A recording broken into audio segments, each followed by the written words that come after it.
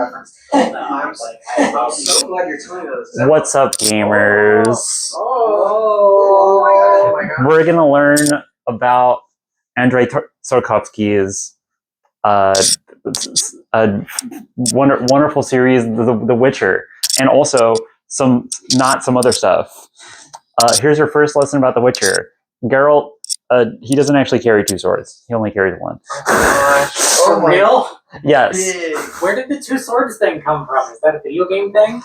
So it's kind of a video game thing. He has two swords. He never carries two. He always carries one, and it's whatever he's gonna need it for. So he just has like his junk sword that he uses for like self-defense or whatever, right? And then he has his like religious object silver sword, which he uses for not all monsters, but like ones that are cursed. The ones who need it. Ones who are cursed monsters, because a lot of monsters are literally just animals. Or monsters who are either beasts that have been cursed or people that have been cursed. They're weak to like blessed silver. If you just scratch them with it, it will burn. Okay. So that's why he has two swords. He has a silver sword and the metal sword. If you play the video games, they'll tell you metal sword for people, silver sword for monsters. But there's a little bit more nuance, and also he doesn't carry both of them. It just looks good on the back of a box. Just like how a book is a little more nuanced than a video game, which is, I think, what we're going to learn about today. Yes. We're going to learn a lot more about how... Well, okay, the video games are cool. Look, here's some things that we're not going to cover, because there's a lot of shit to cover. I love that that's point one. Point one is that he actually doesn't have two swords. He doesn't carry two swords. He has two swords. Okay, so here's some stuff that we're not covering. We're not going to talk about it. It's not in here. First off, we're not going to talk about The Witcher, the video game, released in 2001, 2, around there. Oh, that long by CD Projekt Red. It's pretty. No, it's like 2006, I think. Actually, it's not 2001, but it is. Whatever. We're not talking about it. Then we're also not talking about Witcher 2, Assassins of Kings, and we're also not talking about Witcher. The Witcher 2. No, it's Witcher 2, Assassins of Kings. We're not talking about Witcher 3, The Wild Hunt. We're not talking about Witcher, the TV show on Netflix that has, I think, 3 seasons. But Henry Cavill's so hot. And he's an actual fan. Is he? Yeah. Fans don't really like the Netflix show very much. It Netflixizes everything. Well, you can just extrapolate what that means. Yeah, it would have been worse if Henry Cavill wasn't there. He talks about it all the time. I'm sure. As far as I know, that's just like, it's like some stuff from the saga, but mostly stuff from these 2 books, which are they're not technically part of the saga. They're anthologies. These are 2 anthologies. So I think eventually they do get to stuff that is over here. We're not going to talk about Gwent. Gwent doesn't come. Gwent is not in the series. Also, we're not talking about the Gwent card game, which has a narrative and is a visual novel and a strategy game and also a card game. So Gwent has not yet come. Yeah, we're also not going to talk about. We're not going to talk about the graphic novels. We're not going to talk about The Hexer, which is a movie. Made in Poland that was then expanded into The Hexer, the Polish TV show, which I think is better than the Netflix one. Is that Hexer like Witcher? Yes, that's what it was called before they came up with the name Witcher for the video game. Because at that point it was just all in Polish. These books were not translated until The Witcher 2 was already out. Huh. At least not officially. So it's not like The Witcher to the Hexer is not like The Witness to the Looker. No, it's not like that. Okay. We're also not going to talk about Season of Storms, which is a book that comes after this. That was written in 2017. These were all written in like the 90s. They're all written in the 90s, and then the franchise took off with Witcher 3. And then they were like, let's write some prequel books. So we're not going to talk about Season of Storms or Crossroads of Ravens, which just came out like last year. Whoa, They're still making it. I think it's like a new series. I don't know. It's on my shelf. I haven't read it yet. That's the stuff we're not going to talk about. Stuff we're going to talk about is question. these 7 books. Are we going to talk about CD Projekt Red at all? No. Okay. That about settles it. Do we have any initial questions about The Witcher? What's up with the bathtub? The bathtub? That's a video game thing. Never mind. Yeah. that is a video game thing, but also taking baths is pretty cool. They do it a few times. How? Give me like. In fact, it's kind of like there's a lot of bathing that's important, actually. Give me like vibe and tone. Vibe and tone? Yeah, paint me a word picture. Okay. Those are very different questions. I'd say the vibe of the books is pretty. The first 2 books are a little bit like grimdark fairy tales, like grim fairy tales. Some of them are literally Snow White and the 7 Dwarves, but blank, or one of them is literally Beauty and the Beast, but blank, etc. You know, they have some stuff going on other than that, but that's how it starts off, and then it becomes Game of Thrones until you get to. Then it becomes Game of Thrones for a couple books, and then it becomes like a slow burn meditative thing for an entire mega novel. Slow Burn and Baptism of Fire. That's and then Tower of Swallow is like an action romp, following one character mostly. It's like it's like a action romp told in past tense because it's all being told after the fact. And then Lady of the Lake is like an experimental piece of fiction, piece of like cybertext. Almost. It's really strange. It technically isn't a cybertext. You do go through it in a linear order, but it jumps around in its own timeline like so much. It's very weird. Yeah, so we really transform as we go. That's cybertext from cyber meaning like feedback loop, not robots. Yeah. There's a lot of things happening out of order in the series, and that really comes to a head in the last book where things happen really out of order.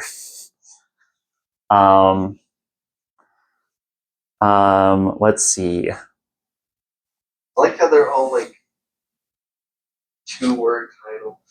Yeah, they're all very punchy titles. There's thing or thing of thing. Thing. Tower of Swallow is a really funny title. Yeah, it's the bird. Like a bird. Yeah, no, I know. Like a bird. No, I know. All right. We're starting off. First book, The Last Wish. So each book except for Sword of Destiny has like, well, even Sword of Destiny kind of has a framing device, but all of them have a different framing device that they go to. Sometimes more literal than others. The first framing device for Last Wish is a story that they cut back to over the course of it in between all the other short stories called A Grain of Truth. Or no, called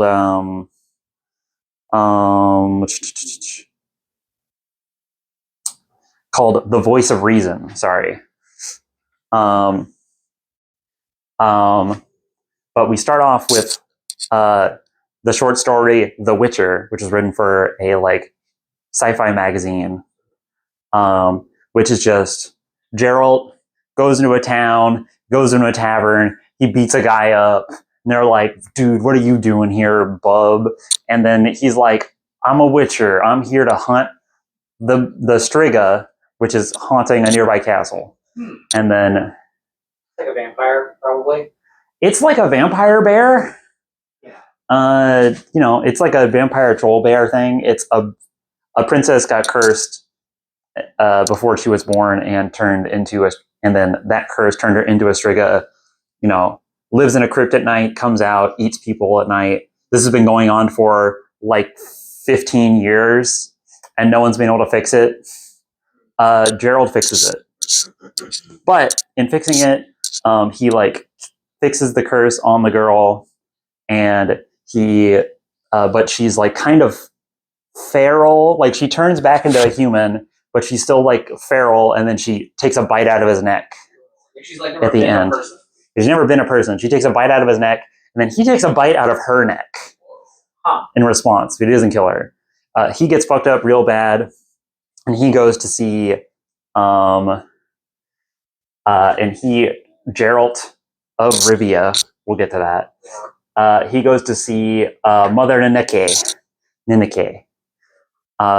She is like a priestess in a temple of Melitele, or Melitiel, which is like a goddess of fertility. You know, they're very like nunnery coded.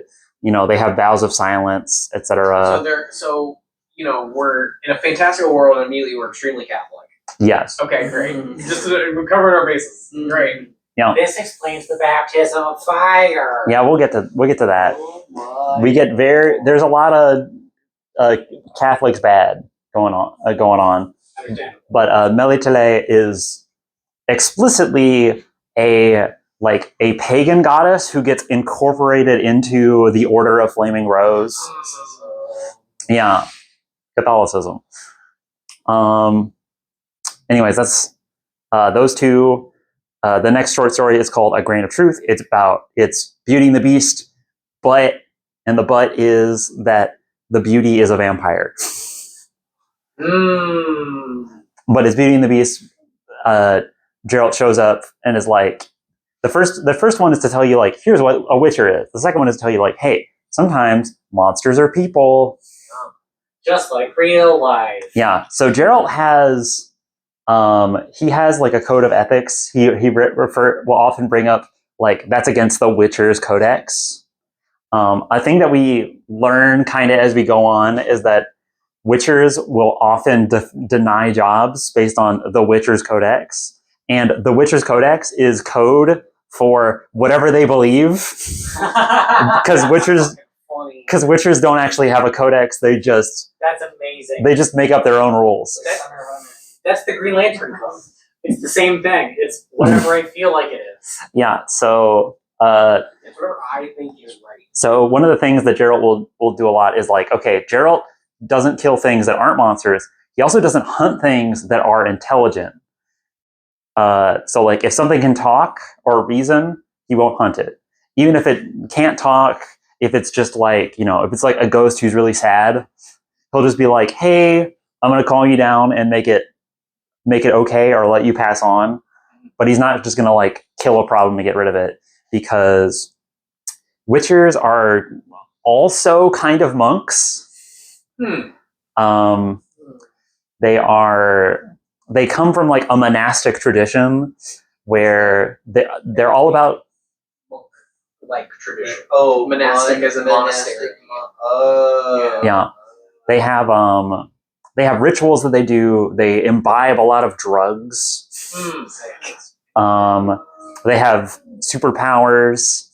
And like access to some magic. They're mutants, and one thing that they're very concerned about is the balance of the world. They talk a lot about the forces of chaos, and like monsters are forces of chaos or like manifestations of chaos. Very literally, like they can manifest out of belief. Belief is a very big deal in the world of The Witcher. Let's see. In fact, in the Beauty and the Beast one, the thing that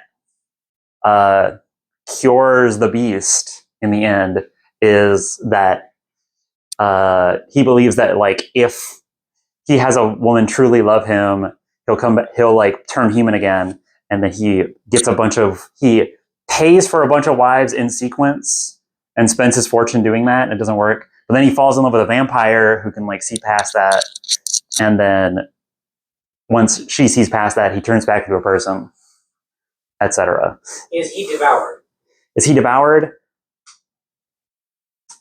No, the ending of that story is that the vampire gets a post rammed through them, and then with their dying breath, they kiss the beast, and that dying breath kiss like restores him, but he still gets to keep all the beast magic powers. Okay. Which includes like everything in his castle. Like he can just like flick his wrist and like food appears. Gotcha. But on the other hand, someone who loves you dies, so high cost. Mm-hmm. All right. The next story that we get as a friend is the question is the lesser evil, and this story is about how Geralt is a total centrist. He will always try to wiggle his way out of having to make a decision if he can, and just be like, guys, can we just set aside our differences? Or like, guys, can you stop being idiots and trying to kill each other? Both sides have good points, says Geralt of Rivia. Yeah. So this story is about how a princess was born under a solar eclipse. And when she was born under a solar eclipse, the court mage had her experimented on and like researched because they thought she was cursed. And maybe she was. Her organs were black. So they ordered a guy to take her out into the woods and execute her. The guy took the little girl out into the woods and couldn't do it. So he just like captured her and like adopted her as like his little slave. So she grew up under really bad circumstances. She eventually killed that guy, and then started rolling with a band of dwarves, and then is like, I'm gonna fucking kill that mage. Yeah. There's dwarves. There's dwarves. Continue. There's 7 of them. So then she decides, that mage, I'm gonna hunt them down and I'm gonna fucking kill them. Great. With me and my dwarf buddies. Yeah. Are the dwarves characterized or? These ones not really. They technically have 2 of them have names, but whatever. If I listed every character who gets named, I could not fit them all on the board. No. I didn't even name this lady. Yeah, I didn't even name Snow White. You know, it's Snow White and the 7 Dwarfs, but she's like an assassin girl. Cool. Yeah, she's like edgy. You know, and Geralt has sex with her. Oh, fuck yeah, cool. But like it's because she manipulated him, bro. Anyways. That raises lots of questions. Well, he's on that. Anyways, Geralt's friends with a wizard guy, and it's like, why can't anyone just like let bygones be bygones? Let this dude just be a weirdo in his tower because he already ran away from his court. But then she's like, no, we're gonna go kill him and force him out of his hole. So then Geralt fights them all, and then is kicked. And then for his heroism, he is kicked out of the town and branded as the Butcher of Blaviken forever. And that is his title until baptism of fire. For 4 books. He is known as the Butcher of Blaviken because he killed like 8 people in broad daylight because they were going to burn the town to the ground to find this wizard. And he was like, I can't let that happen. So then he killed them. And he felt really bad about it. Well, at least he has the decency to feel bad about it. Yeah. Let's see. Another thing about Geralt, he really took to his mutant powers well. So he got all of his effects are like enhanced. So one of the thing about him is that he like doesn't age very much. He ages very slowly. So like at this, I don't think they ever confirm like what his age is, but like these first 2 books take place over these first 3 books happen over the course of like 15 years, and he doesn't visibly age at all. Gotcha. So he's like a Nick Fury, or yeah. He's like a minor level mutant. He can see in the dark. He has like super strength. He can parry an arrow in flight. His like best feat that he ever does is he parries 2 arrows at once in mid-flight. Other than that, he has like some basic magic. He can just force push you. That's about it.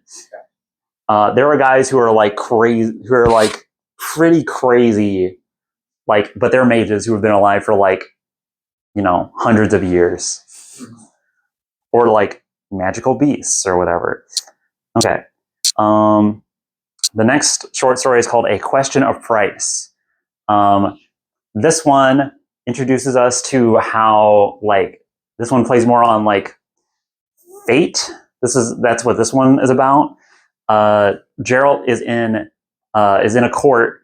He's invited to court where he gets to be part of a feast, and he's talking to Queen Calanth of Sintra, which is right around here.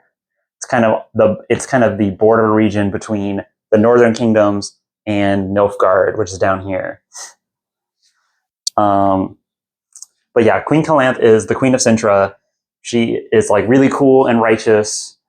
She's like a badass old lady.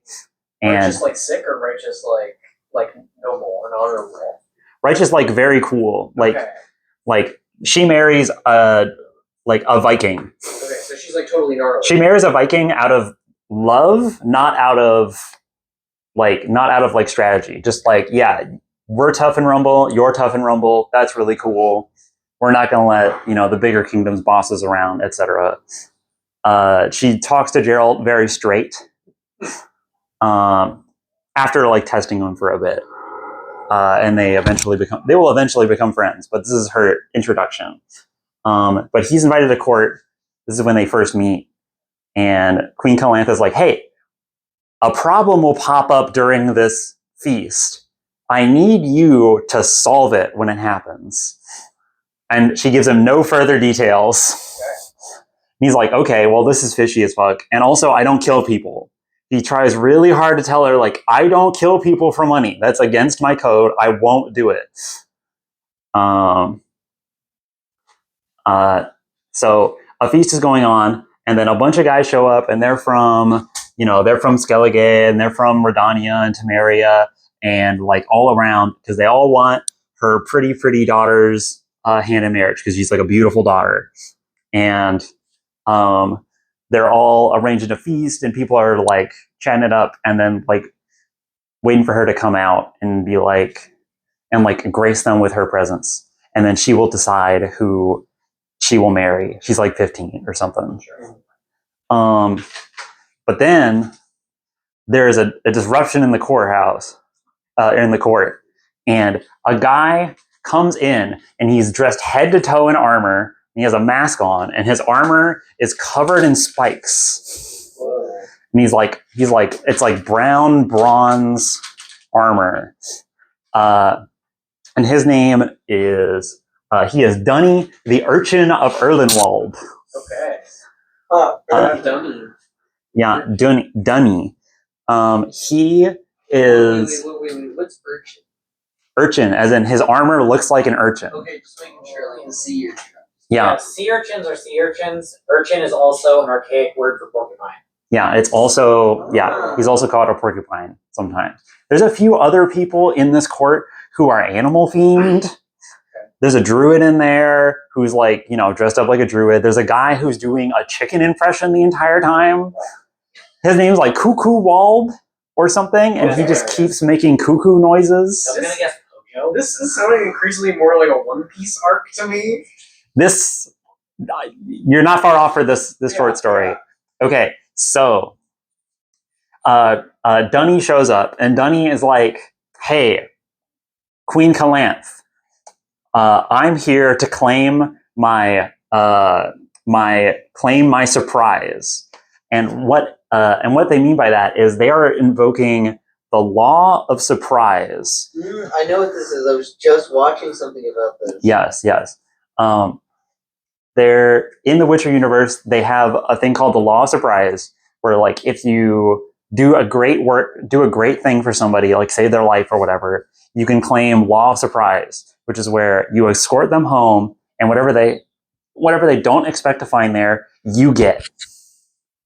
Huh. Oh, with the anime. That's where it came from. Yeah. Fascinating. What is? Wait. Explain this again. So if you do a great deed for somebody, Yeah. like a king or whatever, like you save a king's life, you can be like, hey, I rescued you from an enemy castle. We're going to bring you home, and I'm going to claim law surprise. And whatever you don't expect to find in your home is mine. That's such a fascinating. Okay. This is kind of a real thing in like our world, not like in Arthurian legend it is a real thing. Right. Gotcha. We're playing in like okay. Yeah, but Dunning explains, Queen Calanth, your husband, who's dead now, he's like been dead for a few years, he saved your husband's life like 10 years ago, and he claimed law surprise, and he escorted him back home. And when he came home, he found his wife pregnant. Ugh. So he is claiming the princess by fate. Oh my god. Wow. So he is like the whole, everyone from all over all the kingdoms is just like, dude, what the fuck? Fuck this guy. Does anyone even know who he is? Take off your mask, nerd. They're like, take off your mask. He's like, I can't take off my mask because I am under a knightly vow. I cannot remove it until midnight. Oh, it's Silarinda. Yes. Yeah, It's a loose. Barely. Yeah, no, there's a lot of we mix a lot of fairy tales. And it's black because of the cinders. So, but luckily, to confuse everyone, Calanth knew this was going to happen. So ahead of time, she told one of her people to ring the bell for midnight ahead of schedule to hopefully subvert fate so she could keep her daughter. Because she needs to, shore up an alliance so that way Nilfgaard doesn't invade them. They need to stay strong. So she needs a marriage between these two to go well. So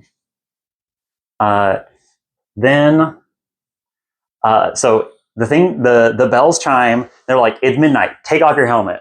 And he's like, my wife isn't here yet, but I am an honorable knight. I will remove my helmet. He takes off his helmet, and he has like a wolf's head. Whoa. Uh-huh. He is like an animal person.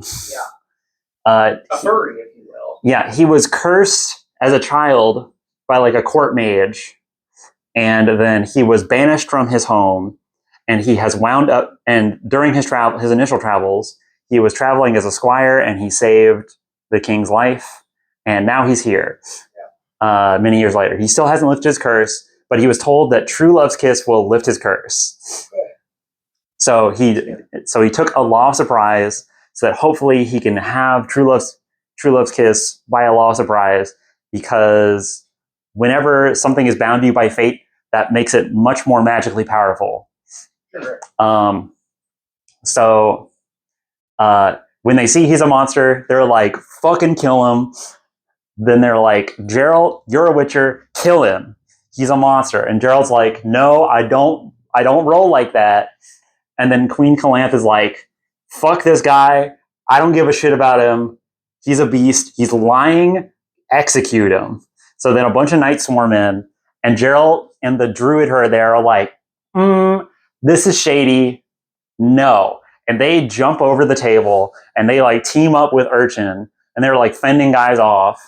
And then the princess comes out and is like, everyone stop. Everyone quits, and they stop fighting. And she's like, no, I love him. He's, I choose him over all of you. And when they start to like be like, no, you can't do that. I'm your mother. She starts to float in the air.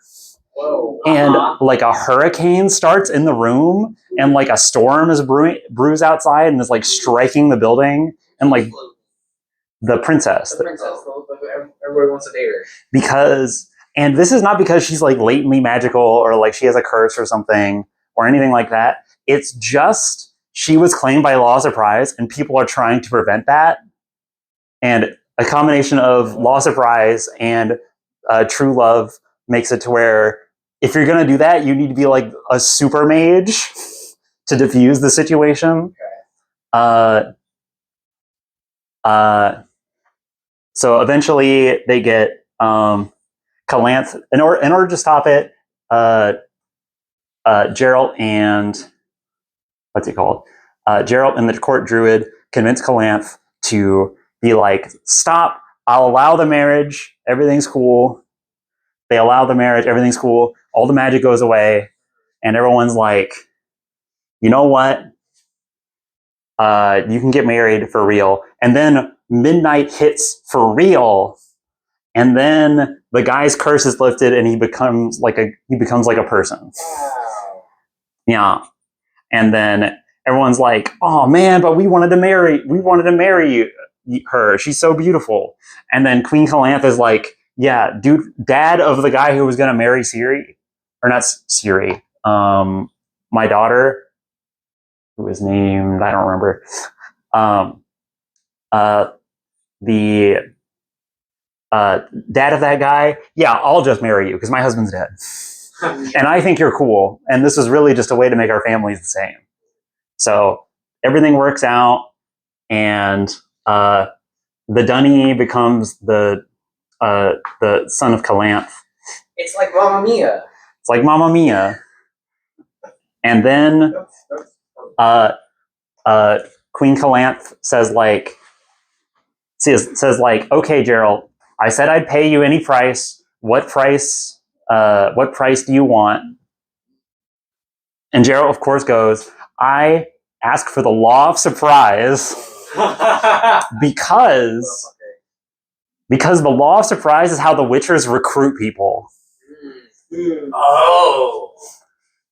The Witchers recruit via the law of surprise because if you weren't destined by fate to be a Witcher, you could not survive the mutations. They'd kill you. Sure. Without that, to be like a fated person. Yeah, without being a child of fate, you can't survive it. It will just kill you. Okay. So that's how they recruit. So they claim law of surprise. And she's like, what do you mean law of surprise? I'm already home. And then he goes, yeah, but you don't know that she's pregnant already. And then everyone will like, what? And then they're like, haha, yeah, we did that. Even when he was already a beast. Nice. So she's a furry too. Then they tie the knot. Yeah. No. And then they get married. Cool. So that's that story. He's claimed that baby. So he claims that baby. He says, I'll be back in 10 years. Okay. That baby is Ciri. Right. Huh. Yes. Okay. Yeah. That's why I grouped her with these two. Grandma, dad, her. Ciri being the one who is on the cover of Witcher 4, the video game that is not out yet. She's the cool girl. She's the cool girl. Yeah. All right. There are two short stories left. We're gonna fly through Are them. these in the first book or? These are all in The Last Wish. Okay. We're not on The Last Wish yet. Okay. Great. That was A Question of Price. Yes. Now we're going on to the second last short story in that book, The Edge of the World. Okay. Question of Price is my favorite Depeche Mode song. The Edge of the World is where we introduce how this is about how Geralt makes friends and how Geralt kind of has occasionally has friends, basically usually on accident.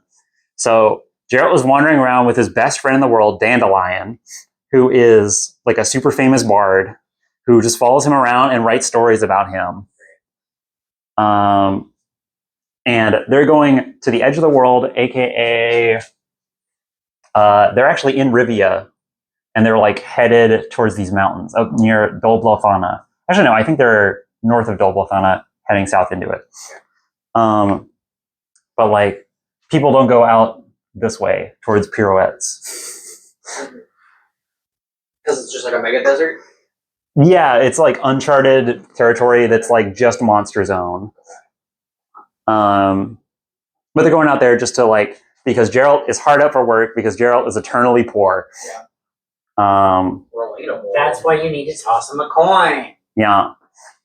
That's why he's always asking for money. Okay. So they are at the edge of the world. They find this beautiful valley that's on the edge of Dol Blofana. That's like this is the Valley of Flowers. That's what it's called.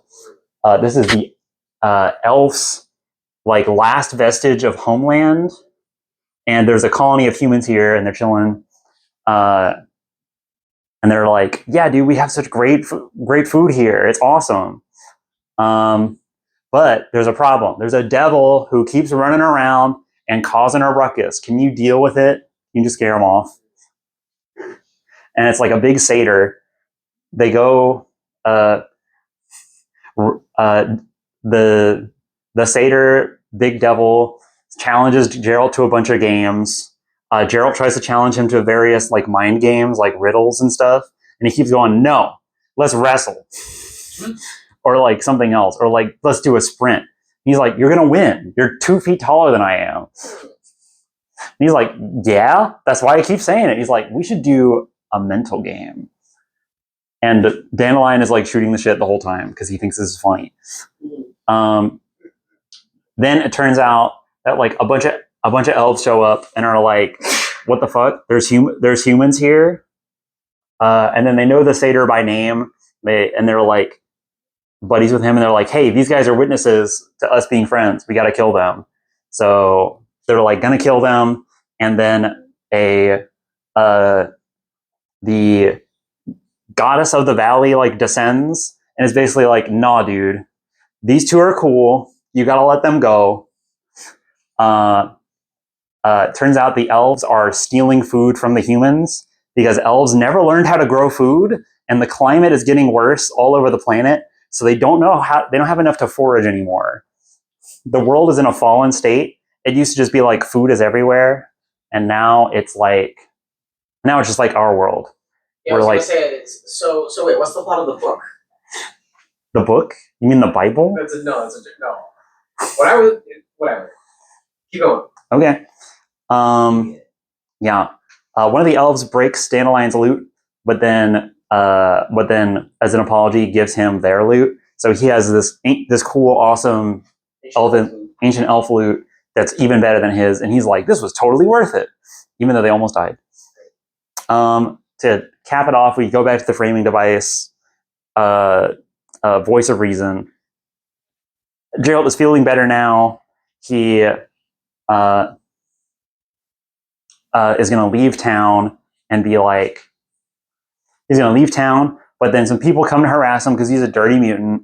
They're like, "We don't like you don't like those dang mutants in our town.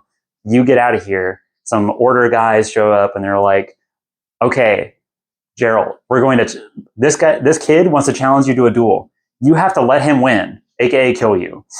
If you hurt him, he's a prince. You'll be beheaded for hurting a prince. So, but you've been challenged to a duel, and you're not allowed to leave without accepting the duel. So to get out of this, Gerald takes the duel, and then during the fight, he parries the blow of the kid back into his own face, thus not technically hurting him himself, not technically hitting him. So he did not strike the prince, but he did win the duel, and he gets out scot-free. Love a technicality. Yeah. That's great. Yeah, technicalities of fate, everyone. Okay, and now we go to the last short story of The Last Wish, The Last Wish. This is the story of how Gerald meets Yennefer of Vengerberg, aka like the third most important character in the entire series. Dandelion's his best friend. Yennefer is the like love of his life. Anyways, one day Gerald and Dandelion are fishing, and when they're fishing, they're about to pull up like a huge fish, and it gets away, and they're like, "Oh man!" And then they like pull the line in, and it gets snagged on something, and they fish out a jar, and they're like, "What the hell is this jar?" And then Dandelion's like trying to open. He's like inspecting, and he's like, "Yo, this is a genie jar! Fuck yeah! I'm gonna make some wishes." And then Gerald's like, "No, you idiot! Don't fuck with that. It's got runes all over it. You're gonna die." And then they fight over it. Gerald is like trying to grab it from him, and he pulls the top off. He pulls the seal off, and then a giant cloud monster comes out of it. And Dandelion's like, all right, I want a huge dick, and I want you to go kill this bard for me. And then it strikes him with lightning in the throat. Great. And then Gerald's like, oh fuck, this is like a high level demon thing. This has probably been here for like hundreds of years. This is way out of my pay grade. My sword doesn't hurt that, and I don't have a sword. So he holds up the seal and he does an old prayer that a priestess taught him, and is like, I hope this works. And then it does. The creature then zooms down the river and it's gone. And then he's like, shit, Dandelion, my best friend, are you okay? And he has like permanently on lightning throat, which is really bad, and it's like corroding his throat slowly. So he's like, oh shit, I gotta take you into town because you're a bard and this is how you live. If you can't sing, like, your life's over. Yeah. He takes him into town, and he goes to see the town. There's a witch and a sorceress in town, and the sorceress is acting without authority because she's sleeping with the Baron. You know, that's how you get out around it, because there's a tax on spells right now, where if you want to cast a spell, you need to pay money to the Lord. Aha. But the local Baron is just being like, I'll put you up and we'll just keep it on the down low. And it's not on the down low at all. She keeps going around doing magic shit. That's Yennefer. When Geralt shows up, there's a guard at the front. He just punches the guard once and knocks him out. He doesn't even bother. He walks inside, and the Duke is wandering around naked like, I need to find apples. I need to find apples. And he's just pacing, and he's like, what the fuck? And he like walks into the kitchen, and there's like a bunch of like big barrels full of apple juice. So then he like pours some and then just carries it upstairs like, I guess this is what I'm supposed to do. And when he goes up there, he meets Yennefer. Yennefer's like, oh good, you brought my apple juice. Takes it from him and is like, wait, you're a different person. Who the fuck are you? Whatever. He then tells her about his buddy's plight, and she's like, a djinn? That's what I care about. Hey, do you still have that top, the seal on it? I need that. And he lies and says like, no, my buddy has that. We need to go to him. And she's like, okay, yeah, here, let's get going. And she just goes like, snap finger, portal appears. Hey, let's go. Here, follow me. He's like, I hate portals. Portals suck. They're so dangerous. Mages, they just fucking do portals. They don't give a shit. They completely ignore like the teleporter paradox of like, if you go through a teleporter, does it just kill you and make a new one of you? They don't care. They're like, it just works, dude. You just go through it. Geralt fucking hates it, but he goes through it anyways. He's like, I gotta go help my friend. He goes through it. Yennefer does some fucking shit with the portal, and when he comes out, he's knocked out. And then she is like she heals Dandelion and takes the seal from him. And to play a trick on Geralt for trying to manipulate her, because she's just mean sometimes. This is how she rolls. She mind controls him to fuck around in town, like to just go prank some people who she doesn't like. So like she mind controls him to go to each council member's house, who is like the city council, and like basically just like beat up all the guards and then like give all the council members wedgies and then like just throw them out on the street. He eventually gets arrested, and he's like, hey, what the fuck? He just comes to, and he's like, what happened? And he finds out what happened because he wakes up in jail, and Dandelion's like, yeah, shit's pretty fucked. So I followed you around. I tried to stop you. It didn't work. That's what happened. He's like, oh man, now I'm going to die. Now we're going to get executed. He's like, yeah, sorry about the genie bottle. And he's like, yeah, whatever. And then some guys come in and they're like, hey, Gerald, you fucked us up. We're going to beat you up now that you're tied up or chained up or whatever. And when they're beating him up, he's like, I wish he'd just blow off. And then like from a wind from outside the window, like slams the guy into the wall so hard his head bursts. And they're like, holy shit, Witcher magic, we out. And it blows the wall out. And then he's like, huh, gotcha. Okay. So then he goes to the courthouse where all the people are, and they're like talking about what they're going to do with him, and he shows up. And actually, no, they're talking about, hey, there's that sorceress in town. She's wrangling a djinn on a rooftop on the edge of town, and it's currently causing a hurricane around it. We need to go get that Witcher out of jail so that he can go kill both of them. And the Witcher and Geralt is like, okay, I like her. She's really hot. I like her. She gives me a really good vibe. So he's going to go save her. Part of her personality where she's hot. Yeah. She has other, I'm not going through all their flirting. There's a lot of flirting. Yeah, there's chemistry. There's flirt. Okay. Yeah. That's better. Yeah. The second book goes into it more. We'll go into like part of it. At that point,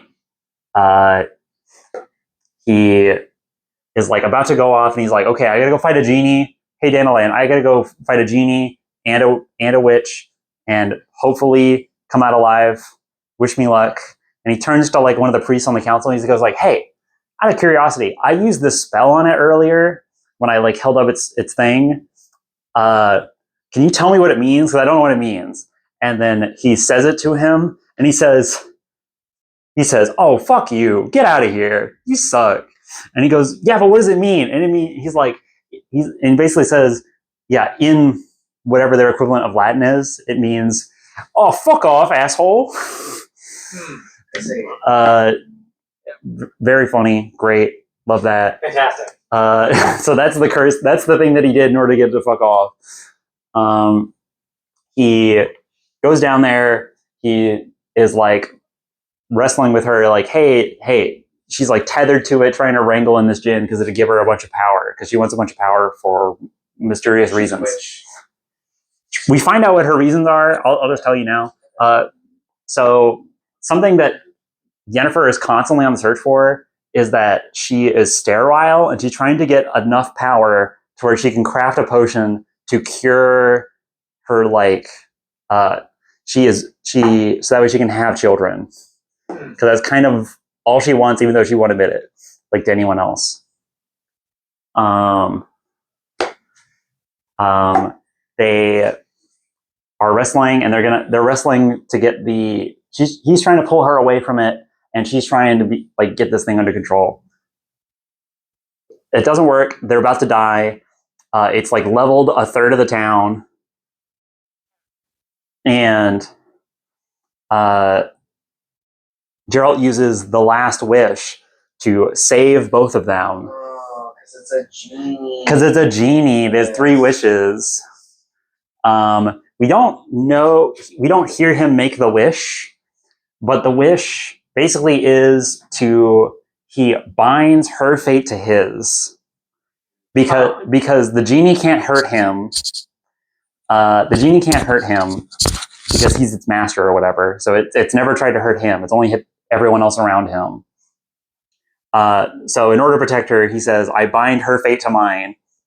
And then she's like, wow, that was so kind to me, even though I've been such an asshole to you.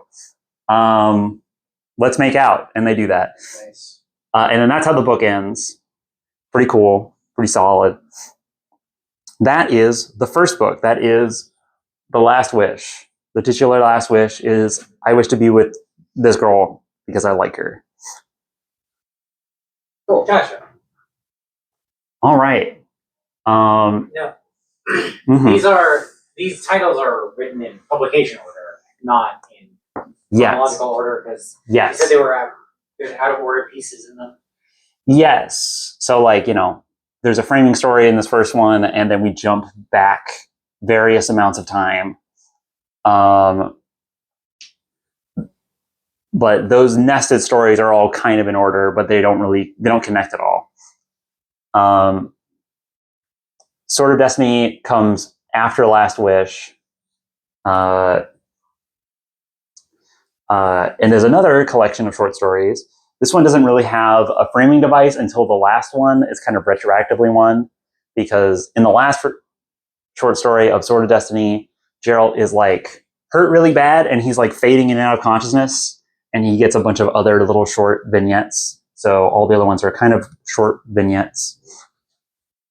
The first one is about introducing a bunch of concepts in the universe, and then it's a love story with a genie, and it plays with a lot of fantasy, a lot of like fairy tale tropes. Sword of Destiny is a continuation of that, but it's more character driven. We have a lot more recurring characters in the second one.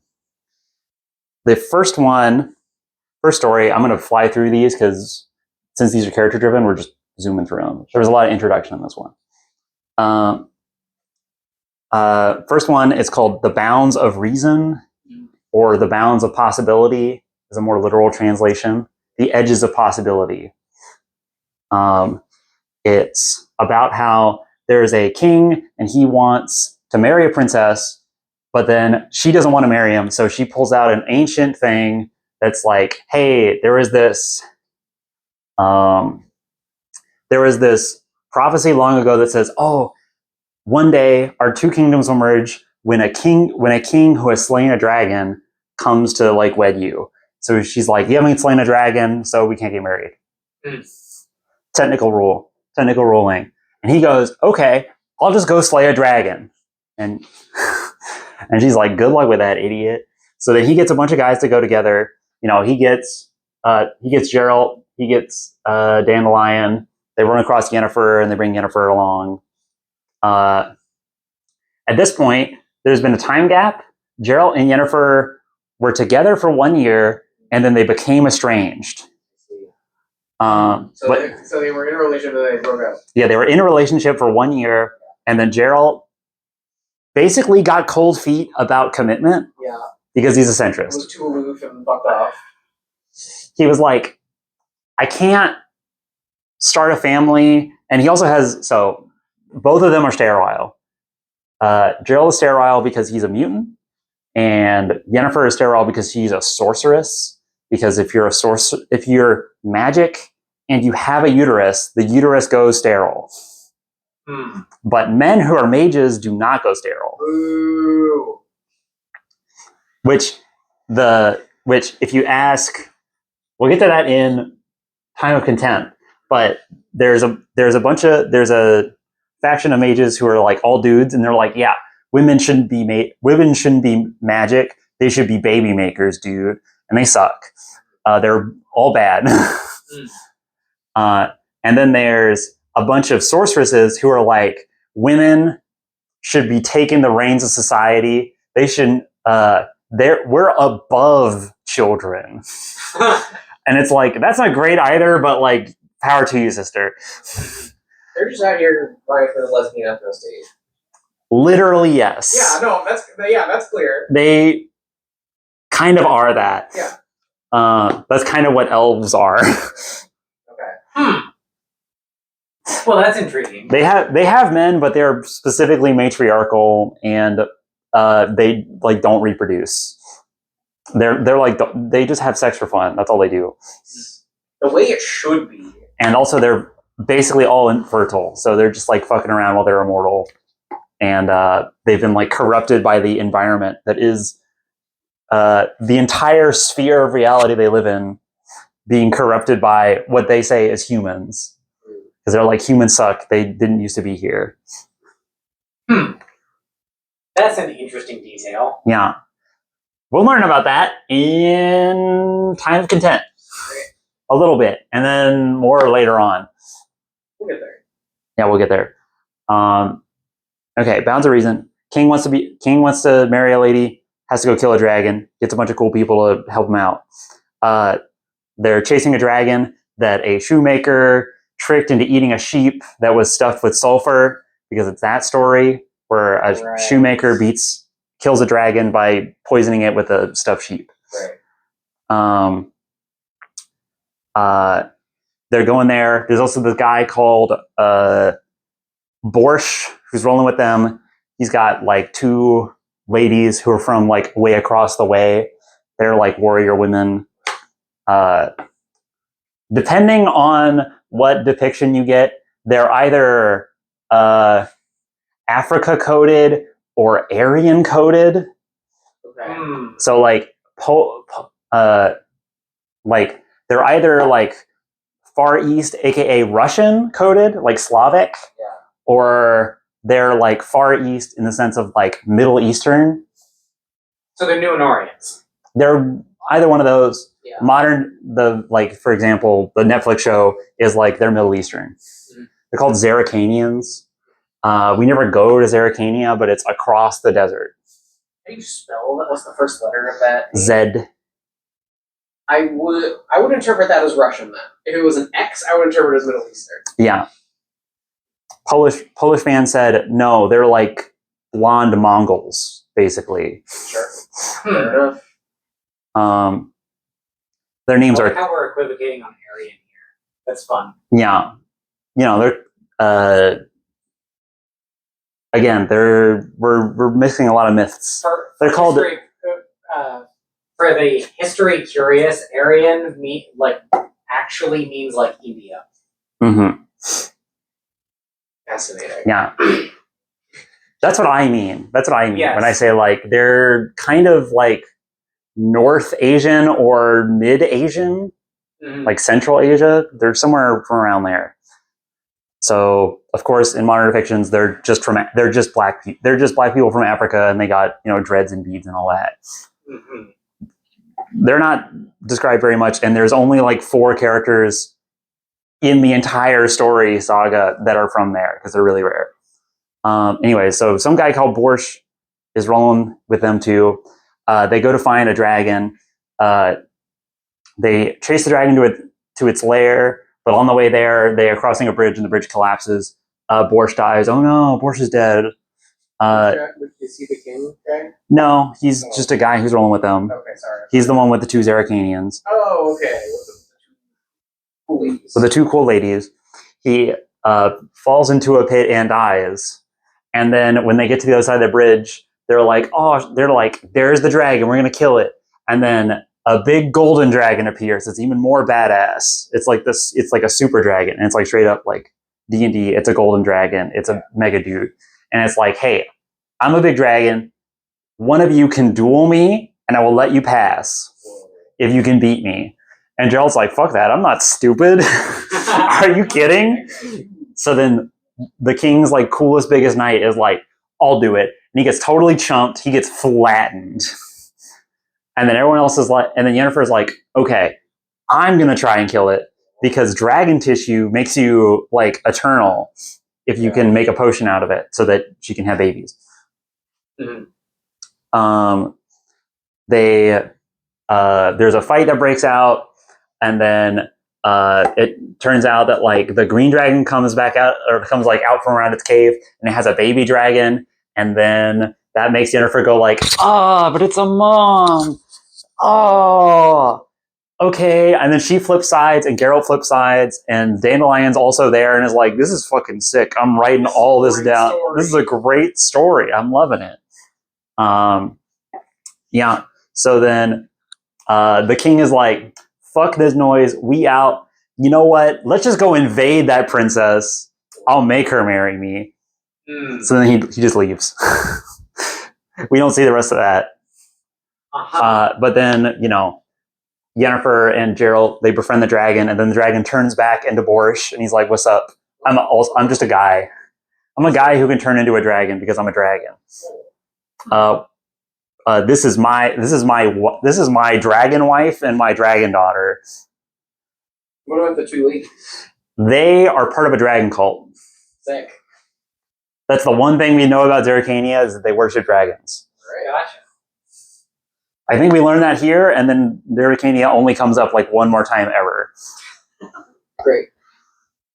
Normally, when there's a dragon who turns into a guy, or when there's a guy who turns into a dragon, it's a dragon who turns into a guy. Mm-hmm. Yeah. Love to see it. Yeah. The next story is called A Shard of Ice, and it's a loose adaptation of the Snow I was Queen. gonna say, are we Snow Queen today? We're Snow Queen. Yeah. We're Snow Queen. Tells us the back. Love Frozen. Yeah. So, Yennefer, this is, so the dragon shit all happened up here. This story happens up here in Skeleton Hand, as you described it. Yeah. Geralt catches up to Yennefer, who like bailed after the dragon thing because she was like really sad, and she was like, "I'm gonna go over here." She teleports away. Geralt follows her, and it's like, "Hey, I want to link it up. I want to try again." And she's like, "No, you can't give me what I want." Blah blah blah. They talk about Hans Christian Andersen for a little bit. Mm-hmm. Not literally, No, I assume not literally, in theme.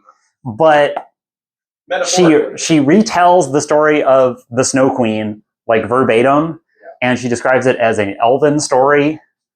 Sure. And she's like, "Why don't humans have good stories like that?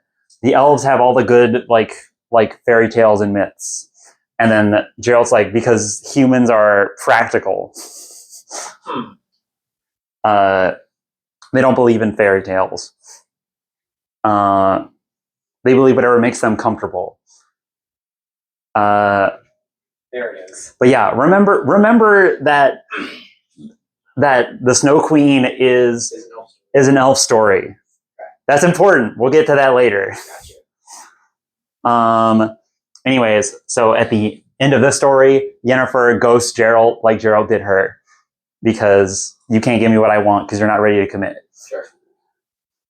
He just kind of chased her down and was like, "No, I want it." And she's like, "No, I want a family." They could adopt.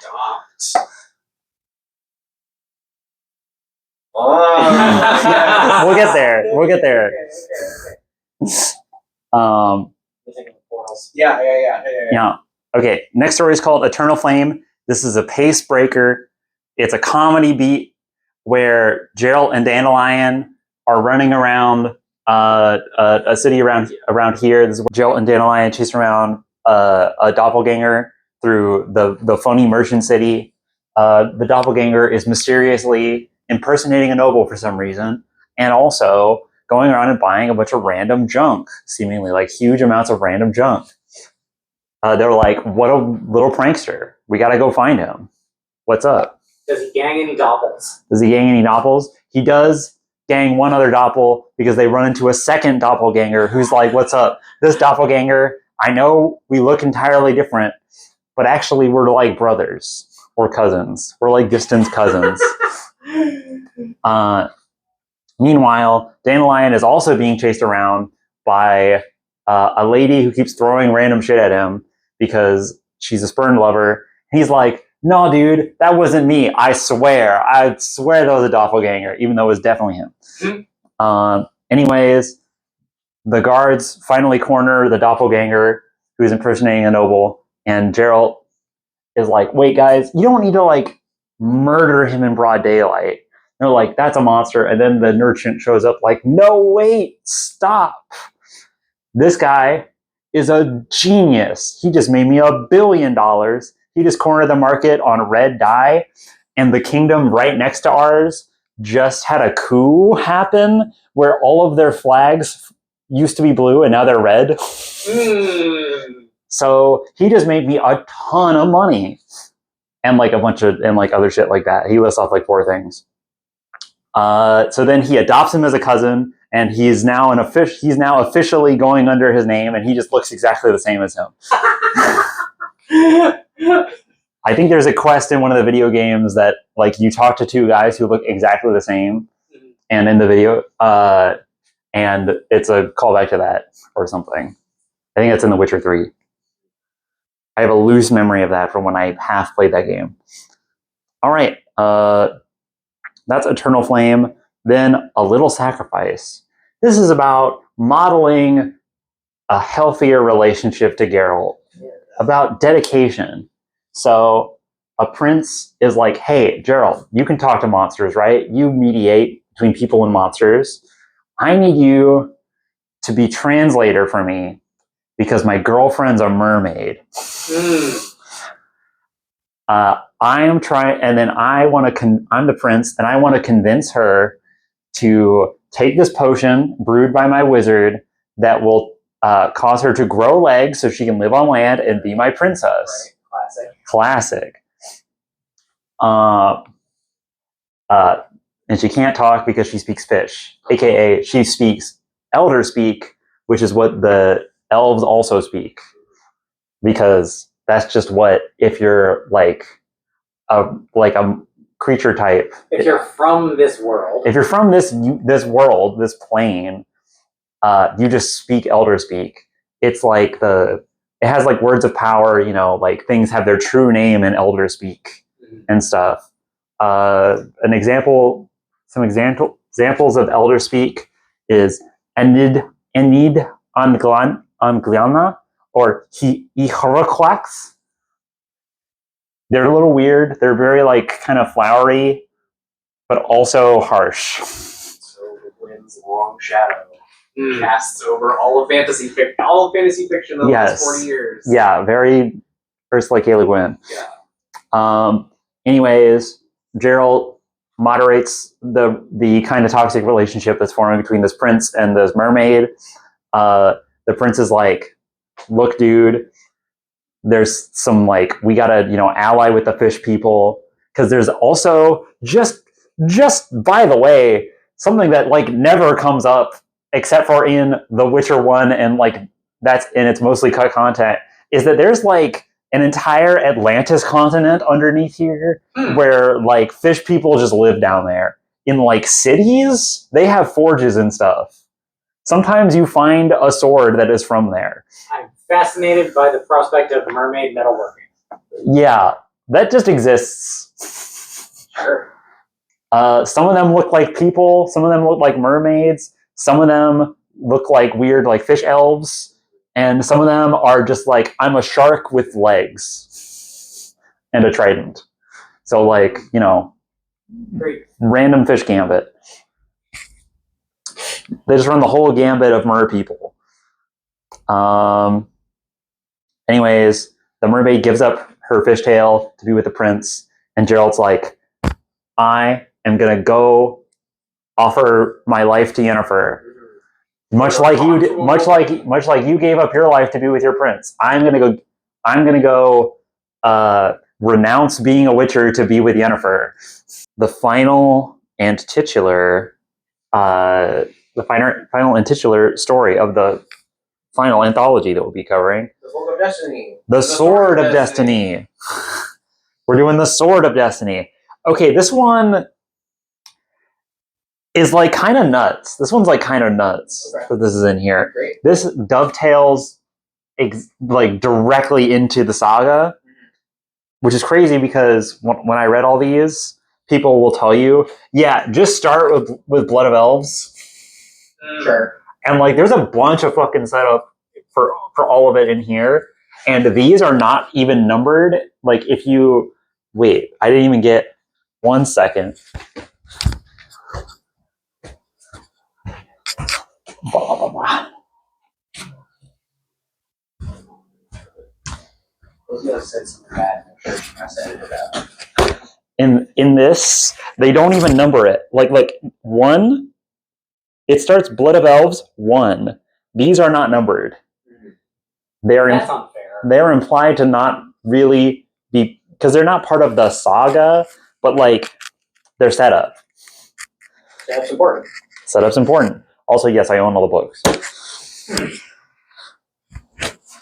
There you go. Feel free to look at the titles or to look at the covers. They're cool. But yeah, Sword of Destiny, the final tale of it. Okay. Geralt, he's on a mission from a king. He's from a king over in Gorsfellen. He's going to go talk to the Queen of Brokilon. Brokilon is like a forest. It's full of dryads, and people are not allowed there. Elves are allowed there. Elves are cool. Everyone else is like, you gotta, be cool or not. If you're a dryad, obviously you're allowed there. Druids, they know the rules. They're cool. And witchers are sometimes allowed there. Depends on the witcher, and depends on if they have like an inn. Sure. Because witchers are 1, really badass. 2, they're kind of outside human society. Yeah. They're like loners. They're loners. Which is why it depends on who you know. But also, they are monster slayers. Right. Which the Dryads are not cool with. Right, because we like monsters. Yeah, they like monsters. Do they introduce a keyword for monsters, or do they just say monsters? They just say monsters. There's not like they don't have like a class. They will talk about like basilisks, like a mage or like a science, like a professor will talk about a wyvern, and they will give it like a Latin classification. Like unicorns have a Latin classification in this universe. Huh. And it is Latin, which is funny. That is funny. That's like how in fantasy anime they go healing. Yeah. They say the word healing, and it's really goofy. It's kind of like that, but also we'll get to it. Okay, so Geralt's on the way to deliver a message to the Queen of Dryads. That's like, hey, here's a diplomatic message. On his way there, he finds like a bunch of dead guys on the edge of the forest and is like, oh, these idiots, you're not supposed to go into these woods. If you go into these woods, the Dryads will shoot you before you even get to the tree. Like, as soon as you cross the tree line, just an arrow will flunk out and hit you. You'll just be dead. So they're all dead on the edge of the woods, and then he starts walking through it. On the way there, he runs into a giant bug that is like attacking this little halfling, and he's like, oh no, there's a giant bug, it's attacking a halfling. What? We got hobbits? Yes. Fuck. I didn't know that. We got halflings, we got dwarves, we got elves. We don't have orcs. We can call them hobbits. We can call them hobbits. Thank you. That's fine. I appreciate that. We don't believe in copyright. Anyways, there's a giant centipede monster that's attacking this hobbit. Geralt kills it, and the little hobbit is wearing a red hood. Oh yes. Mm-hmm. Like from the last one. That's a No. very little Red Riding Hood. It's a very little Red Riding Hood. I see. And also, it's not a hobbit. It's a little fair-haired, like, human girl. Okay.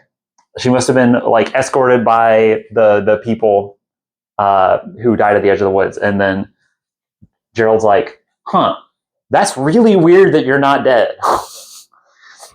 Like, you just must have gotten, like, crazy lucky to not die. Because they would have just killed you on sight.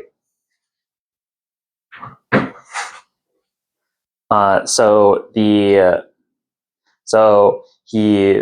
brings the girl along. By the way, Gerald's alternate title, one of his many titles, is the White Wolf. Ooh. So, little red, big white wolf. Oh, sure. Except instead of they go along a trail through the swamp where things are trying to eat both of them. Right.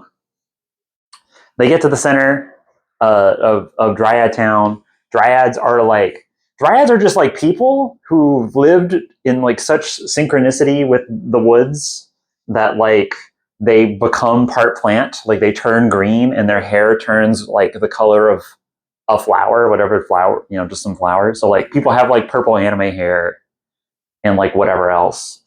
They don't wear clothes and they're all women. Great. This is your lesbian ethno state. Amazing. That you wanted. Yes, thank you. It's where all the hippies live. They occasionally will intake men for the purposes of procreation, but that's it. And then they will expel them once they hit like a certain age. Usually druids, because usually they're cool with druids. They're like, druids are cool, but druids are just like guys, Like you can be a druid if you just like live out in the woods and you're a hippie. If you're sufficiently hippie enough. But also sometimes they law of surprise to get I see. studs. Oh. They don't mess with Gerald because he's sterile. So they're just like whatever. You like don't even count. See ya, sterile. They're like Gerald. You're literally like less than a beast because you don't produce. You don't produce life. You just end it. Damn. Wow. Yeah. So that's when he gets there and he has a little girl with him and he's like, shit, they're gonna take this little girl and they're gonna make her part of the thing. That sucks. And they're like, yeah, especially because that sucks, especially because when they get there, they're like, oh yes, you've delivered this girl to me. She is Siri. That's Siri. Oh my god. Oh my god, Little Red Riding Hood is Siri. Know her. Oh my god, Ruby Rose. What? Ruby Rose. That's great. Hold on. Are you now going? Okay, anyway, keep talking. Can't wait for us to get to command line Yeah. because everything you like is the same. It is somehow an interwoven tapestry. Yes. Okay. So he's like, shit, this is my childless, or he doesn't, does he know that at this point? Yes, because these are out of order, I think. So he knows, like, this is my child of surprise. Right. So he's like, oh, dang, I'm going to lose my child of surprise because they're going to make them turn into a dryad. So and he's like, hey, this is my child of surprise, though. You keep, like, hands off. And they're like, okay, we'll let her choose. And she's like, I like Geralt. He's funny. But they're like, you got to go through this trial because they're like, if you put her through your trial, she's just going to die. So we're going to put her through our trial. And their trial is she has to drink with the water of Brokilon from like a great silver chalice that they have. It's like a big important object. And on the chalice, it says, the sword of destiny has two edges. You are one of them. And then you drink from it. That's awesome. So Ciri drinks from it and nothing happens. And they're like, and Geralt's like, what? You tricked me? This is all like a test? That's bullshit. I can't believe you just gave her water and not Brooklyn water. And they're like, what? No, we gave her real water. And then Geralt sips some of it and it like causes his head to start like rupturing because it's like crazy mega drugs. Mm-hmm. He gets over it. He gets over it because he's like basically immune to drugs. But if he was a normal person, that would have killed him. But she's like totally chill with it. She like literally isn't even affected. Because because she's not fated for it, so it just is water to her. The magic of the water just like doesn't even touch her. Sure. But then by sharing of the glass, he becomes her other edge of her sword of destiny. I see. Interesting. This is the thing about this is the whole thing about like the whole series. A little write up I have from somebody here. Quote, simply put, destiny occurs after a combination of events. Smaller events translate into larger overall events. Two edges of a blade make up the overall blade. The two edges are the smaller events that make the overall event possible and functioning. In the books, Geralt is one of the edges. He interprets death as the other. Sure. Always being intertwined and mixed up in events larger than them both. However, he comes to start believe instead of death, Ciri is the other edge. I see. I forgot there's a short story in here. I think it's in the Shard of Ice it's in the Mermaid one where like someone dies in it and then he goes to like see their corpse and then like literally the Lady of Death appears behind him and like he never turns around to look at her because he knows what she is. That's part of the reason he goes back to see he vows to go see Yennefer because he like almost dies. He's like a near-death experience. Yep, but with that we get to that was the titular one, and now we get the one that's like kind of a framing device, which takes place not before that point. It takes place after that point, because after that they leave, and then he redelivers Siri to her grandma and her parents, because she's like 5 in that story. And he's like, I'm going to come back and get you in like 5 years. So then we have the final story, Something More. Geralt is on his way. This is 5 years later. Siri is now 10 years old. He's going to go claim it. He on the way there, he comes across a merchant who has like a cart that is stuck in the middle of a field covered in corpses. And he's like, oh, dude, my fucking life's earnings are on that cart, but a bunch of monsters attacked us. Help me, Geralt. We need to get the cart out of the way. And he's like, can I have the cart? He's like, no, I need that to live. And then he goes, law of surprise? And he's like, I haven't seen my wife in a year. Guess law of surprise. So then Geralt's like, boom, 2-in-1 trip. Let's go. Okay. So he fights a bunch of monsters. They're like little goblin fish guys. He fights them, but there's like 20 of them. It's like a big fight. He gets fucked up, and he's like, he kills the last one, but then he like collapses from exhaustion, and he's like bleeding. So he's like dying. So then the merchant like throws him on the cart, because he knows that if he tries to kill him, law of surprise will karmically destroy him if he like tries to slight him. What a crazy mechanism. Yes. Just introduce it to your world. Any like process of fate or like true love, things like that like if you do something that's like based off like I'm giving this power over to the universe, the universe will decide all of our fate, and then it's like, okay, everyone's fucking locked in. You can't. You like sign a contract with the universe. Yeah. And it protects you. You only have to do it via like a vow. Yeah. Basically, like you only need to, you do it verbally. So Geralt is basically tripping on medicine and like going in and out of like memories, and we get like a couple other things that happen. They're going along the Yaruga towards Sintra at this point. On the way there, they go past. I didn't put Sodden Hill on here. Sodden Hill is like Sodden is a town that's like right here. It's on the Yaruga, on the way to Sintra, which is right here. Sodden recently had a great battle fought there. There was like Nilfgaard was invading the northern kingdoms, and there was a last stand of like the Cintran army in Sodden Hill. This is known as the Battle of Sodden Hill. It's like a really big, important battle, and like guys talk about it for like the whole rest of the series. It's really big deal. It was like basically all of the northern kingdoms united and put a force here, and then it was like a huge, super bloody battle.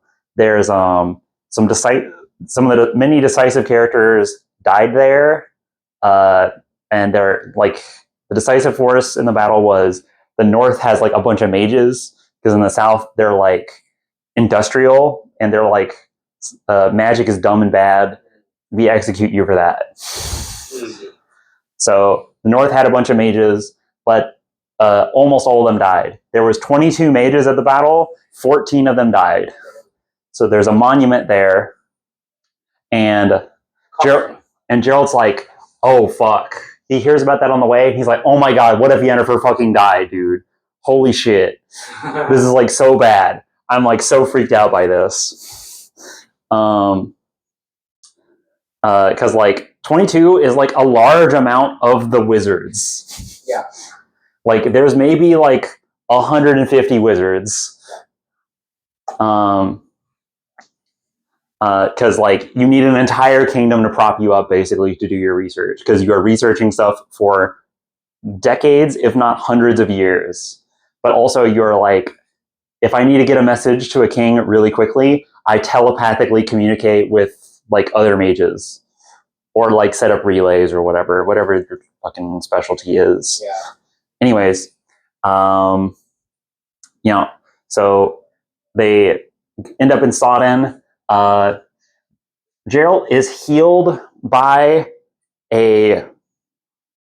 by one of the mages who was like at the Battle of Sodden. They're a healer. Their name is Vicenna, and Vicenna is not important at all, other than the fact that she is Geralt's biological mother. Huh. Oh. Like, this is he meets her. He has not seen her since he was given to the Witchers as a child, because she had a kid and was like, I don't care, take him. Who hasn't been there? So he is not a Law of Surprise baby. He was just given away freely.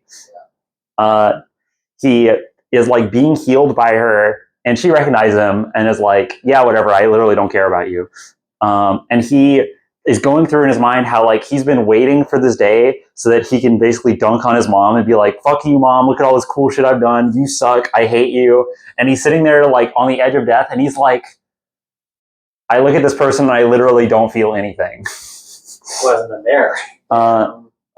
So then they part, and I'll tell you now, they never see each other again, and this lady never comes up again. That's so cool. Fantastic. That's fucking amazing. Although Geralt never knows his dad, because she's like, she doesn't know, she doesn't care. Sorcerers and sorceresses just like fuck around, because like most of them just like magically sterilize themselves after, or like they don't care. So that happens. He has a dream of the last time he went to Sintra, when he returned Ciri in the previous story, and this is like before he met Ciri. He has a dream of that time where he is talking to Queen Calanthe. He's like, "Hey, I've come for my boy, whatever boy was born, to your princess and prince. I'm here for them." And then she looks out a window and is like, "Okay, if you can pick him out of the lineup, you can have him when you come back through, like in a few years or whatever." And out in the yard, there is one girl playing with like 10 boys, and she's kicking all their ass. And he just immediately knows, like, oh, it's her. And he's like, that's weird. How do we know that? He's like, it's not weird that he knows that. It's weird because Law of Surprise, he would have thought would make her be born a man, because witchers are all men. There are no female witchers, because then they would just be sorceresses. Witches. Yeah. There are witches and there are sorceresses. Witches are like a little bit more druidic, but whatever. Witchers are all men, because they're just soldiers, basically. So he has a dream about that, and then when that happens, Queen Calanthe gives him a blue rose and is like, okay, hey, you need to swear yourself to this child. You need to make sure you'll protect them, blah, blah, blah. And he does that. Great. He makes it he heals after his mom leaves, goes to Sodden Hill, and there's a big monument with all the dead listed on it. And he reads it, and on there is his old girlfriend, heretofore basically unmentioned Triss Marigold. Okay. He's like, because he left Yennefer, and then his bounce back was Triss. Okay. Like, he left Yennefer because she wanted too much commitment. Right. And then Triss was like a friend of Yennefer's who heard about him and was like, he sounds pretty hot. I mean, if you're not doing that, if you're not hitting that anymore, Yen, I'll go for it. So then Triss, was kind of kept him in like a weird, like, oh, I'll give you what you want. I'll give you what you want. No commitment. And he eventually, falls out of that. And then you have a Shard of Ice where he goes up here to like find Yennefer. Yeah. Where he's like, I fucked up. This is not how you get happiness in life. I need to commit to something. But turns out she fucking died in war. Okay. And he's like, oh oh, read it for me, man. Because like he reads and like the last name on the list starts with Y. And he's like, no, I can't read it. I can't read it, dude. You have to read it for me. And he reads it and it's someone else's name. Yennefer's fine. Okay. And he's like, okay, good. I got to go find Yennefer. But first, let me go claim Lost Surprise at your house, dude. And they're traveling. They get into Sintra, and Sodden Hill got invaded. So Sintra has been like also like wrecked. You know, the Nilfgaardian got pushed back, but Sintra got sacked. So they get there, and that's where the merchant's from. And he's like, "Oh man, I hope my fucking village is fine." He's like, "Shit, I hope that castle's okay." He gets there, the whole place has been burned down. Ciri's gone. Oh, No idea where. drama. Oh fuck, dude. He doesn't know. I found her at random last time. Yeah. So then he goes with this guy, this merchant, to his house to look for his family. They find his family. He's got his wife. He's got his two big, strong sons. And she's like, hey, you know, I had to adopt. I adopted a local kid to help us out. You know, they're a war orphan from the place. That's their law of surprise claim.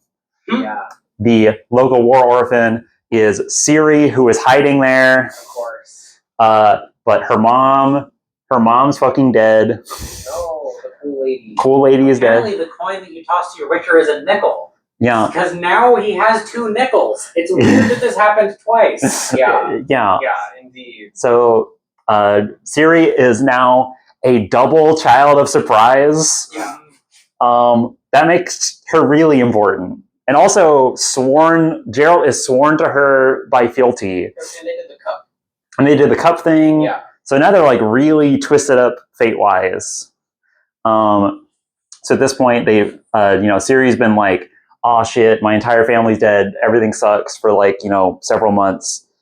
She sees Geralt, who is like her sworn protector, finally come back to her. And it says, Geralt and Ciri run together and embrace like father and daughter. Ciri says, it's just like they predicted, Geralt, like they predicted. I'm your destiny. Say it. I'm your destiny. In reply, Geralt says, you're more than that, Ciri. Much more. Wow. Because Geralt's like, okay, I've got Ciri. I've got to find Yennefer. We've got to start a life. Yeah. He's got it. He's locked Go in. on a fantasy adventure. He's like, I got to go on a fantasy adventure. I've got a kid that is basically like super adopted. Yeah. And I got to go get my girlfriend back. That's his plan. All right. And with that, we start Blood of Elves. Great. All right. Now, That's not an ominous name. yeah. Oh. Now, did that seem skippable? Not at all. No. No, that's very important. Especially. That's very all important. Yeah. I read that last. And I was like, what the fuck? I was like, why didn't no one tell me about this? Okay. Now we're going much more linear for a bit. Or like, because now we're no longer anthology. So we can get normal and we'll get weirder as we go. Yeah. Okay, so Blood of Elves. Blood of Elves is kind of about, or the framing device of Blood of Elves is like, we don't know what's true and not. Kind of like So. rumors. Okay. We get a lot of rumors. I see. People are not in the same places, and we cut around into different perspectives, and characters are constantly acting on rumors, and we don't get rumors confirmed really a lot. So you're just kind of like, this character is doing this in response to this, and like maybe that's true, and then go from there. To emphasize this, the first like third of the book, the first 100 pages, is Dandelion is underneath he's like underneath like a great tree, and there's a big diverse crowd listening to him, and he is telling tales of the first 2 books to the crowd, or like he has just finished doing this, and then we hear the crowd's various interpretations on all of it, where like he tells the story of Sodden Hill, he tells the story of like how Yennefer and Geralt met, he tells like the story of like how they fought a dragon that one time, because this is all things they discuss. And people in the crowd are like, oh, how does it end? How does it end? He's like, that part hasn't been written yet. Joke's on you, I'm still alive. Joke's on you, we're all still alive. Yeah. There's like knights and nobles there who are like, oh, I went to that battle. I didn't see any white wolf there. And then there's like the dwarves who went to that battle. Who are like, no, dude, I was side by side with that guy in that battle. And a bunch of stuff like that. Like there were some dwarves from the dragon battle who are there, and they're like vouching for him. Like the housewives are like, oh, tell us what happened to Yennefer. We want to know what happened to Yennefer. We need to know. Yeah. And Dandelion, he's a crowd pleaser. So I think he makes up an ending, and then he goes home. Right. So he goes back to his inn, and it's Dandelion just on his own, just doing what he does. He's like hanging out. He's whoring. That's his deal. Sure. He drinks. He parties. He's got paid a bunch of money to tell a good story. He's got paid a bunch of money to tell a bunch of stories. So now he goes home, and then a guy who was at the meeting but like on the edge of it, walks into his room, and he's got like muscle behind him, and he's like, "Hey, my name is Ryance," and they're the first name on the villain list, so they're bad. Yeah. They're in orange, so they're a danger. Yeah. Ryance is like, "Hey, about Yennefer, or not Yennefer, about Geralt? You're gonna tell me everything you know about Geralt. Where is he, and where's his daughter?" And then Dandelion's, he's solid. So he's like, "I know who the fuck you is. You better get out of here. This place has security. They're going to kick your ass out. You better not start shit." And they're like, okay, it's going to be like that. Fine. And they leave. And then Dandelion goes to the lady of the house and is like, "Hey, can I use the secret exit that I always use to get out of here?" And she's like, "Yeah, you do it, Dandelion. We know what's up." So then he bails, because this happens a lot. Mm-hmm. He always has like a little escape route, or like he's always been in a place before and fucked around before, because he's been everywhere. He's such a scamp. Anyways, he goes out, he gets captured anyways, because it turns out Ryance is like a mage, so he's like magically tracking Dandelion. Like, so they capture him and they start trying to torture him in this barn. And he's like, "No, I'm not giving out my buddy because he's my best friend. I'm not telling you shit. You'll have to kill me first." And they're like, "We can make this last months." And as they're continuing to torture him, then Yennefer fucking bursts in and is like, "Who the fuck is you? Hands off the dandy." Yeah. And then they have a wizard duel. Ryance is a chump, of course, because Yennefer says this afterwards, like, "That guy's not actually magic. He just has a bunch of magic trinkets that somebody gave him." So like whoever Ryance's master is, opens a portal to save him after she just toasts his 2 guards, and he like parries it with a magic ring, and then a portal opens up, and then he jumps through, and then Yen is like, "Well, I'm not following them through that portal," but makes a huge fireball and just launches it through the portal. And you can hear Ryance scream on the other side. Next time we see him, he is like horrifically burned all over his face. And he's like that for the rest of the series. He sucks. He's just a little rat. He's a goon of some larger forces. Yeah, someone in there. Perhaps someone on this list. Yeah. So Yen is like, "Hey, what the fuck was going on?" They're like, "Hey, they were asking about Ciri." And she's like, "Yeah, I know about that. Okay, peace." And she goes, because that's how she goes. She just like teleports away. And then Dandelion's like, "What the fuck? I'm gonna go." Or no, I think she tells him, "Okay, hey, meet Geralt," or like she doesn't say why to go there. She's just like, "Hey, go to the Temple of Melitiel in Elender," which is where we start off the first book. That's where Mother Neneke is. She's like, "Hey, Dandelion, go there. You'll find what you're looking for." Okay. So he starts going over there. Cut. Now we're Geralt. We are in Kaer Morhen, which is like Witcher Castle. Right. It's in the middle of fucking nowhere. There's like no one around for like hundreds of miles. It's like buried deep in the mountains. It's where their monastery is. There's a drawbridge that goes over a river of skulls of all the people that have died trying to assault it. I have constructed a moat of your predecessors. Yeah. And also, that's where they bury their dead. They just throw them in the moat. Wow. Yeah, they go kind of hard on that one. There's not many Witchers left. There's like 6 of them in this place. And Geralt was there. He has brought Ciri with him to be like, okay, we're going to train you to be a Witcher, blah, blah, blah. And they're training her to be a Witcher. They're making her do all these like cool sword shit. They're making her do sword stuff and like run their trials. Not their drug trials, not their like mutation trials, but like, okay, run this obstacle course, Right. you know, go through Witcher training, duel Witchers to train you. And she's been doing that for like a year. But something they discover while she's there is that she's having visions. She has nightmares, which are like visions. Right. She will like be in a dream, or like she'll be like in a tortured state and then start like, sometimes she starts floating, sometimes she starts like telling the future in prophecy, sometimes she starts telling them about stuff that's like impossibly far away. You know, she'll start glowing randomly, and then she doesn't remember any of this afterwards. Puberty, am I right? Puberty, am I right? So they're like, okay, we're not mages, we don't know what the fuck to do with that. Yeah.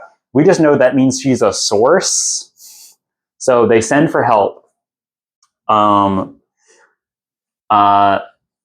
They send for mage help, and who shows up? Geralt's kind of hoping that Yennefer shows up. Yennefer does not show up. Yennefer gets the letter from Geralt, does not show up, but sends Triss Marigold. Oh my god, she's alive. Oh my god, she's not dead?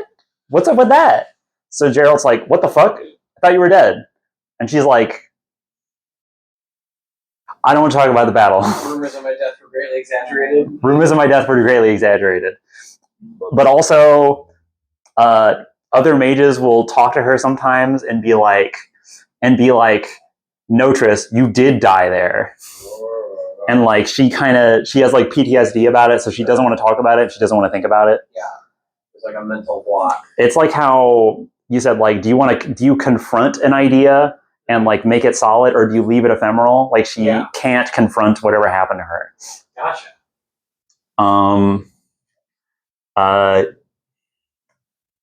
Yeah, so she shows up instead, to the great surprise, and she's like, you fucking idiots. You took this girl and took her in the middle of nowhere into a Witcher school. Guys, she's going through puberty. Did any of you tell her about that? And they're like, oh, fuck, we forgot. Stupid man. They're like, oh, shit, can you explain that to her for us? And she's like, give me the best bed. Give me the best room in the entire castle. I'm going to raise her. During her period, you are not allowed to duel her. And like a bunch of other stuff. And she's like, I'm going to teach her things. I'm going to make sure she's she's like raised as a woman. Yes. And not brutalized by 6 mutants over and over again in order to make her a cool sword wielder. Because they're like, at this point, let's see, what are her titles at this point? She is Cirilla,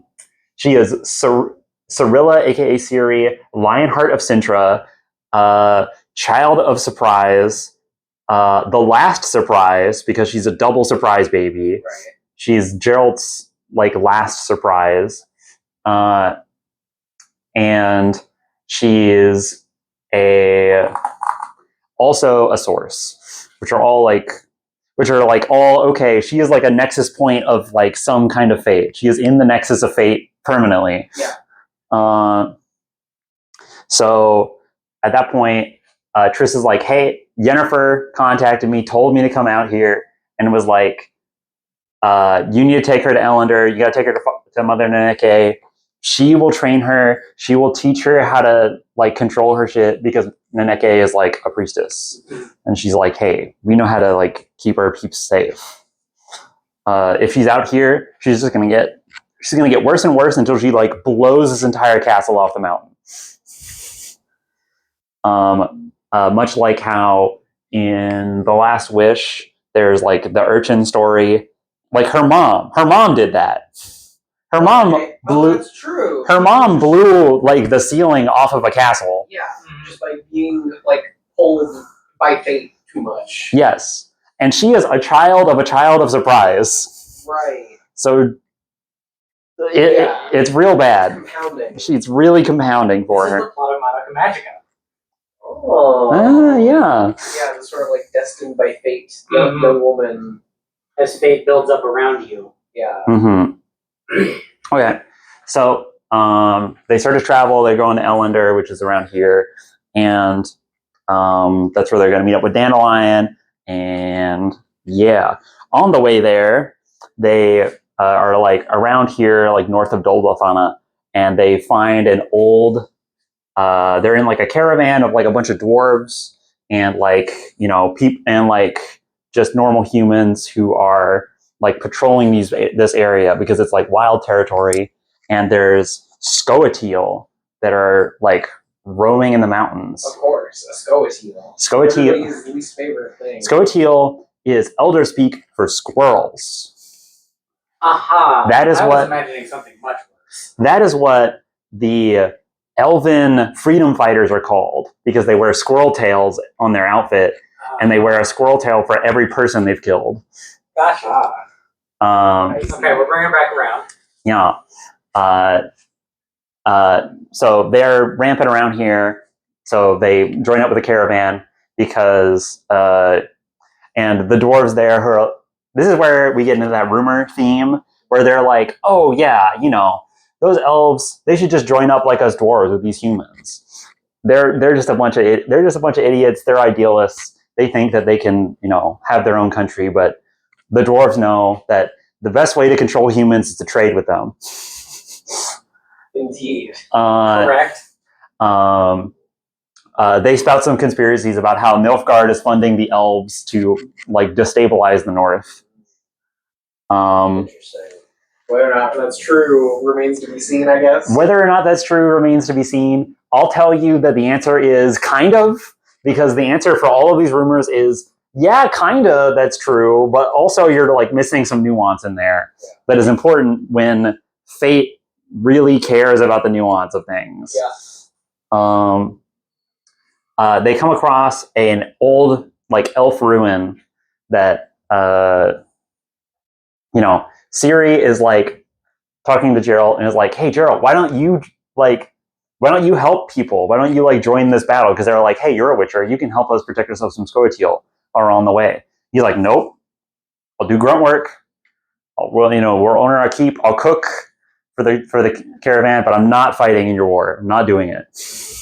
He refuses. And after an attack, Ciri is like, what the heck? You could have totally like kicked their asses. And he's like, nope, I'm neutral. I don't fucking do it. And to like prove a point, he's like, hey, follow me. And they like walk off a trail, and there's there's an elven ruin called Ae'Lirn, which is like their old capital. Like Dolbothana used to be all of this. Now it's just this. And they used to have a capital here. And that's where there's a type of rose that grows there that's like crystalline and like glass-like, that is named after their leader when they first tried to declare themselves independent from humans, and they went to war, and they got almost wiped off the face of the earth. Right. It was considered a foolhardy war because they were fighting humans that could reproduce 100 times faster than they could. Yeah. Many of the old elves were like, no, this is just hot-blooded young elves who think, they can win a war when their real strategy should just be to wait for humans to die out. Yeah. We're really good at that. because from their perspective, like humans are a blip on the radar because some of those elves had been alive for tens of thousands of years. Like some of them were the first life in the sphere. Or like the first intelligent life in the sphere. Now they're all dead. All those old ones are dead, and also most of the young ones are like they have a huge population crisis. And now they're getting pulled into a second war, and it's like many people think this is going to be literally the end of elves. Like elves are either going to be fully assimilated and then have their blood diluted down until they're basically just humans, or they're just going to be straight up executed. We're also really good at causing the extinction of things that are very old. Yep.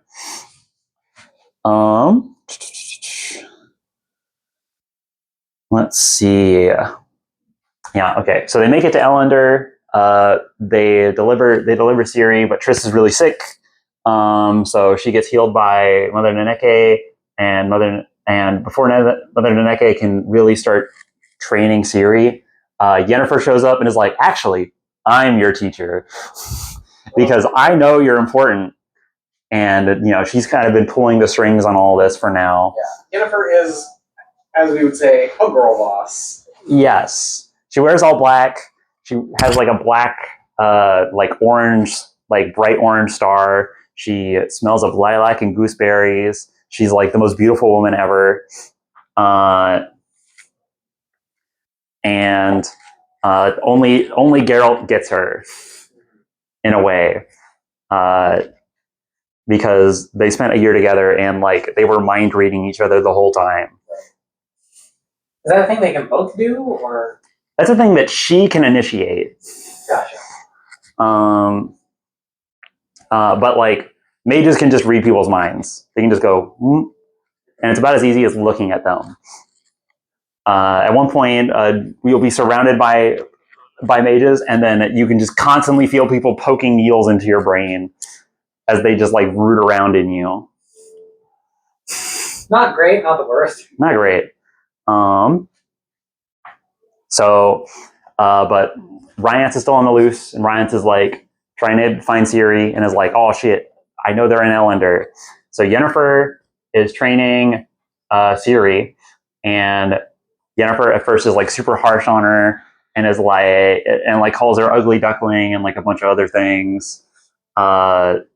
But they develop because of Freud. No, because of H.C. Anderson. Okay. Porque no los dos. Yeah. Ciri at this point is like 11 for the record. Right. No, I understand that. Ciri's like 11. Yeah. But Yennefer is like, okay, look, you are ugly and unrefined now, but I will one day make you like as beautiful and perfect as I am. Sure. That's you have all of this to aspire to. Yeah, you have all of this to aspire to. So she teaches her elder speak, she teaches her like history and science, and like makes her read a bunch of shit, and then also starts to teach her magic. She teaches her about like the Force. It's called the Force. Yeah. That's what all like they kind of discuss it like the like 4 fundamental elements almost, except they are energies and not like solid matter. So like there's a force of fire that is like creative or blah blah blah, and like artists channel that whenever they make stuff, and also you can use it to conjure fire, and also you can use it to like breathe life back into things, or you can use it to burn stuff down, etc. There's ones of earth and water and air.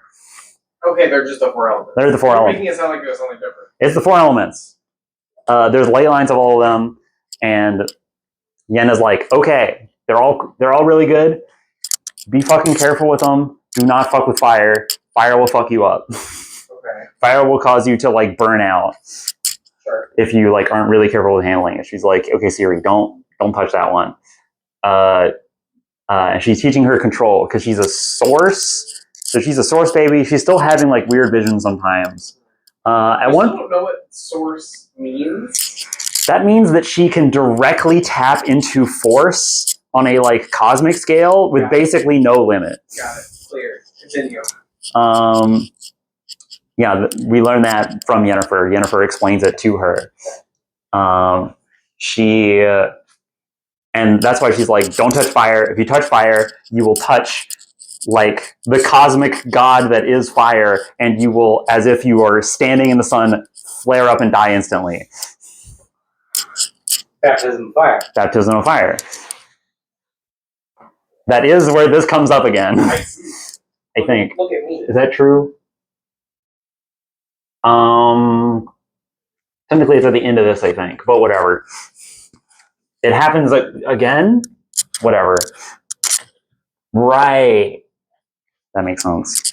Anyways, yeah, so Ryan's is still running around. He's trying to track down Ciri and Yennefer, who are, you know, Ciri's now, she's got a little magic. She can do a little bit. And also is going to kill Geralt. Is tracing the trail of Geralt. Geralt he catches wind of this through like Witcher senses, and he goes out in the night to confront them before they can like jump and go into the temple. He fights them out in the street. He fucking murders all of them, but Rant gives him some trouble. Oh, this is the fight where Geralt trounces 8 dudes. Yeah, it's really cool. But then Ryan's giving him some trouble, and then out of a portal, a different lady shows up. Not Yennefer. Not Triss. Not Triss. A third wizard. But close to Triss. Oh. We get Philippa Earhart. Okay. Earhart. She like pops out and she's like, "Yo, Ryant, fuck you." She's like an even bigger mage than like Triss is. She's like old. She's old mage shit. Okay. She shows up, blows him out, and then Geralt's like, "What the fuck are you doing here?" And she's like, "See you around," and she just like leaves. Oh. And that's how the book ends. That's how that book ends. Mysterious. Oh wait, one more thing. While that's happening, Yennefer goes to Geralt again and takes Ciri with her this time. Oh. So she's like, no, Geralt, you got to go out and fight those guys, but I'm not going to tell you where I'm going. And then she leaves. She's headed to Gorsvelen, right there on the coast. Playing hot potato with your daughter here. Really playing hot potato with the daughter. Yeah. You know, Ciri's torn between her two parents. She thinks they're both really cool at this point. Sure. You know, one of them teaches her how to do cool sword shit, and one of them teaches her how to do literally magic.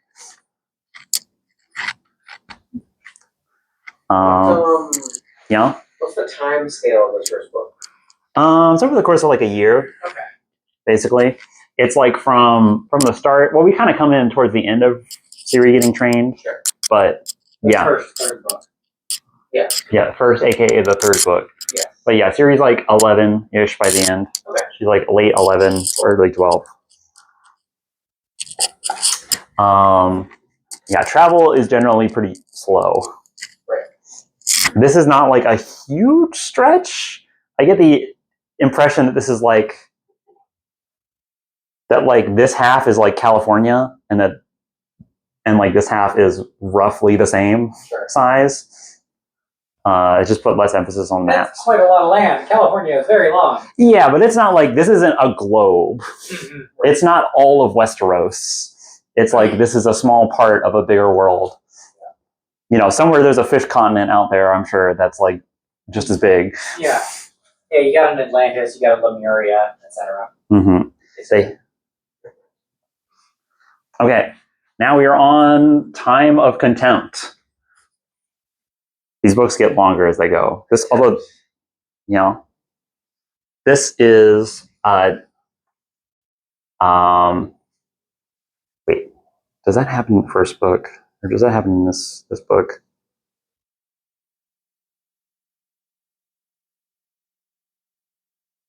No. Okay. Technically, there was a cutaway that's like a bit of setup in this one that I missed. There's a cutaway to some kings who are like they're the kings of the north, and they're like, "Hey, that Siri girl, we gotta find her and we gotta kill her because that's the whole reason we're getting invaded. If Siri's around, the South can invade, take her captive, and then claim right to like a big chunk of land down Right, here. the land that she was like. Yeah, that she was Right. princess of. 'Cause she is a magic super sword fighter mutant and also a princess. And also a princess. She is like every keyword that you get. She's like, okay, she's not the perspective character, but she seems like the main character. She is the main character. Even though Gerald's the perspective character. Gerald is a perspective character, and so is Yennefer. Okay. That makes it Big Trouble in Little China.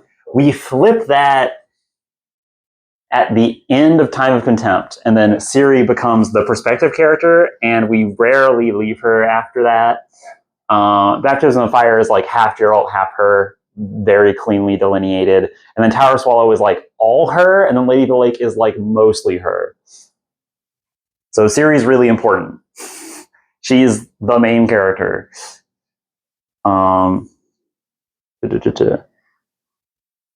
Yeah, but there was a plot by all the Northern Kings to like just find her and kill her, because if they do that, then like they can just split this land however they want to, and then they can shore up this border against Nilfgaard.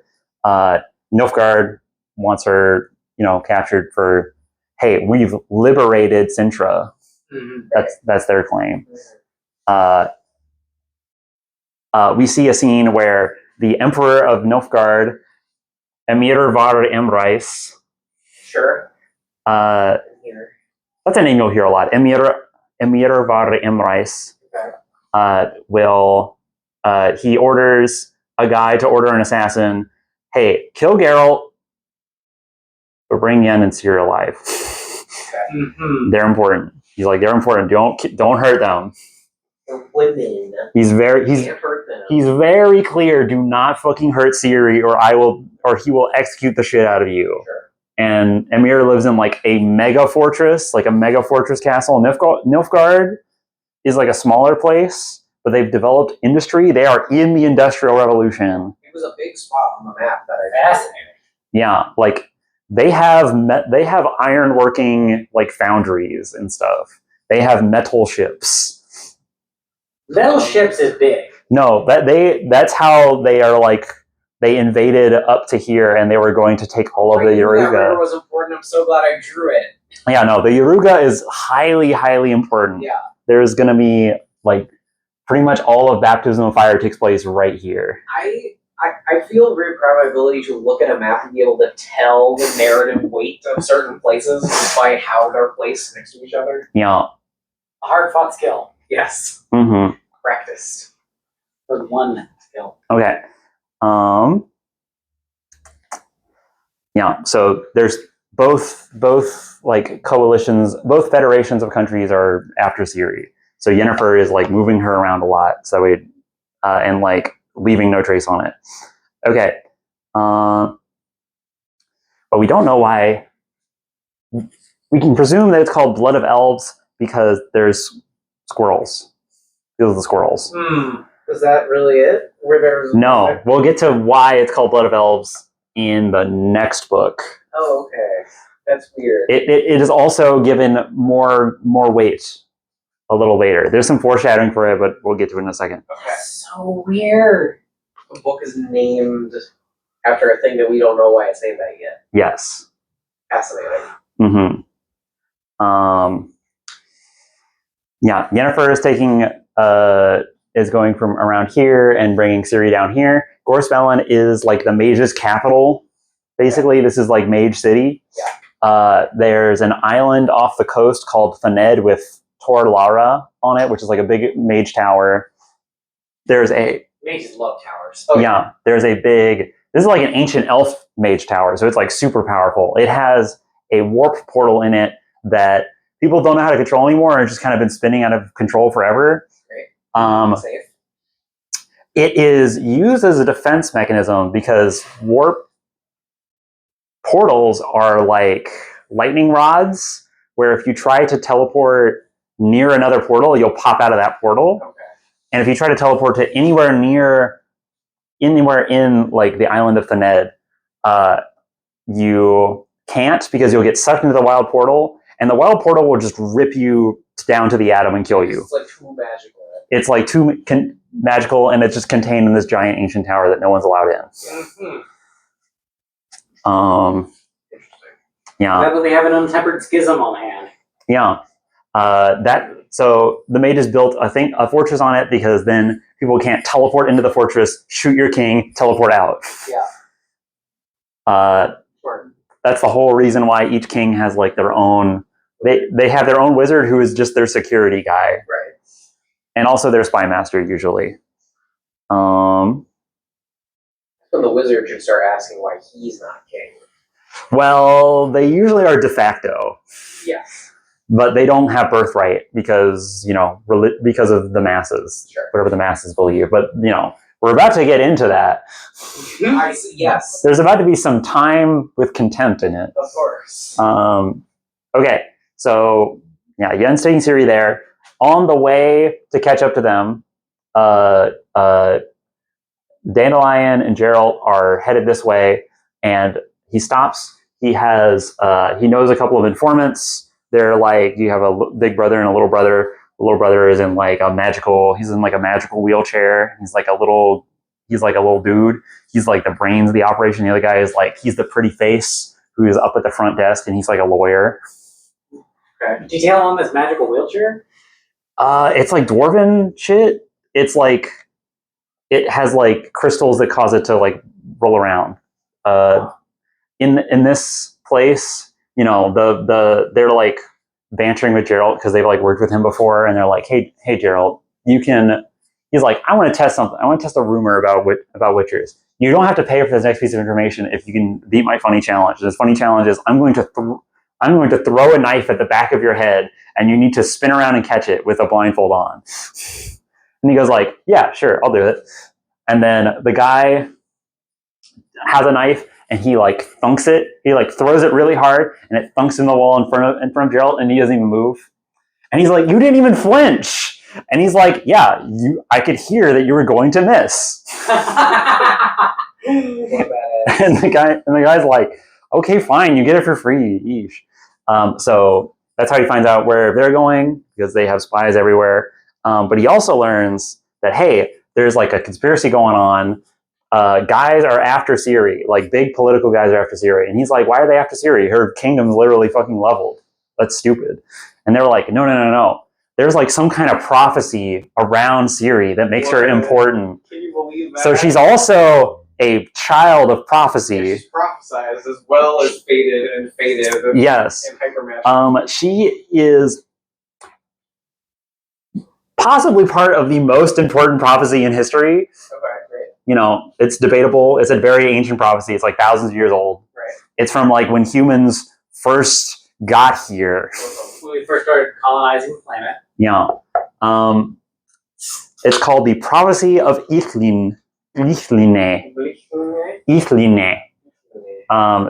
like an old dead elf lady who foresaw. Let's see. Here's the. I'll read the excerpt. We get an excerpt in the games. I'm reading that excerpt here, or the excerpt here. But like in the actual books, no one actually ever reads the prophecy out, because the only people who actually have access to the original prophecy is Emir Var Imrais. I see Emperor is the emperor of this place. So people don't really know what's the content of that prophecy because it's so old. Right. And it's like passed through their generations. But he has it because he paid like a shitload of money for it, and the elves have it. They like, because they're really old, presumably. Because they're specifically this elf has it. I see. Probably because she was there. Yes. Yeah. She's really fucking old. Yeah. She's like the oldest living elf currently, and she's also the most beautiful woman currently alive. By whose standards? By Magic mirror, presumably. Sure. Yeah. Yeah. So here's the extra we get in the game, and then I'll kind of tell you what it means. I tell you that the time of sword and axe approaches, the time of the wolf's blizzard, the time of the white frost and the white light, the time of madness and disdain.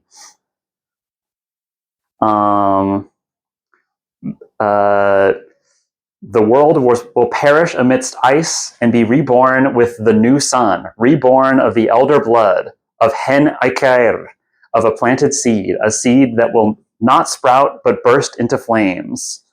So it shall be. Watch for the signs. I will tell you the signs, and will be. The earth will run with the blood of Ainsid, which is what elves call themselves. The blood of the elves. Blood of the elves. I see. Yes. Gotcha. Time of the new sun, huh? Yeah, no, that's like this prophecy to me is like I read so much fantasy and it's all so cool. Yeah. They made a whole book of the new sun. That's true. That's a good one. Yeah, they and they're like, okay, yeah. So we don't get that excerpt, but that's like a later written excerpt for the games. It basically says like, yeah, someone will come along and like a strong woman will give birth to a daughter of surprise, and then she will give birth to the king who rules the world, and then they will reign for some great age, and then afterwards the entire world will fall into ice and freeze, and all life will be wiped out. Okay. Setting high stakes. Yes. Yeah, Ciri is really fucking important. She is like Lord of the Rings, important on the scale of a Lord of the Rings character. Yeah. Unlike everyone else who's just like, Dandelion is a guy. Yeah. He plays music. Pardon. Important on the scale of a Silmarillion character. Yeah, there you go. Yeah, King Arthur was not enough to describe her. Mm-hmm. She's like fundamental. Yeah, maybe. If Allegedly. If it applies to her. Yeah. If it applies to her. Anyways, but either way, kings are acting on it as if that is true. This plays into the whole rumor bit where like people don't know what to believe. Is prophecy true? Prophecies might be kind of true, but like if you do the prophecy, doesn't that make it come true? Etc. You can't A/B test for history. Yeah, you can't A/B test for history. That's very good. Yeah. Okay.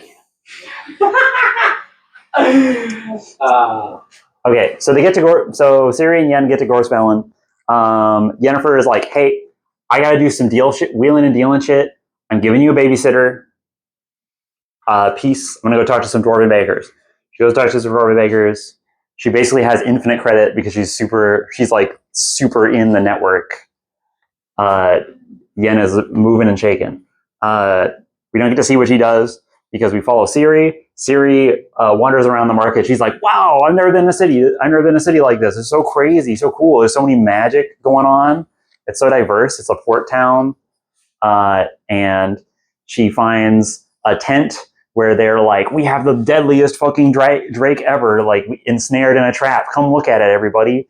And she goes in there and she's like, that's just a wyvern. I read about that in Witcher books. That's just a wyvern. It's not even poisonous.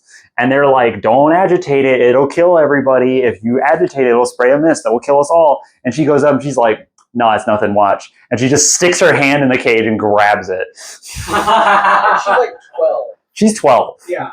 She has a babysitter who is like a 14-year-old boy who's like, oh God. Oh, man. Because he thinks that she's just like he is told that she is going to be like a little mageling girl. Right. She's going to be submitted to mage school. So he's like, oh, she's like dainty. But she's just like so dang rambunctious. Right, no, she was raised by 6 mutants. Yeah. Anyway, she grabs it and then that makes it freak out. And then it bursts out of its shitty cage. And then she, like, a squire's in there and he's like freaking out. And he's like, what do I do? Oh God, there's a fucking wyvern. And everyone's trampling each other. And she runs up, takes his sword, rips it out of his hand, cuts it in half, and then like throws the sword back at him and goes, "He did it." And the squire and her babysitter are the only ones who see her do this because everyone else is trying to run away, Sure. and they're like, "What the fuck?" So she's also like Dawn Freaks level powerful 12-year-old. Yes, Okay, great. she is a witcher Right. in train. She's a witcher I didn't in think they were training. that badass until like later. Oh, I mean, a Witcher in training could definitely kill me. Sure. Yeah. Yeah, she's a witcher who trained for like a year solid to be a cool under like the harshest marine like Spetsnaz training possible. Yeah. Let's see. Trained in the arts of CQC. Yeah, trained in the arts of CQC. So she uses a little medallion given to her by Yennefer to like, okay, I don't want to attract attention. And then she uses the medallion and it turns her invisible. It's the invisible where like you can't be perceived, but you're still there, and not you're just invisible, but like yeah, it's like she can bump into people and they won't notice her. She's anti-mimetic. Yeah, she has an anti-mimetic field around her. But she gets caught by a mage because of course there's a ton of mages in this town, right. and she gets caught by the head mistress of the school there. And she goes like, "How did you break out of school? You're coming with me, young lady." No. Oh no! So she gets taken to school. What a comedy of errors. Yeah. Luckily, Yennefer comes along and is like, "Hey, headmistress, you remember me, right? We're like old buddies, you know?" And she's like, "Oh, Yen, you old bitch. You used to break all my fucking rules." Yennefer feels like Kramer to me. Kind of. She's always just like up to some shit, and everybody's like, everyone's wagging their finger at her. She is constantly like out for her own gain. Yeah. But also, she feels like a great responsibility of the world, and because she has because she's got that motherly instinct. Sure, motherly instinct. That is at her core. She desires to take care of something. Yeah. So she meets up with the headmistress, and then she's like, "Hey, yo, come back to this awesome spa. Are you here for the Mage Summit?" And she's like, "Yes, we are." Of course. So there's a summit happening that's all the mages in all the kingdoms are coming to meet about the upcoming war, where they're like, "Hey, we need to advise all of our kings, don't be a fucking idiot, don't go to war. Nilfgaard would totally wreck your shit. We just lost like a shitload of mages, like battle mages, and they all died. We can't handle another war." So that's what they're going to have a summit about. They're going to have a summit where all the mages meet up and discuss how politics should be shaped. And also, like, hey, maybe we should take the kings out of the equation. Yeah. Some of them are like... The time of which to me reads like everybody's pissed. Yeah. Because also some of them are like, what if we flip to Nilfgaard? And if we flip to Nilfgaard, maybe they'll let us keep our position in society, but just like change the society out from under us. Yeah, and we call this taking a contempt token. Indeed. Mm-hmm. So Yen and the headmistress Tisaya de Vries, who I didn't write down, but whatever. Sure. And Margarita Lu Antil. Mm-hmm. Yes, please. AKA Rita. Okay. It's just a person's name, you know. I know. Yeah. I'm making, yes. Both the drink and the pizza are named after some lady from Italy. Yes. Mm-hmm. The joke is that I'm ignorant of that. Mm-hmm.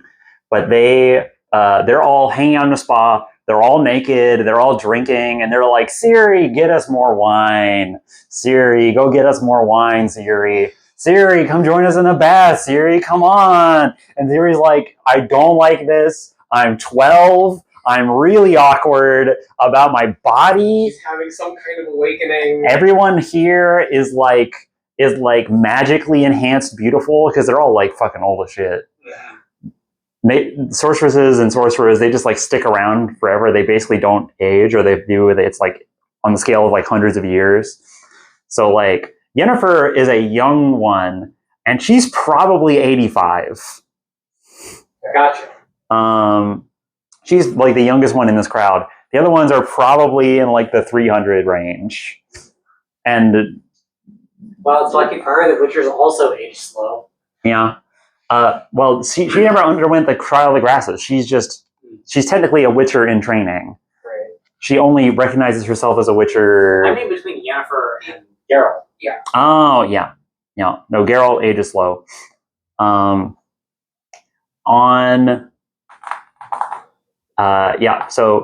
Ciri's like, this is real awkward. I don't like it. This is weird. I just want to go see Geralt.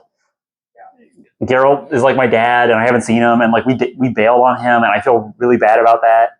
I just want to go see my dad. So she sneaks out of the baths, out through like a back door. She like sneaks out of town, and she starts riding through the night to back the way they came to go see Geralt. While she does that, she's like riding and she's like getting really emotional, and her horse gets like faster and faster, and like wind starts pushing behind her. The world is like pushing her towards whatever she wants. And as that's happening, it's like night on a solstice, and in the sky, the stars like start to move.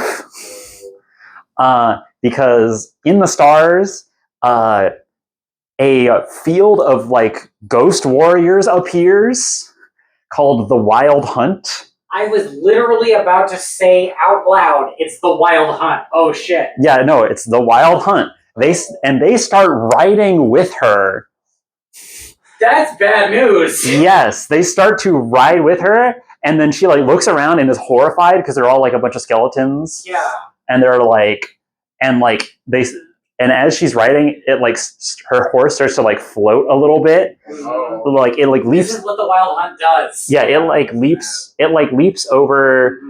She like leaps over a log, and then it like lingers in the air for like 20 feet. And she's like, "Oh shit, this is really bad. I need to outrun these guys, or they're gonna like abduct me." Yeah.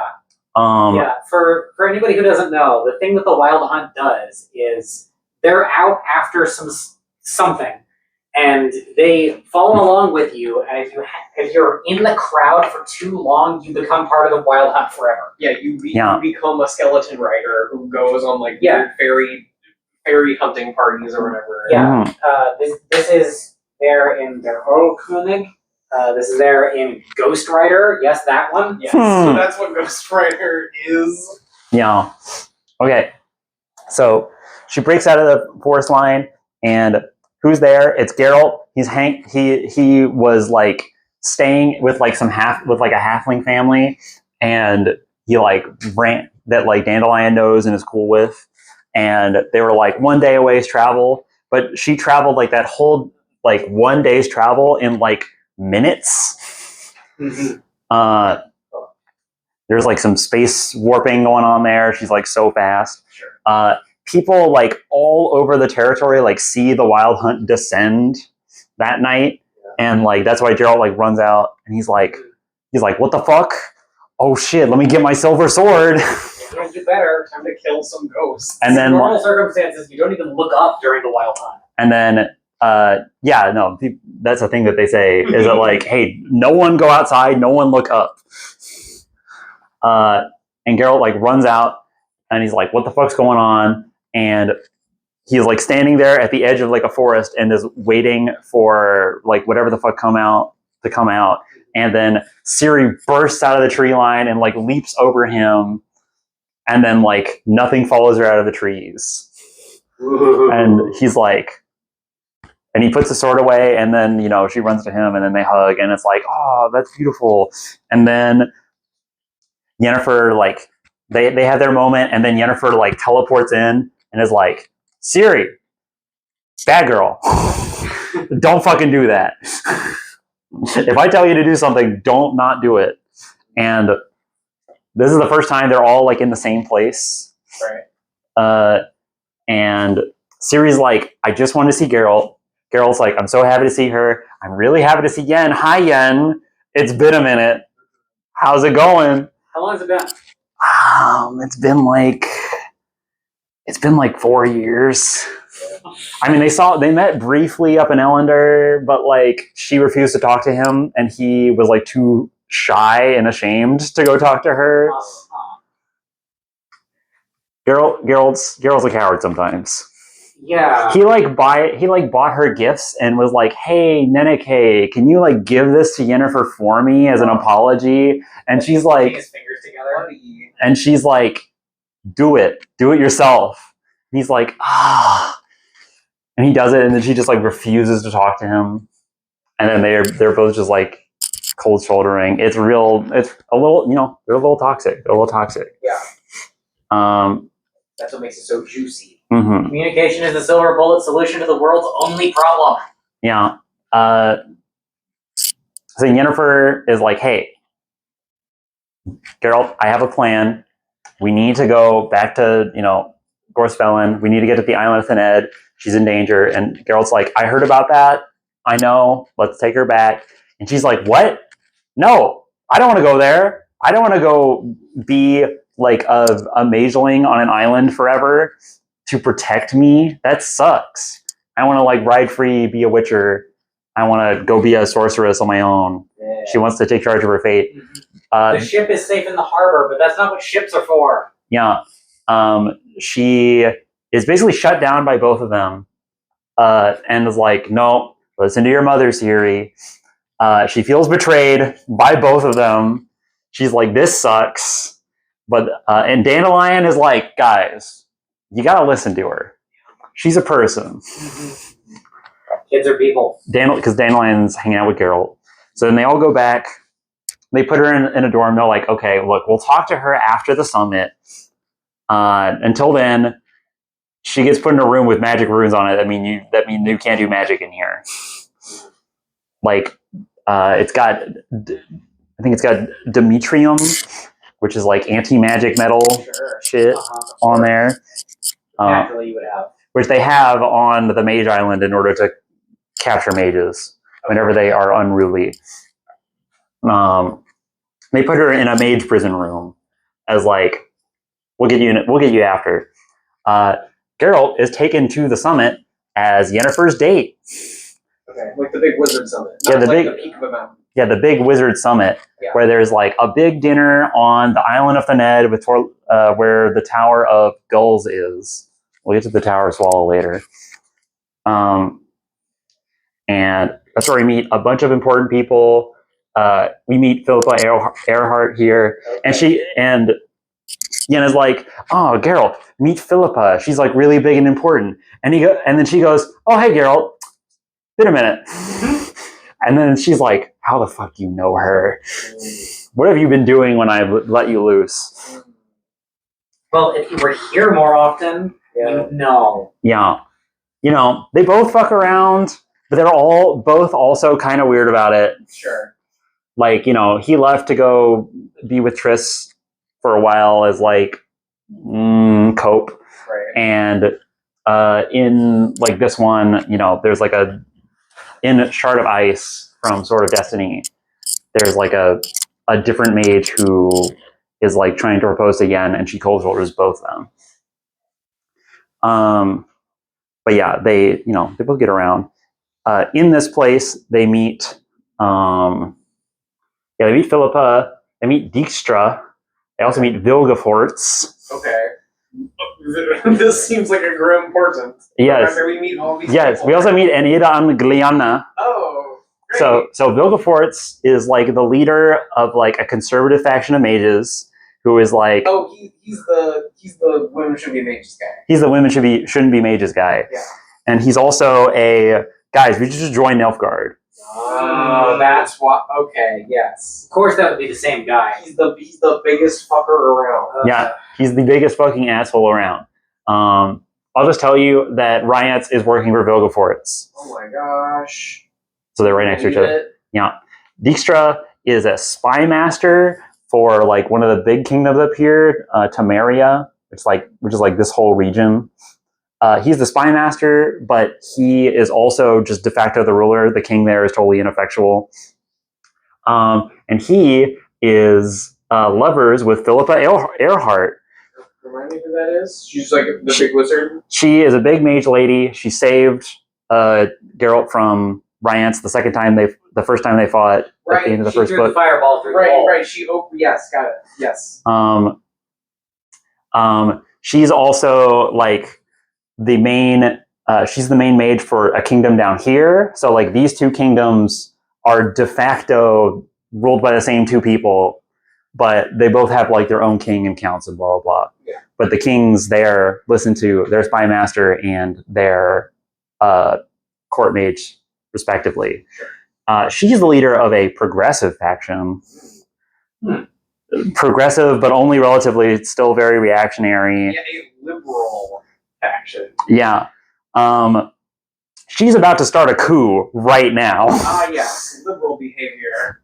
And then there is Enid Angliana, who is also known as Francesca Findabair. That's her human name, but she's a maid, or she's an elf lady. She is the queen of Dol Blafana. She's the queen of all the elves. Oldest elf. What's up? So, she's about to start a coup, but she's in the Tower of Gulls when this is happening, right? Yeah, on the same island. On the same island as that. I thought you'd lead a coup from the Tower of Pigeons. No. We'll get there. No one knows where the Tower of Pigeons is. It is a lost structure. Oh my god, wait. Is this real? The Tower of Swallow. Okay. It is a lost structure. No one knows where it is. Swallows and pigeons are whatever. Keep talking. Close enough. Pigeons are doves, actually. Keep talking. At this point, both Dijkstra and Vilgefortz, they both make a pass towards to get Geralt on their side. They both take him around the castle grounds and are like, "Hey, Geralt, you're like pretty cool, right? Want to be part of my faction?" And Dijkstra, he's not a mage. He's just a spy master.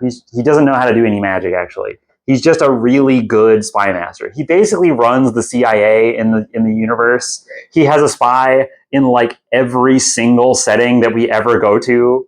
Like sometimes it's just like, "Oh, you're a spy," and then sometimes they just go like, "You work for fucking Dijkstra, don't you?" And they're like, "No, I don't." And then we find out like a book later that like the guy they works for a guy who works for Dijkstra. That's a really funny character to have in a book. It's just the guy who's actually every spy's secret boss. Yeah, that's a compelling thing. He's the first guy in this setting who discovered need to know. Right. So he's really fucking good at his job. Yeah.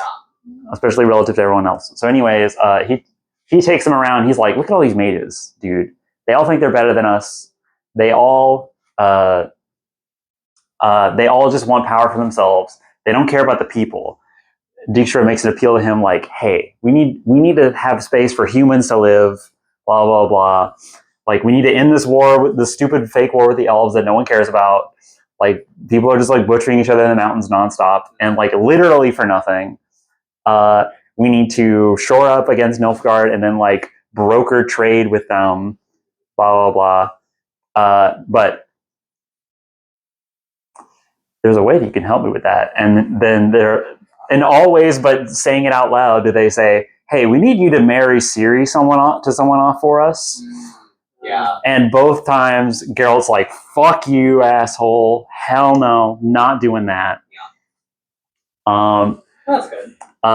Vilgefortz marches him around and is like, "Hey, dude, mages are way cooler than everybody else. Check out our history. We were fucking here first. Okay. We bridged the sphere from wherever we came from before. Like here's like paintings of like humans first showing up on like the shores of this continent. Blah blah blah blah." And then he like leads him out onto a balcony, and then he disappears and then like as a threat tactic, he disappears the illusion on it, or maybe makes an illusion appear it's unclear, that it's just like loose tiles and like no railing, and it's over like a giant cliff. And Gerald's like, is this a trap? Is this real? I'm not sure. Fuck you. You suck. He tells him, Vilgefortz talks about how he's actually like the youngest mage here, funnily enough. He's like in his 30s. So he's like younger than Geralt. he's giving really big like incel vibes. Yeah.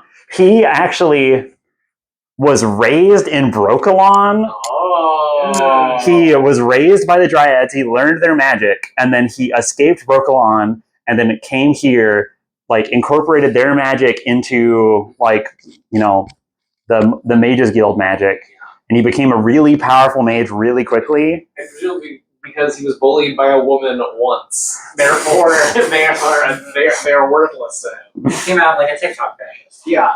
Yes. He was bullied by one dryad. He's really misogynist. Yes. He's very misogynist. Anyways, all that shit happens. A lot of, you know, social maneuvering. Yeah. Afterwards, Yennefer and Geralt are like, bang. And then they bang. Nice. They do Good it. for them. It's very gratifying for both of them.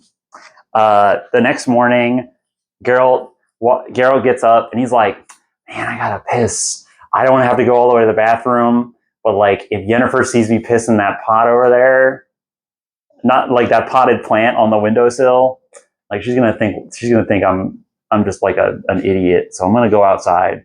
So he goes outside to go piss in a fountain, and then he hears like some scuffling in the distance. He's like, man, they're still partying. People are like fucking out there. What's going on? And then like people all rush past in handcuffs, and he's like, oh fuck, I need my sword. And then there's a coup happening. Him and Yennefer are captured by Dijkstra and Philippa Eilhart. They slap cuffs on Yennefer and him that are anti-magic cuffs. They're made out of the Demetrium. No metal. Yeah.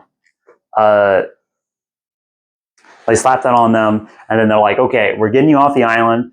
We're just going to arrest everybody. It's going to be a bloodless coup. We're just going to take over. We're going to get rid of all the Nilfgaardian sympathizers, and we're going to shore up the north. That's what we're going to do. That immediately fucking goes wrong, of course, because they're on a mage island. So someone decides to bring, in order to say like, hey, we have the ultimate bargaining chip. They dig Ciri out of her containment, out of her dorm, because Dijkstra, of course, found out that she was here. They bring her in front of like the council with all the people there, and is like, hey, we have the ultimate bargaining chip. We have what Nilfgaard wants. We can just broker a peace with this girl, and we're good. Yeah. And then she goes source on everything, and she like recites like part of the like prophecy, and like that like people start to freak out. They try to get her under control. Wild magic starts happening. This causes a counter coup, which was planned by Vilgefortz because he knew this was happening. From inside the island, they have secreted Scoia'tael into the basement, and they are storming up through the island, and they are like killing mages where they stand. So they storm in at the same time, and like they see the elves see Ciri, and they're like, "What? Holy shit!" She's in the Avatar state. She's so magical. She's in the Avatar state. That's so cool. Anyways, we're gonna fucking kill all your friends. Meanwhile, Yennefer is captured by Philippa and split off from Geralt. She says, Geralt, go get Ciri. And Geralt's like, okay. First chance he gets, he like breaks out of his cuffs because he's super fucking strong. Because it's like, well, it makes him not magical, but he's still really strong, and these are built for wimpy mages. So he just busts out, Dijkstra has like a ton of guards, and he's like, fucking kill him. He doesn't matter at all. So they all have swords, and Geralt doesn't. He doesn't care. He just dances and pirouettes his way through all of them. Like takes one of their swords. Yeah, pirouettes. Every time that there's a fight, just assume that Geralt pirouettes like 4 times. Sure. Because he does. He pirouettes constantly. Not as much as people snort, though. People snort constantly. I see. This is how the translators take the presumably like 10 different ways people say like laugh, but just by exhaling. Mhm. And it's just always they snort. Gotcha. So it could be snort, it could be chortle, it could be chuff. Like we got a lot. Mm-hmm. Yeah. It's just being snorts. condensed into one thing. I bet if you control F for every word, I bet the most common word is human, and the second most common word is snort. Like Human snort. Human snort. Human snort. That's funny. Yeah. So Ciri's up at the top of the hill. Geralt busts out. He dispatches all the guards, and then goes to Dijkstra, and he's like, "Fuck you" in particular, and then punches him in the jaw, dislocates his jaw, and then curb stomps his foot and like shatters his whole ankle. He after this walks with a limp forever after this. And sometimes we go to his perspective, and every time he climbs the stairs, he imagines the day he's going to get his hands on Geralt and break both his ankles and then force him to hike down a mountain. Damn. Only to burn him alive after, because he fucking hates him for those. Let's see. This is the escalation of revenge. Yes. Oh, part of why everyone freaks out when Ciri starts like going source, she tells about how while this coup is happening, which people are already freaking out about, she goes like, hey, the king of this kingdom was simultaneously assassinated while this is happening. And that's not that he's boss of, or that his the kingdom that Philippa is right. the boss of. That king was just assassinated, which was not part of the coup. That was not planned. That was a Vilgefortz thing. Sure. Counter coup. You just Counter coup, destabilize, blah blah blah.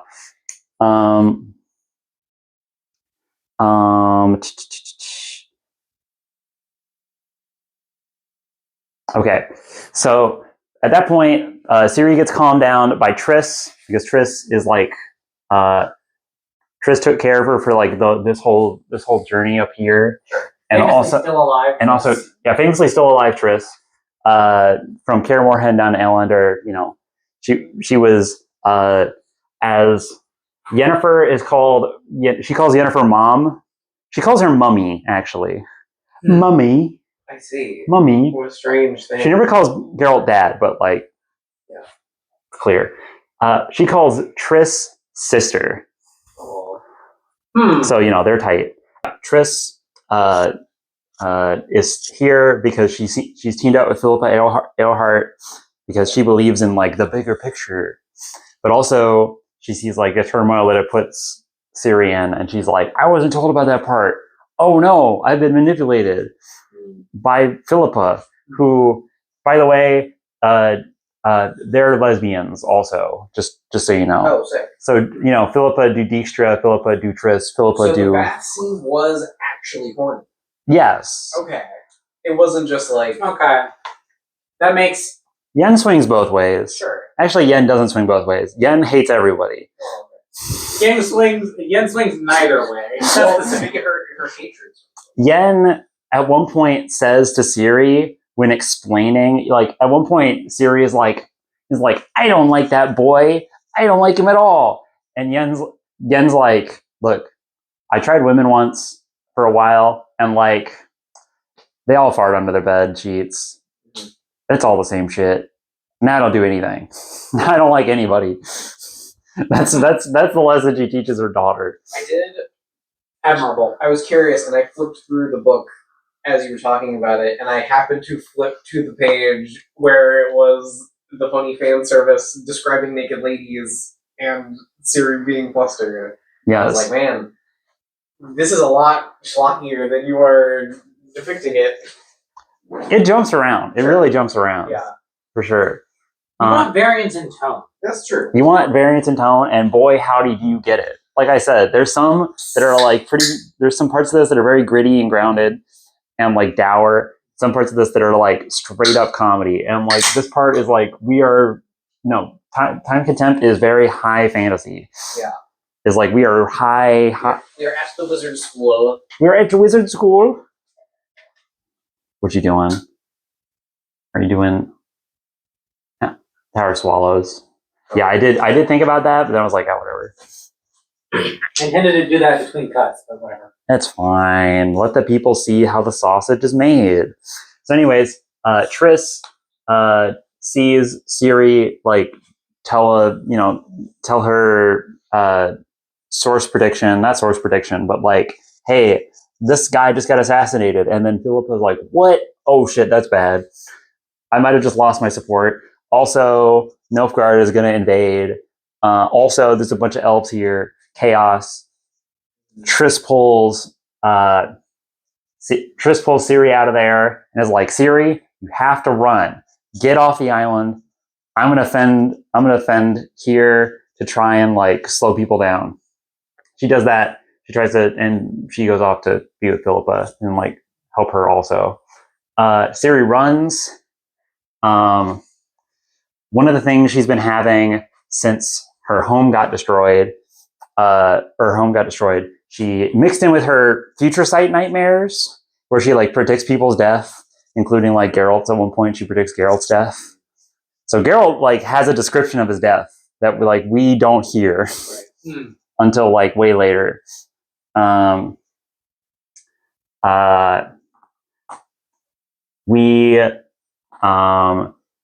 She also has nightmares of like a guy with a bird of prey on his helmet, like chasing her through her flaming home. But that didn't happen. That did happen. Oh, that's literal. Okay. But she has like very exaggerated nightmares of like the guy turning into the Wild Hunt. Ciri runs into him. He's like in. She drops down on him. He's like in a fountain area. He is caught off guard. He has like a couple of Scoia'tael who are with him. You know, he's here to recover Ciri. And Ciri drops down, like kills one of the squirrels, and then turns, duels the other squirrel, does some cool pirouettes, kills him too. Or no, doesn't kill, but like bloodies. She doesn't kill anybody. And when you say squirrel, you do mean elf. I mean a Scoia'tael elf. Yes. I keep hearing that as Skolex plus Cockatiel. Which is way more terrifying. Yeah, I think there's one of those in the book somewhere. I don't remember. They're fighting. Yeah. And then so then it's just her and the object of her terror, Cahir. And Cahir doesn't draw his sword. He's just standing there, and she is like flipping between hatred and like fear. Pirouetting between hatred and fear. Pirouetting between hatred and fear. And Cahir like puts his hands up, not unclear if it's like, please have mercy on me, or hey, I want to talk. She doesn't wait. When he doesn't raise a sword, she gets mad about that because in her mind, like he led the invasion of her home in Sintra, which is now destroyed. And because of him, she's been on like, this whole like 3-year journey almost. She's been globe-trotting. Yeah. So she doesn't wait for him to speak. She clubs the helmet off him with her sword, and in doing so, like cuts him real deep, such that his ears like hang off by like a flap. Yeah, like real bad. And he is like left bloody and like in the fountain. And she looks down at him without his helmet, and he's like a young guy. He's like 24. Yeah. He's just like a young kid. And she looks down at him like, you're in no more control than I am. And she sheaths her sword and leaves. And it's like, oh yeah, fear conquered. So then she flees farther down the island. She's trying to get to Yennefer, who's getting loaded onto a boat to be like taken away as a prisoner of the of Philippa. Okay. On her way there, she runs into Vilgefortz, and Vilgefortz is like, "Oh, Ciri," and he like gets all weird and possessive, like, "Oh, you're a child of destiny, and I will lead you to it." And blah blah blah blah. He spouts off. He is like fully maniacal, evil mage guy. At this point, Geralt catches back up like to the middle of the island. He's been like cleaving his way up, like fighting Scoia'tael the whole time, and like running back into characters that we've met the whole time. We're just like running around the island, like, what the fuck is going on? Oh my god, everyone's dying. There's elves here. They're shooting people. And like he comes in and Geralt is like, chasing him is a bunch of guys, so he knows that Ciri can't go to the shoreline. So he tells Ciri, like, run to the Tower of Gulls, run to Torlara, try to, go somewhere else, wherever you can. Ciri,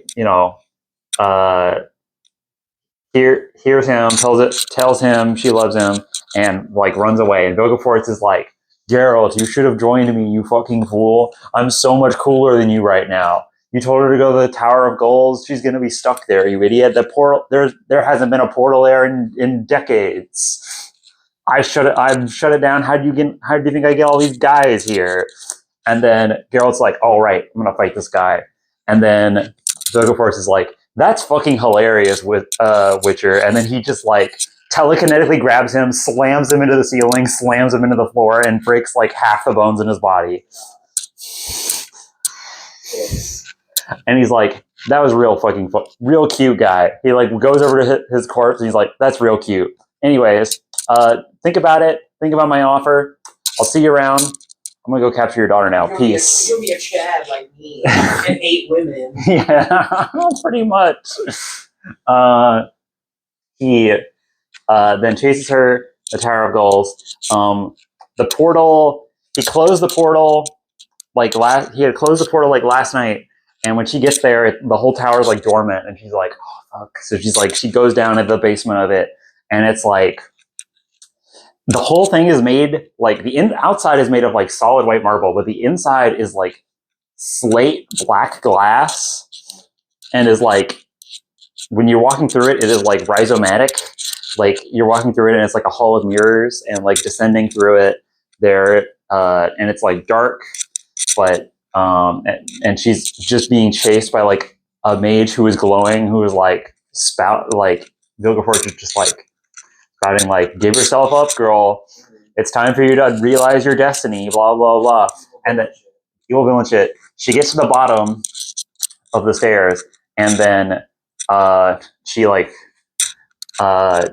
she is like, I don't have anywhere to run, and then the portal that was there opens back up for her, and she is beckoned into it. By something, or just by it? By force. Yes. By the force. Yes. She feels the force. Turn off the targeting computer. Yeah, turn off the targeting computer, indeed. She goes into it, and when she steps into it, the portal ruptures behind her and like detonates the entire tower to rubble. And Ciri disappears. After the dust settles, there's I didn't write her name down, but Tisaya de Rice, she's the lady who is the She's the friend of Yennefer, who is also like the head mistress. Margarita? No, No? Margarita's a different girl. Okay. Margarita's friends with Philippa Eilhart. Oh, okay. I didn't write her down either. She's just like a Eilhart lackey. She's a hanger-on. Yeah. But Keziah de Bryce is a Yennefer friend. Mm-hmm. So she finds the beaten up body of Geralt and is like, as my last act as a mage of the chapter, which is now demolished, I will teleport your broken body to Brokilon, where the Dryads will heal you. Sure. And then she comes back, and then she afterwards she commits suicide because she's like, "There's no more hope left for the world." The mages is toppled. The mages have a big thing about how, like, if they weren't there, the hatred of the world would like lead us to a period of barbarism. Okay. She just thinks that that's true now. She thinks that that's true, and that like the White Frost will come and wipe it all clean. Yeah. She doesn't want to live through the 100 years of suffering to get there. Also, she's being hunted by the now dominant Nilfgaard faction of all the mages. Man, can't wait for the Frost Shepherds to arrive. Yeah. There is.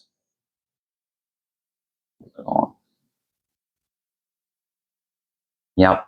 At this time, Nilfgaard invades the north. They get back up to the Yaruga.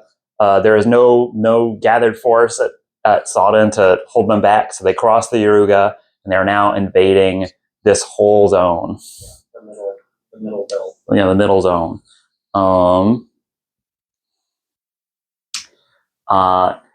Dandelion just escapes because no one cares about him. Sure, some guy. Yeah, they're like, what are you doing here? Hey, this guy is real funny. Hey, let's bring him on the ship with us. Sure. Literally invading soldiers. He just goes like, hey, I'm just one of you guys. He gets away. I'm just a cool guy. Just one of the boys. Yennefer is captured by Philippa, who, to permanently store her, because she locked her up in handcuffs, she performs a ritual to seal her in stone, and she compresses her down and seals her into a statue the size of your fist, and she just carries her with her, and she will let her out in the next book for whenever she needs her. That's a crazy power. Yeah, it's incredibly violent and fucks you up for months after. I believe it. But you're in a perfect stasis. Okay, I think that's about everybody. That's where Geralt is. That's where Dandelion is. Yennefer gone. Triss is hanging out with Philippa and feels really bad that she helped with this coup because it led to a counter coup, and the counter coup won. Was my girlfriend actually evil? She's like, oh fuck, my girlfriend's evil? Yeah. Oh no, that's not what I wanted. I thought we were the good guys. I thought we were the good liberals. Yeah.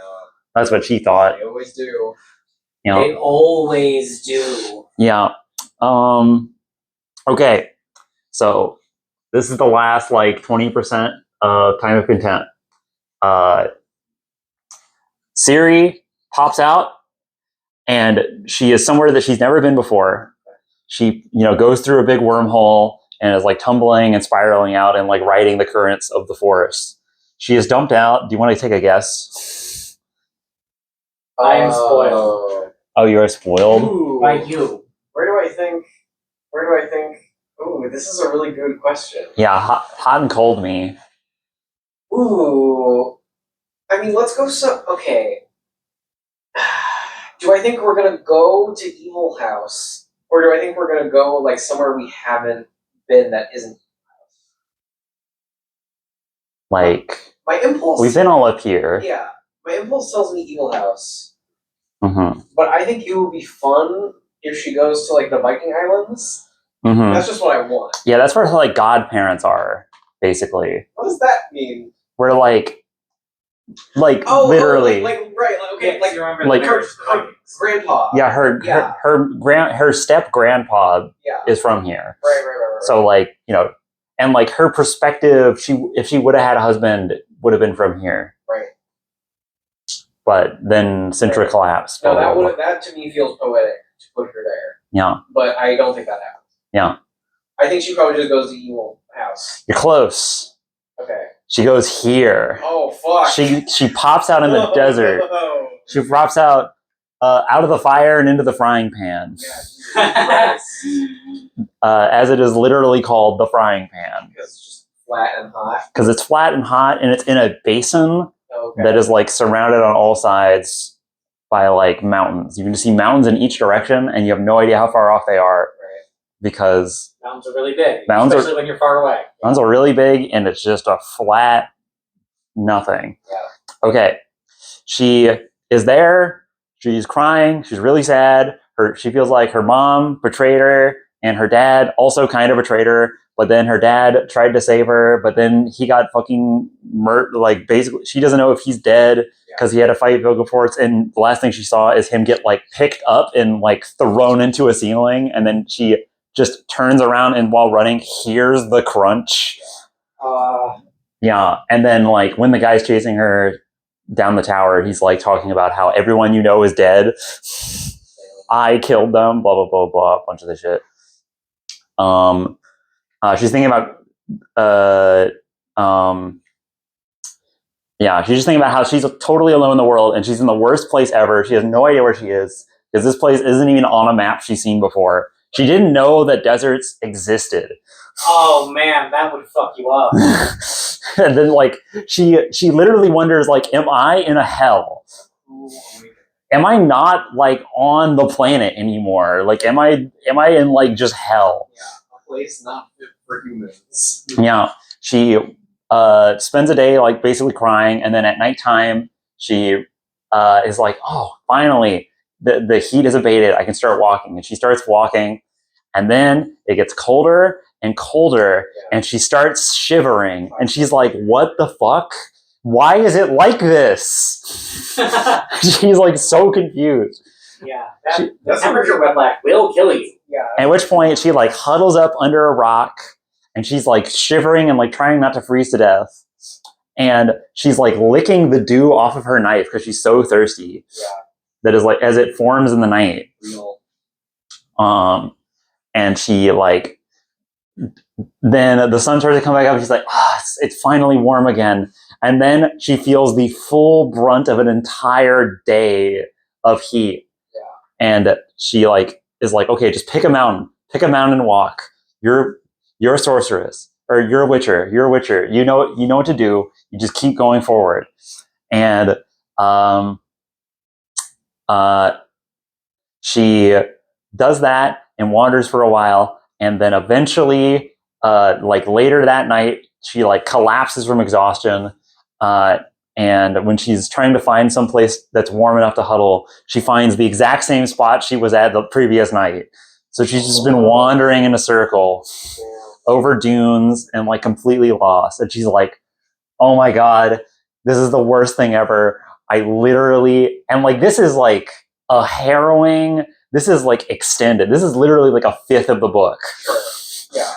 Is just her in this fucking desert. They make you feel it. They make you really feel it because like you have all this action for the entire book and then it's just boom, Siri perspective. You're in the desert. You have no idea what the fuck happened.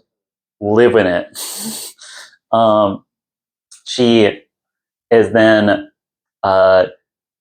in like the when the sun comes up the next day, she like walks for a little bit and then is like, okay, the sun's actually way too hot. I need to find heat. I need to find some place to hide. So she like hides up under a little alcove rock and she's like sitting and like staring off into the distance and like the air is like wobbling and is like all distorted and from the heat.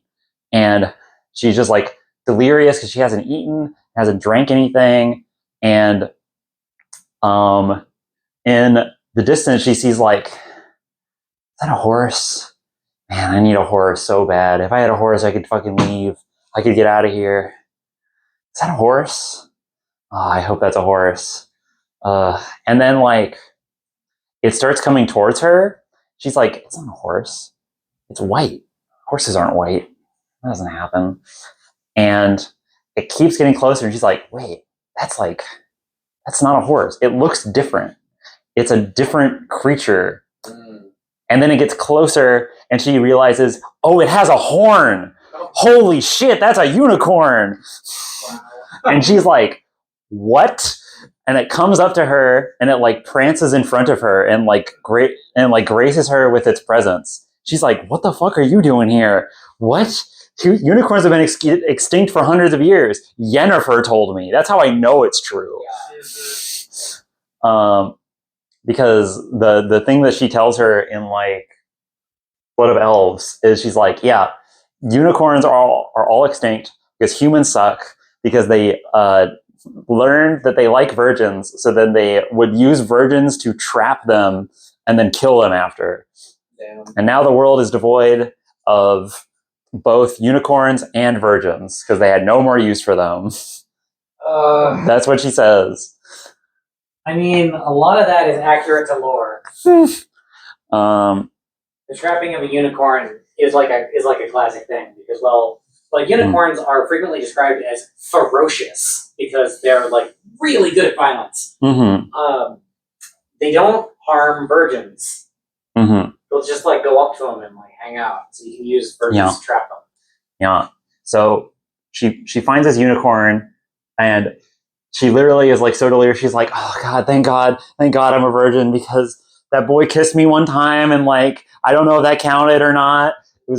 But she's like, oh, you're here. And then it like she notices while it's traveling around, it has like a thing in its side. It has like a gash. It's like been attacked at some point. It has like some gross blood leaking out of it that's like green, where it's like infected. So it's like going with a limp.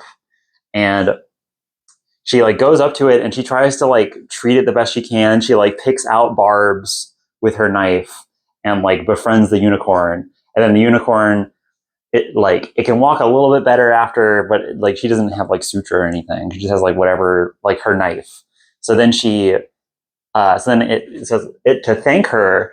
She like talks to it and it seemingly like responds affirmatively by like clapping or whatever, like it's intelligent.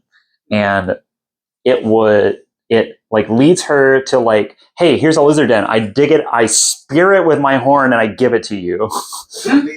And then they like become partners and she's like, okay, together we're going to escape this desert.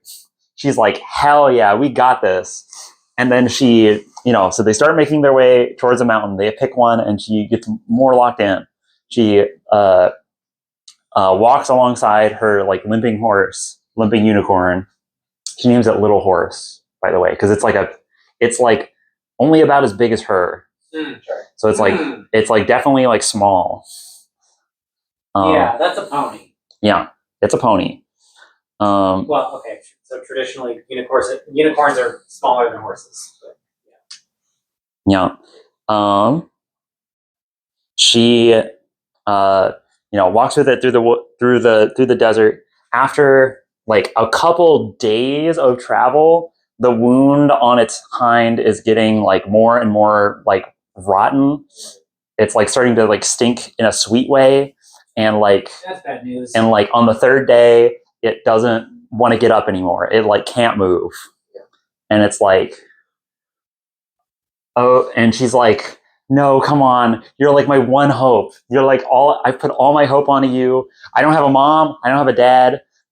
I'm not a witcher. Just let me leave.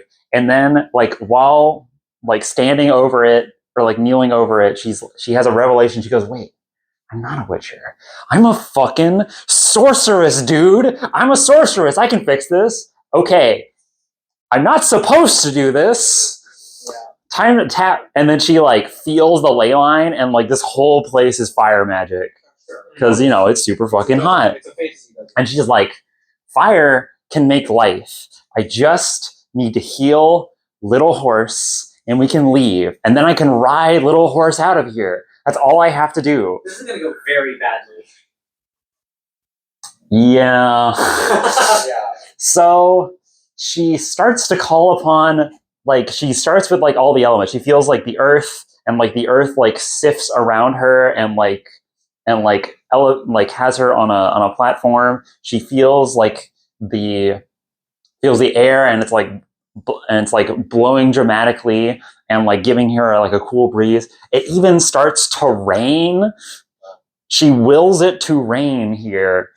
And she starts like dancing around in the rain like manically, and then she's like, okay, and the final force, and then she calls upon fire, and then she starts to like twirl on the wind up into the air above her little horse.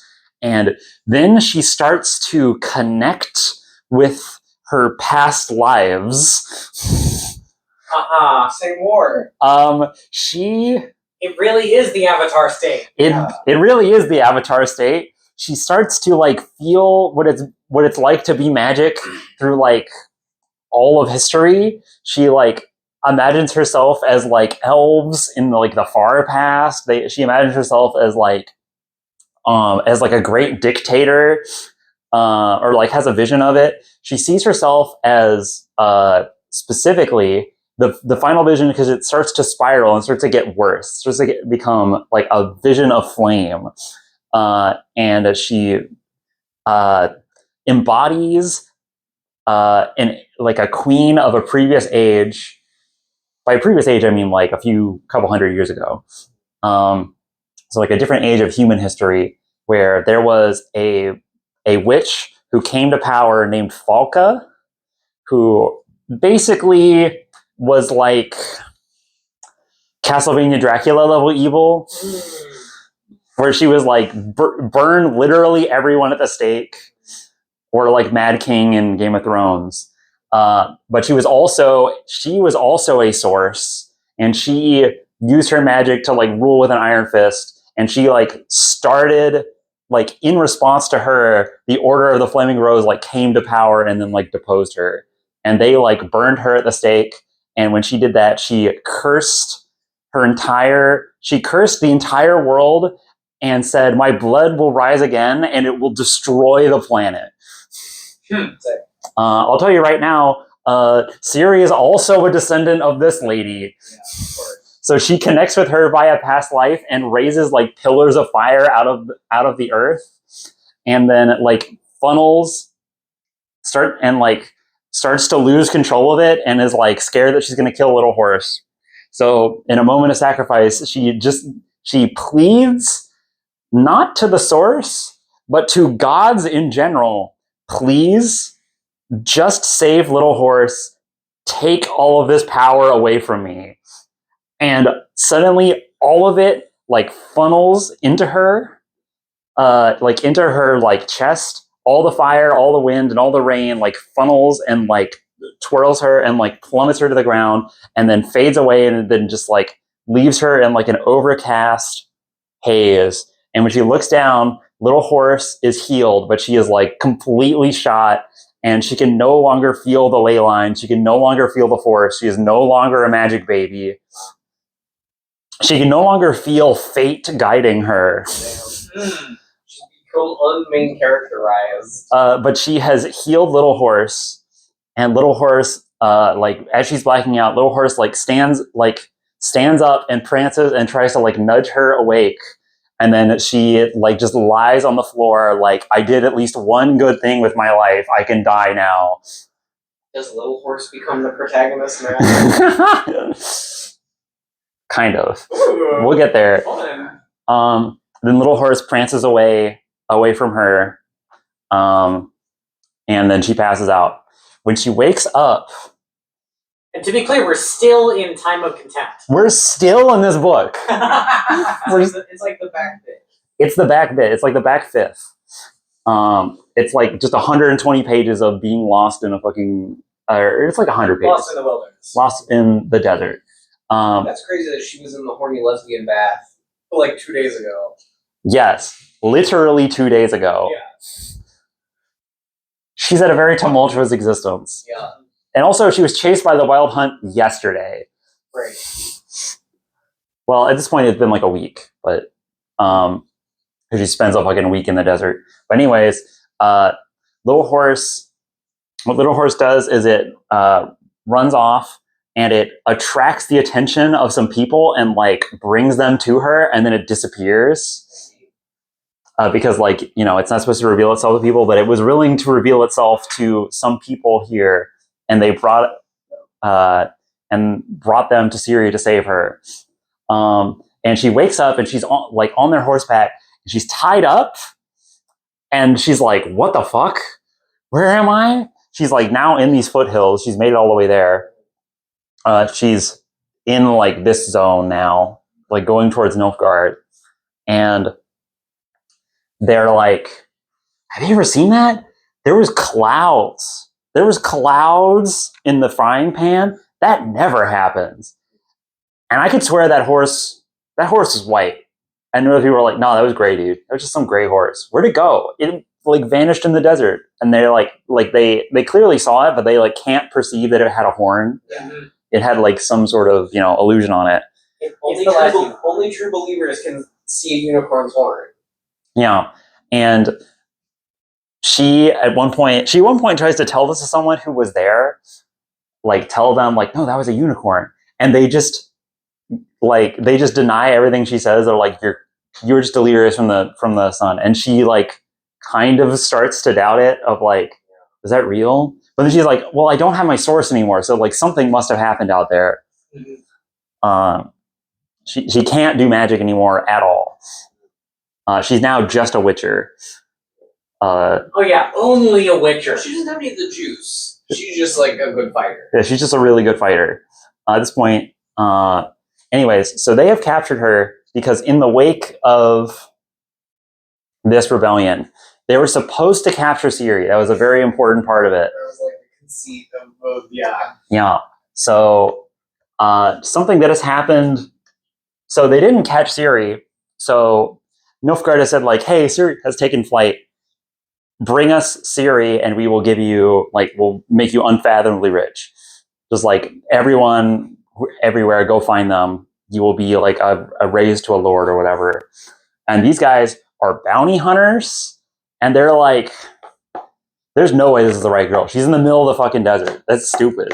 But she looks close enough. Yeah. So we'll go turn her in. Does she have white hair at this point? Yeah, she has white hair. She's born with like ashen hair. Okay. Yeah. That's why she's the ashen one. That's why she's the ashen one. Ashen one. Is that like Dark Souls 4? Dark Souls 3. Okay. There's not a Dark Souls 4. I was making a joke. I didn't think they were actually called that. Dark Souls 3. They are called that in Dark Souls 3. In Dark Souls 3, you are just called Ashen One by like the Firekeeper. I like understand that the conceit of genre is to like iterate on itself. That's like what genre kind of does. Yeah. But like Jesus Christ, guys, can we please? It's just it's. I like it when people wear their references directly on their sleeves. I also like it, but sometimes the tapestry is too thick and I can't read. Mm-hmm. Anyway, so she's captured by these guys. They're like, okay, we'll just turn in this random girl. She must have been like some runaway, whatever. Who cares? She keeps silent. She pretends to be mute. They all make fun of her. Blah blah blah. She's like, okay, I gotta break out of this. I gotta do something. I don't know where the fuck I am. She then is tied up and like she's kept as a bounty along with this other guy who's like a total shyster, like piece of crap. He's like 18 years old. His name's Kaylee. He sucks, but Kaylee is part of a gang called the Rats, and the Rats are like a gang of misfits who are like bandits, but people generally think they're cool, but just like merchants fucking hate them. They raid merchants. They'll go into town. They'll throw all the wealth around and be like, time to party. And they'll blow all of it because they're all really irresponsible. Yeah. He's one of them. They're classic adventurer types. Except everyone wants them executed. Well, yeah. And also, they do suck. So, like D&D characters. They are murder. They are literally just murder hobos. That was what I was trying to avoid. Yeah. So, of course, in this tavern that they are like held up in, the Rats storm in to save Kaylee.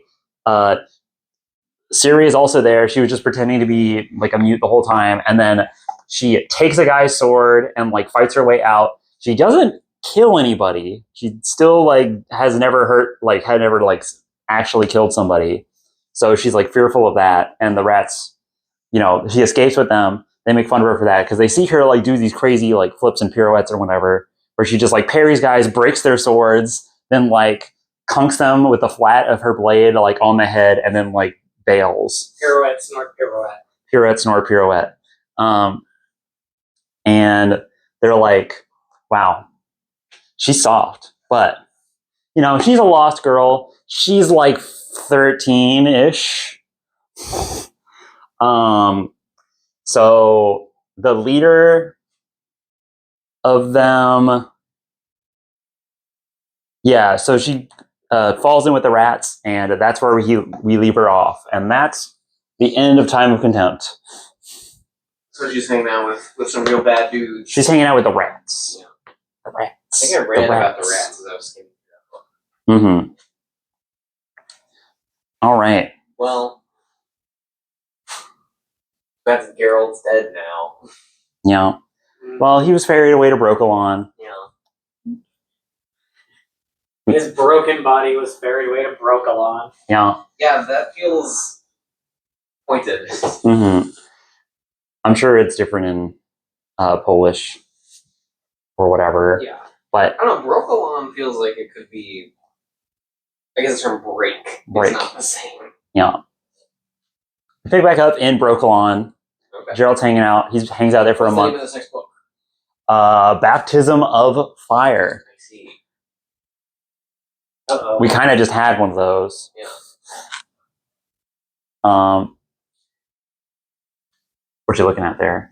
Oh, we're looking at the covers. Oh, okay. Brokilon is, like I said, that's where the Dryads hang out. Gerald's hanging out there. He knows them. They let him stick around, and they do some healing magic on him. He's also a witcher, so he does regenerate a lot faster than a normal person. But they're still like, yeah, this should take about 2 years to heal. He wants to leave like 1 month in. Sure. Classic dude behavior. Yeah, his Very Batman. yeah, like a normal person, it would take years to heal. Magic plus he's a witcher. He wants to leave like a month in because he just wants to go save Ciri. And his knee is still really bad. Like his knee is still fucked up. He has to walk with a limp. Although he doesn't let it show because he's a big tough man and he refuses to be emotionally open to anybody, as is Geralt's eternal thing that he does. I can only imagine what's in the front of that book. I mean, this in particular. I don't know. There's this other book here that I don't know what it is that has an interesting thing. What is the city but the people? That- of Storms. That is the prequel that we're not covering today.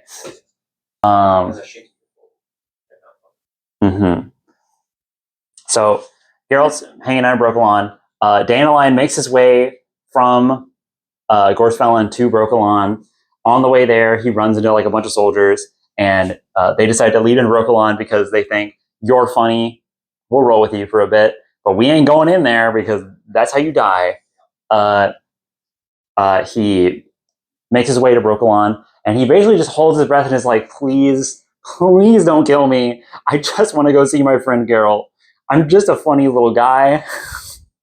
Don't harm me. Don't take it out on me that I'm human. He makes it in. They show him to Geralt. Geralt is all laid up, and Dandelion catches him up on all the stuff that's been going on. So he's like, hey, Nilfgaard announced that they captured Ciri. Apparently, and she has been presented as a princess to Emir Var Emrys, and like people are rumoring that she's gonna marry him or be forced to marry him. Vilgefortz successfully led a coup, and like now the chapter is like basically entirely disbanded. Now all the mages have just like gone to the wind, and they have no idea where anyone is. Also, at some point you pissed off Dijkstra because you broke his leg, and now he has a manhunt out for you, Geralt. And if you weren't literally here in the middle of fuck nowhere, he would have your throat slit in your sleep. And Geralt, all he hears is Ciri's in Nilfgaard. I gotta get to Nilfgaard. And he and Dandelion, he's a total homie. So he's like, you know what, buddy? I know it's crazy irresponsible, and we're probably gonna die on this mission, but I know how much Ciri means to you, and I know how important she is because all the law and surprise and like all that shit. He doesn't even know about like the prophecy shit. He's just like, you're really important to my friend. Mm-hmm. And I like her. She's a good kid. So I'm going to help you. I'm going to get you. I'm going to go with you to Nilfgaard. They team up with someone who's kind of on the fringe of like being in Brokilon. There's a lady named Milva, who she is not a dryad. She is an ally of the Scoia'tael. She is a half elf, so she like will dip into town to do scouting for Scoia'tael. And Milva fixing to do? What's who? Milva? What's Milva fixing to do? This seems ominous. Milva teams up with Geralt and Dandelion is like, okay, I will help you. I will help you get to the Yaruga at least. Relieved. Yeah, I'll help you get to the Yaruga. On the way there, they are like trudging through the woods because there's an entire war happening in this whole region. This whole region is now war-torn because Nilfgaard is just marching north and they're claiming a bunch of land. Basically, this king was assassinated, so their entire country is just being land grabbed on all sides. Yeah. You know, by the Northern Kingdoms in the name of defense. But they're just carving it up. On the way, they run into a deal going down between a hawker and some Scoia'tael, or before the Scoia'tael show up. A hawker is someone who buys weapons from humans and then ferries them into the forest and then trades them illegally with Scoia'tael. That's sick.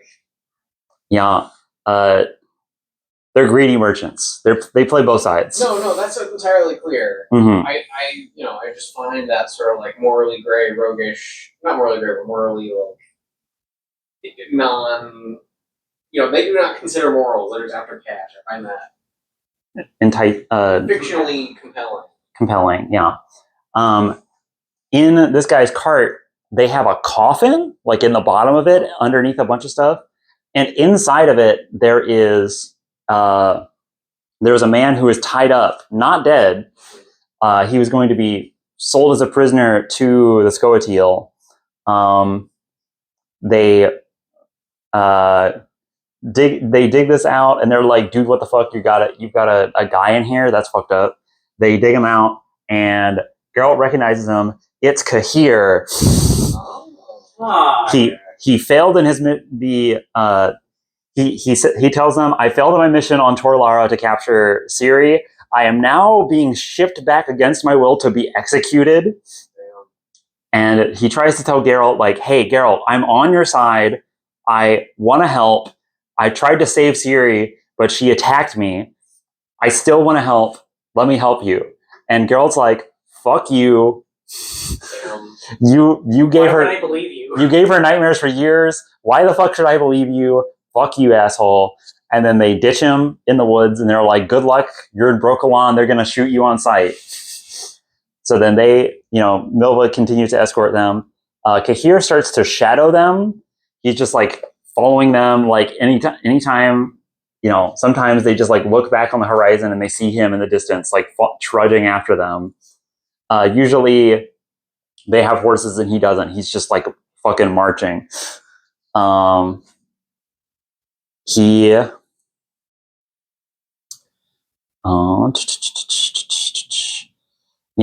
So about the time they get to the Yaruga, they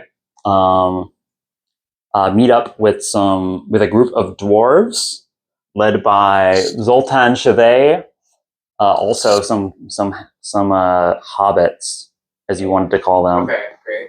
or like there's one hobbit and several dwarves. They're leading a trail of refugees. They're going down from like the coast. They're following the Yaruga and they're trying to get to Mahakam, which is like the dwarven capital. It's like a big underground city. So they described. So they caravan together because there was every village. As soon as they come out of Brokilon, like every village they pass is like burning, and there's just corpses everywhere because the Nilfgaardi military and the Temerian military are like all running through, ravaged through this land. And they're pretty much just killing indiscriminately. There's pretty much no order to any of it. It's total chaos. Philippa, you fucked up. And, you know, by extension, Triss, you fucked up. You chose poorly. You chose very poorly. Let's see. They while on this march, they get diverted along the Yaruga, which pisses off Geralt to no end because all he wants to do is be going south, but like the other side is completely controlled by Nilfgaard, so they plan to go around and then make their way down through the mountains, which will be a hard trek, but at least passable. See, I fucking knew. I made those mountains were big on the map, and so I was like, okay, these mountains are notable. I'm going to make them big on our map. Yeah. Milva at this point has like she has extended past her service partly because she likes Geralt and like is going along with this mission, and also because she literally physically can't get back because they are being like swept this way by Nilfgaard.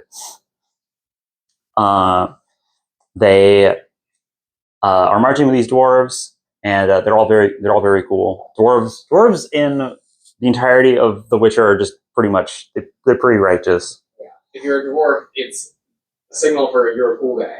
It's a signal for you're a cool guy, you're practical, and you're not too idealistic about anything. You're like, yeah, whatever. A thing that they do is that I find endlessly funny is that like they do not go into the bush. They do not go into bushes to piss, and they think anyone who does is a coward. Great.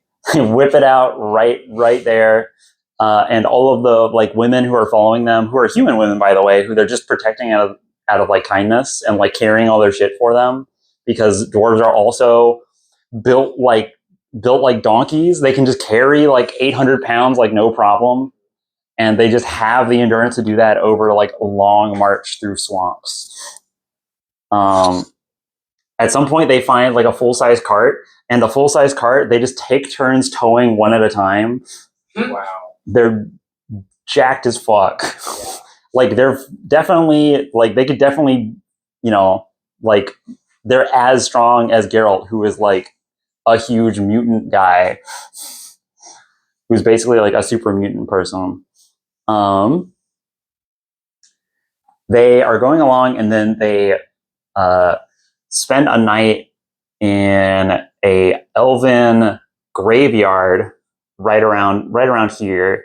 And when they do, the dwarves are looking around like, oh, there's probably some good loot around here. Boys, go start raiding. We gotta go find some stuff. And they spot someone who like hides away in a little tries to hide behind the graves. They fish him out, and they find a guy, and he identifies himself as Regis. He's like, "Hey, I didn't know if you guys were cool. Are you cool?" Now, hold on. His name's quite long. His name's very long. Is that indicative of perhaps his allegiance? It is perhaps indicative of things about him. I see. At this point, they're still being tailed by Kahir. Yeah. Emil Regis is like a weirdo. He's like He's like, yeah, I'm a medicine man. I live out here near this graveyard because this is an elven graveyard, so they have a bunch of unique flowers that grow here. There's a bunch of unique flowers that grow here. I am an apothecary. I live up on that hill. Do you want to come stay at my place for a night? And they're all like, you got it, dude. That sounds great. They all go up to his cabin. They drink his really strong beer that he has. It's like made out of some kind of root. I forget what kind. It's a real root. I don't remember what it is. Sassafras. Something like that. I don't know. I know that it's poisonous in like if you prepare it wrong. Okay. It's that something narrows like it that. down, actually. Yeah. It's something like that. But they all drink it and they're all like, "This is awesome." It's like crazy strong. They all get fucked up. Everyone gets a little too tipsy. You know, Dandelion gets a little too annoying. Milva does not deal with Dandelion shit. And like Geralt kind of snaps back at her, and she feels really bad about that because she kind of likes Geralt like a lot. So cool. Yeah, but she's also she's very cool. She's like an archer lady. She's an archer elf lady. Okay, sure. She's a super archer who was like raised by her dad to be a super archer.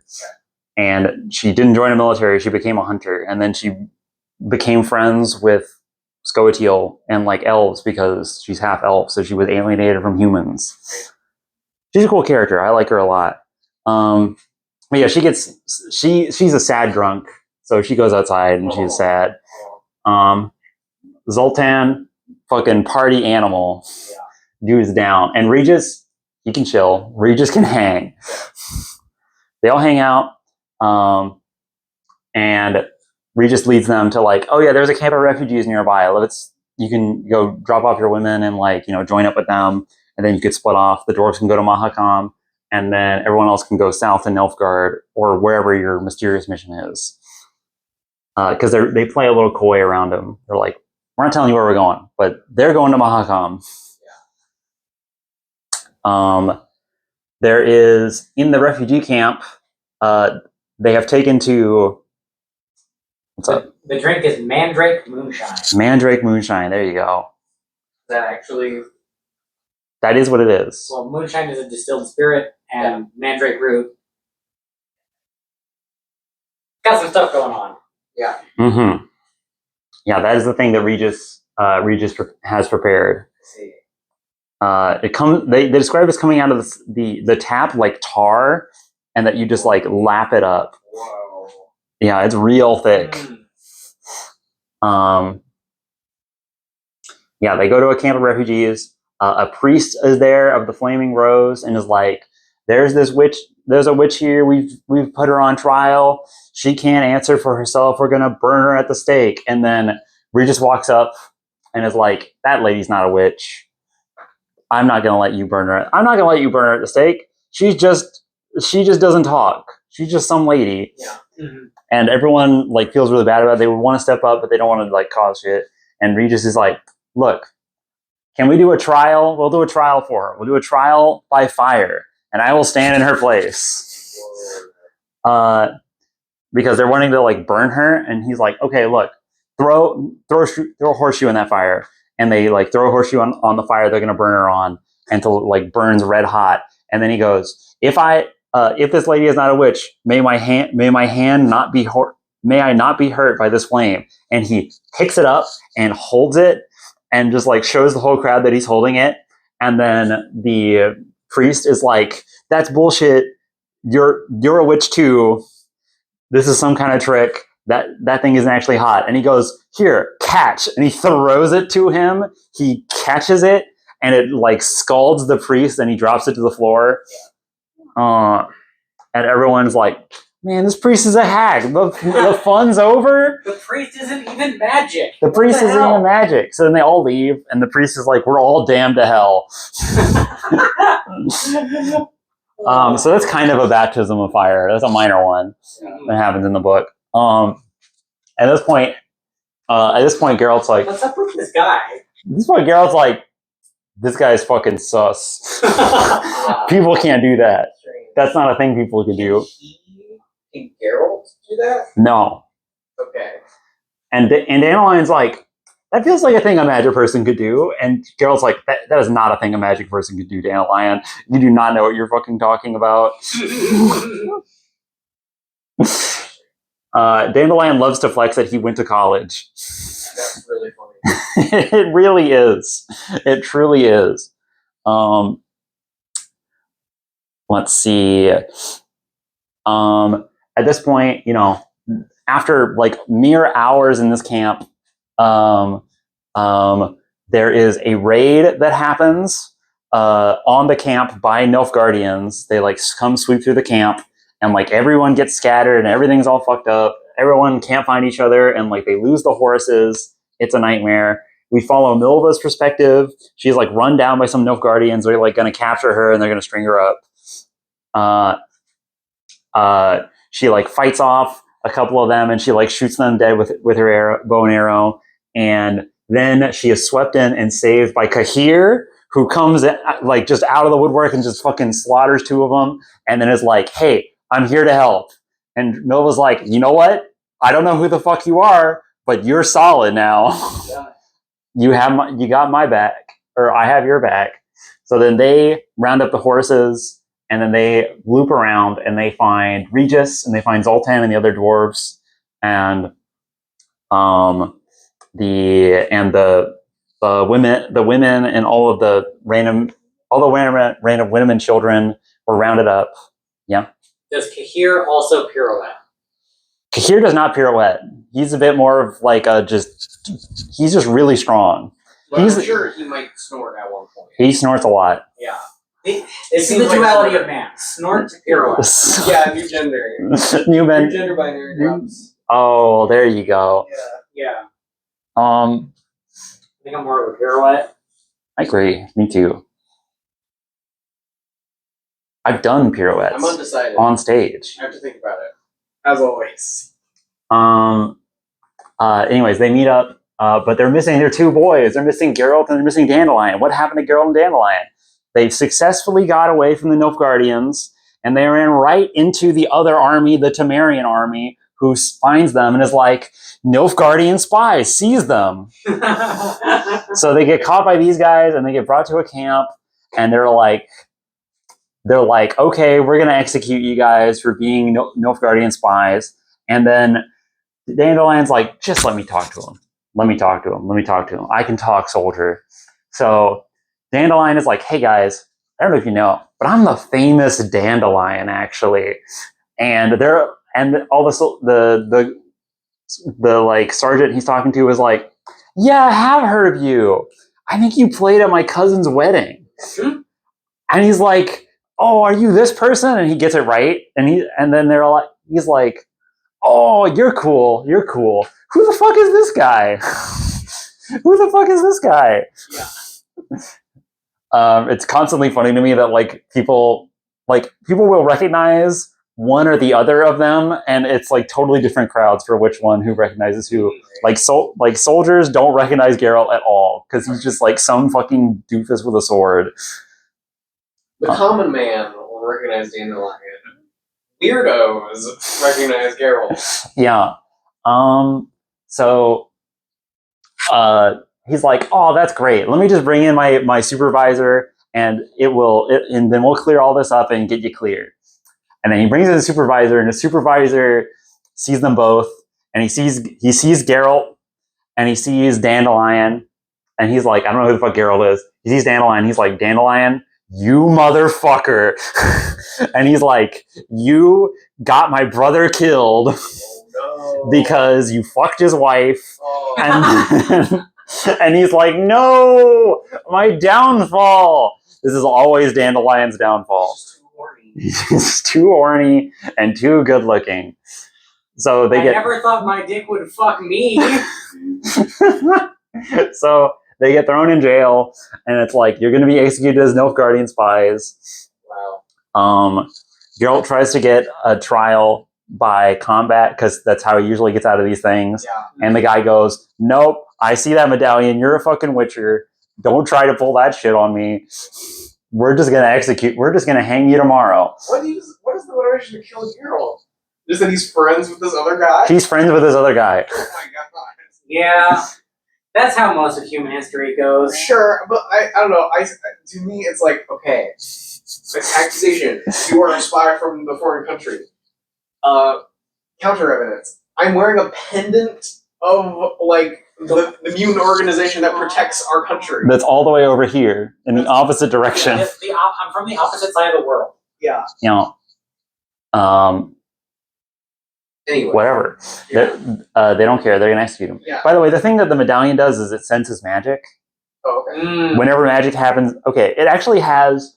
This is only mentioned like once. It has 2 modes. It can sense danger or it can sense magic, Okay. but it can't do both. At the same time? And you can also fuse and become Yami Geralt. Yeah, as we discussed earlier with all that Yu-Gi-Oh talk. Right. But it can either sense danger, i.e., like spider sense, like literally just like someone is aiming a bow at you, or it can sense, or you can tune it to sense magic, and it's just anytime anyone does magic near you, and it vibrates based on how strong it is. Okay. And it will tug in the direction of it. Anyways, they get thrown in jail, and while they're sitting up in jail, which happens all the time, they literally get arrested in this one, and kind of and Dandelion in that one, and now in this one. You know, getting arrested is like the perfect way to introduce conflict into an adventure story. Yeah, no, it just I'm just saying it happens all the time. It will happen again and again. Sure, of course. Hero your way out of this one. Yeah, so exactly. So they're sitting there. Geralt is like, I just need to get to Ciri. This is just a waste of time. We need to get to Ciri. And Dandelion's like, you fucking idiot. We're about to die. Like, we are completely in the opposite direction. Like, we haven't even moved closer. We're farther away than when we started. Just because of how fucked everything is. We need to have an actual plan. And he chastises him for like, what are you going to do? Get in a canoe and like row your way across the Yaruga and all the way down the coastline? Like, we don't have any chance right now. We need to actually all come together and like have a plan. It'd be really funny if that was Geralt's plan. It's basically what his plan was. And like the only reason that's not literally what he's doing is because Dandelion is here, and then other people kind of glommed on after. At that point, his medallion starts to vibrate. He's like, I fucking knew it. I knew it. And then the 2 guards outside of their like enclosure that they're trapped in, he realizes that they're both asleep. And then the voice of Emil Regis like comes like from standing in the room with them, but like from an invisible source. It's just like, hey, okay, I put the guards to sleep. You just need to walk. You just need to walk out. Just walk out and look like you're supposed to be doing that, and no one will notice. So, and I was like, what? How are you doing that? You're like a super mage? Why didn't you tell us that? And Geralt's like, he's not a mage. He's not a mage. So Geralt has figured it out, but the reader has not, I assume. Yeah.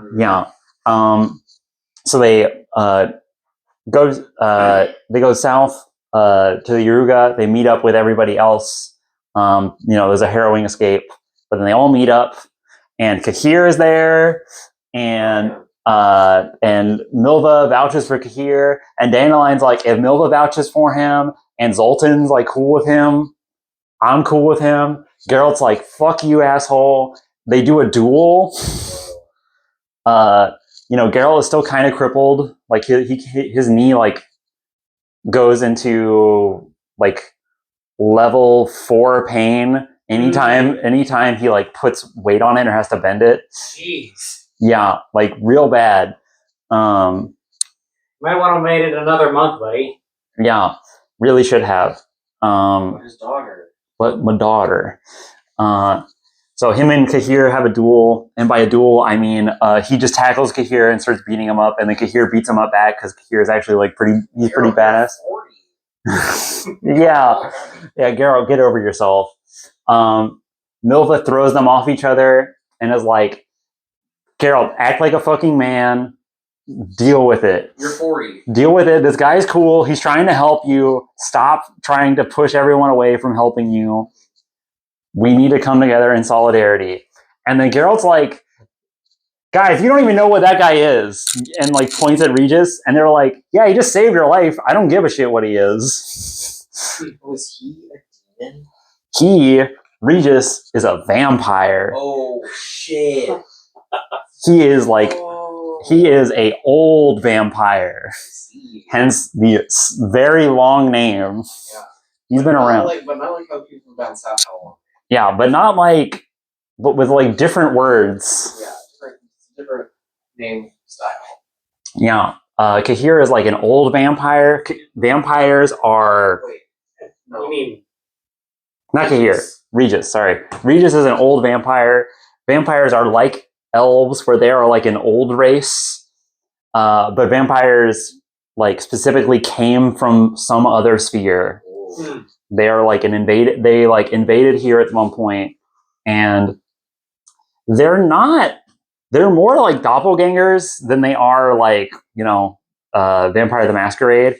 Although they do have a thing kind of like the Masquerade from Vampire the Masquerade, where like they're not supposed to reveal themselves, blah blah blah. There's not many of them left. They pretty much all they're pretty much immortal. They're like, if you burn them alive to ashes and bury the ashes will slowly reconstitute over a few centuries. That's very immortal. They're very immortal.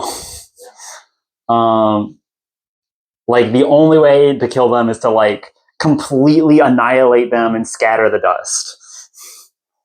Or to like throw them through a wormhole that doesn't go anywhere. Launch into space, etc. You need to do things that are like permanently get rid of them. And at one point, Dandelion, like after a little bit, says, like, jokingly asked, kind of half jokingly asked Geralt, like, if Regis like goes bad or like tries to eat one of us, can you like do anything about that? And Geralt's like, fuck no, you're dead. Like, he can't do anything against him. He can like basically turn into a cloud of shadow knives, or he can just transform into animals, or he's immortal, or he also knows magic. He's just like a super badass guy. I like this framing of vampires as like alien super beings. Yeah. You aren't like cursed, you aren't like afflicted with something. Mm-hmm. You are like not from here, and that gives you such unimaginable power. That's He's a vegan vampire. He renounced blood because when you do blood, it's like heroin. In this book, we kind of start focusing on drug use a lot. There's guys are doing fist tech, which is just cocaine. Like, you just snort it. It's white powder. It's cocaine. But it's called fist tech. Is it from the south? Yeah. No, it is. That makes sense. Yep. It is merchanted up north as an export. But Regis at one point renounced blood because he had a real bad bender, and he woke up as a pile of ashes in the dirt. And then he spent like a good 2 centuries like thinking about it, like, yeah, I feel really bad. I killed like a lot of people tonight. And like, I got what I deserved. I'm going to go vegan, and I'm going to go be a hermit for a few hundred years. And that's what they dug him out of, basically. Which is why he was in the elf graveyard. Yeah. He still imbibes alcohol. Sure. Now I'm thinking about, what if we were an alien to an alternate universe where everybody's water soluble and we can just swim freely? You're like, what is with you? And you're like, I'm from space. Deal with it. Yeah. There's lesser vampires where like he could bite someone, turn them into a lesser vampire, but then they're still like weak to the sun, and they're a more traditional, vampire.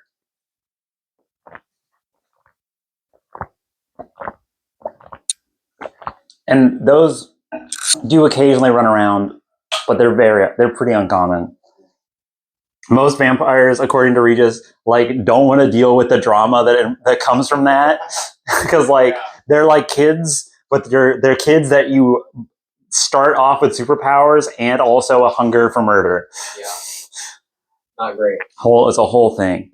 So Milva and Dandelion get Geralt to finally like stop being a dick and accept Kahir's help. I would now like to rewrite Kahir's name into the friends crowd. Yay. Kahir's cool. I'm not gonna write the full name. I'm just gonna write Kahir because I don't have all day. There you go. Well, he also renounces the like his titles and all that because he is from Nilfgaard and he's like, you know, he's like a knight. But he has the decency to feel bad about it. Yeah. Well, he went to Sintra and he was just a guy on the lines during the war. He didn't kill Ciri's mom or anything. He didn't burn the city. He was just sent in as like a specialist of like, hey, go get Ciri, get her out, keep her safe. And he has only done cool things since we've seen him so far. Yeah. He did chase Ciri once while the city was burning, but it was basically just a misunderstanding. Yeah. He was trying to help a 10-year-old girl, and he at the time was like literally 20. He was like a young kid, or like, relatively young, I guess. But he like saw her and like imprinted on her and feels really bad for her, and ever since has been trying to find her, within his own structure so that he can get her out of all of this. So that's why he went to, Torlara, and he didn't draw a sword. He was like, wait, I want to help you. But she attacked him first. All right. So at that point, they broker a deal, all of them, and they officially become a company. Okay. All 6 of these guys are now Geralt's company, and their unified mission together is that they, except Zoltan and his crew, but these 5 become a company, and they're like, Geralt, we're going to help you. We're sticking together, and our mission is we're going to save Ciri from all this mess and get her out of whatever mess she's in so that she can live free. Well, creating the super vampire seems very powerful. Yeah, no, he's really good to have around. He's helpful. I bet. And they just literally do that by just like being chill. Yes. Great. That's a. Are you coming with us? And he's like, nah, you're coming with me. Yeah. Regis is my favorite character. Okay, great. I love him. Dandelion will be like, I went to college, and Regis will be like, I'm 1200. Regis will be like, I founded that college. He does say that at one point. He like founded a college that Dandelion went to. And as a result, to resolve this, they all have a meal at the Yaruga and they eat fish. Great. Yeah. All right. The final thing that happens is they must cross the Yaruga. This is like a big hotspot for the whole war. There's, militaries on both sides constantly patrolling because this is like the main front, but they have like spilled out and taken Sintra. They try to cross on a ferry. It goes wrong. They get stuck on the ferry between 2 armies. Like they have all their stuff and their horses on a ferry that is in the middle of the Yaruga. That's like flowing out to sea. And there's an army on this side clad in white, and an army on this side clad in black. And they're like, this is bad. This is real bad. They're both shooting at us. I think... Quick, get right out of the way. I think Dandelion almost gets shot. He gets like his head scraped. Milva gets hit. Milva takes a hit. Emil takes several hits, but he's fine. Yeah. He like Milva takes 1 hit and then he just like enshrouds her and is like, I'll just take all of it. It's fine. And he's like, hey, we need to get the fuck out of here. And then there's a bridge that they're crossing under, and then Kahir and Geralt are like, okay, we're gonna clear a path. and they climb up on the bridge, and then both armies like get on both sides of the bridge, and they're gonna fight on the bridge, and they just run over to the north side, and they're like, "Hey guys, go get them!" And they're like, and all those guys are like, "Yeah, you lead the way," and then they get like shoved forward along the bridge.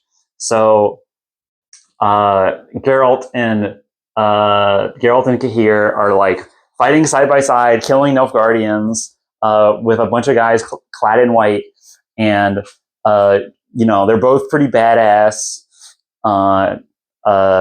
Even Geralt crippled can still like do sick pirouettes and like do kick flips off of the railings. They lead them to victory, and then the army of the north crosses the Yaruga, and it's the and then afterwards they get to camp with them. Something I forgot about is on this journey, there's a lot of like random little anecdotes on this journey. One of them is Dandelion asked Geralt how he got his name. He's like, "How'd you get your name? Like, how'd you get Geralt? Who named you Geralt? Was it like your mom or whatever?" And he's like, "Nah, I just like came up with that." He's like, "Why do you have the of Rivia? You're not even from Rivia." He's like, "Oh yeah, I made that part up too. It just sounds good on paper. People pay better." Amazing. So his of Rivia title is like a fake title he gives himself, hence the quotations. What is even there? What is even in Rivia? Yeah. I forget. There's a kingdom here. This is like where Vengerberg is and all that. That's where Yennefer is actually from. Oh, okay. Yeah. Adjacent to Elfzone. Yeah. In this fight, he sides up with a bunch of like white knights who he doesn't recognize because they're from Rivia, and they have their queen with them. Their queen is like she's like a battle queen. She's like Lady Luck is like one of her nicknames. And she's like, "Who won us that fight? Who won us that fight?" And she goes to Cahir, and she knights Cahir. And she goes to Geralt. She goes, "I name you. What's your name? Geralt. I name you Geralt of Rivia." Yeah. He just Puss in Boots his way into Geralt of Rivia. Yes. Amazing. He literally does. It's so funny. I love it. All right. That is most of Baptism of Fire. Is Cahir also over here? Cahir, he doesn't like keep the name because the very next book they ditch. Okay, but because they have missions. But it is like they become brothers. Yes. Because they're given the they same become last brothers. name, because they bond. Yes. Over their they fight side by side. Yeah. No, I love a conflicted villain who turns into your brother. That's like so good. Yeah. He kind of becomes an uncle to Ciri. Yeah. By extension. Yeah. Oh my god, I forgot about an entire thing that happened at some point, but I'll get to that. Let me wrap up the last of Baptism of Fire. Something that happens in the background, because we cut around in perspectives a lot. Yeah. Yennefer is released by Philippa and basically pressured into joining her new coalition of sorceresses. It's a sorceresses only chapter now. They no longer allow men. Lesbian ethno state. They are like, "Hey, we fucked up, but now we're all that's left. We got to unify, and we got to, and we're going to guide all of history, and we're not going to fall into the old, what's it called? Into the old contradictions. We're not going to care about any nation at all. We're going to ally with Nilfgaardian sorceresses. We're going to ally with any sorceresses. We don't care. We're just going to be the sorceresses." Yeah, we're going to be totally impartial. We just want to guide history. Yes, that is what they say. Rules. Every time. So they found the Lodge of Sorceresses. Is it a White Lodge or a Black Lodge? It's pretty Black Lodge. Yikers. Not that they're not the same place, but you know what I mean. Anita Anguliana is there also. She's the elf queen. She's the elf queen. So elf queen's there. Elhart's there. A bunch of other people are there. Triss is there. Okay. Yennefer is forced into it. There's a couple sorceresses from Nilfgaard who are there. So they took her out of the pocket. They take her out of the pocket. Jail. They took her out of the pocket jail, and then she dresses her up and then puts her in a room with all these sorceresses and is like, hey, I'm not saying you literally have to, but if you don't, you go back in the statue. Get back in your Pokeball. Yeah. And they're all having, a dinner after, they've all been initiated into it. Yennefer technically hasn't said her vows yet, or whatever, because she's like, putting it off. But like, I'll help you. I won't join the lodge, but I'll help you. And she's like, they're like have, food from all over the place because they can teleport. They just teleport food into existence. And then she goes like, hey, where did these clams come from? Where'd you import these from? Keep talking. Yeah. She's like, where'd you get these clams from? They haven't given her any of her magic foci, so she like can't do big magic. And they're like, oh, these are Skellige. These are Skellige clams, only the best. She's like, okay. She goes over to the glass bowl full of them, picks it up, uses it as a focus, and opens a portal. Ooh. As like a, fuck you, I'm opening a wild magic portal. I'm going to the homeland of these. She like wrecks the lodge, and everyone like can't find out, like they can't figure out like where the fuck did she go and how did she leave? She didn't have any magic tools, and it's like, yeah, she had a bunch of clams, and then she was just like, fuck it, either we all die or I make it out of here. So she like flops down into the ocean around Skellige, where there just happens to be a dredging boat that like picks her up in a net, and then she gets drug up and thrown onto the deck, and they're like, there's a she-witch in there, and then they like beat her with oars, and she's like, guys, I'm just a lady, I'm cool.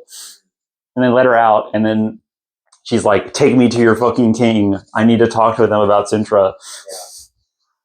Because she's got her own plans. Yeah. Okay. I'm glad she's free. Yep. We show at some point, very late in the book, we show what Ciri is like now. Ciri has now been running with the rats for the better part of a year. She's now like 14. She is now a hardened killer. Gotcha. She like kills people just for slightly annoying her, and she has gone like full. She is like complete nihilism. Yay. Like, I don't have my magic anymore. I'm in a toxic lesbian relationship with the leader of the gang. Yeah. That's messed up. She's like 14 and kind of a prisoner? Yeah. She's not really a prisoner, but like, she can't leave. Yeah. She can't leave because everyone else in the entire country wants her dead.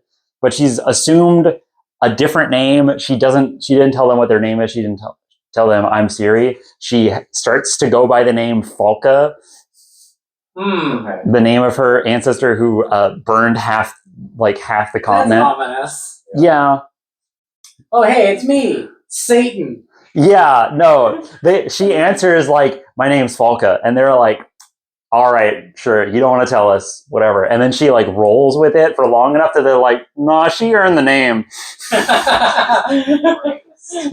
Yeah. They're very materialistic. They're all like super addicted to fist tech. She does a lot of drugs. Why does that sound like a William Gibson thing? Yeah, it really does. Mm-hmm. Yeah, and that's kind of where Baptism of Fire ends off. Okay. Mm-hmm. One I remember you telling me about the fucking clam portal at one point. and I Clam was portal. enamored. Yeah, clam portal is awesome. It's such a flex. Way to go, I can Yen. through a clam portal. Yeah, we know. Okay. There is one thing that I kind of forgot to mention. So you might notice how I have, I got Dunny, who is Siri's dad, Siri's bio dad. Yeah. And then we got Queen Calamth. I told you that Queen Calamth is dead. Yeah. I did not tell you what happened to Dunny and his wife. Correct. I forgot. I neglected. So a few years before everything happened with Sintra and she got her whole home got annihilated.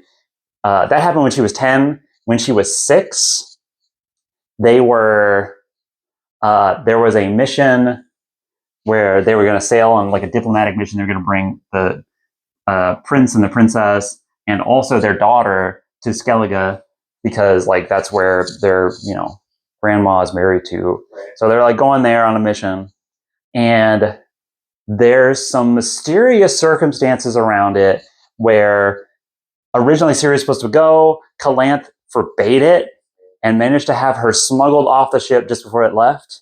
And at sea, the ship went missing without a trace. Oh, sure. Mm-hmm. And it passed over a dark spot of ocean called the Abyss that is said to be cursed or whatever. Where sailors believe that there's giant some sort of giant sea god lives there and just eats things. Sure. But that's what happened to Dunny and his wife. Real sad. So mysterious circumstances. Yennefer is there to investigate it in Tower of Swallows. Right. Which is why, She's going to trace the steps of that to try and find the parents. Yeah. This is kind of her desperation move because she has nothing left. Well, yeah, she emergency teleported to anywhere. Mm-hmm. It happened to be Clamtown. Yep. Which she has already previously stated that she's given up. Yep.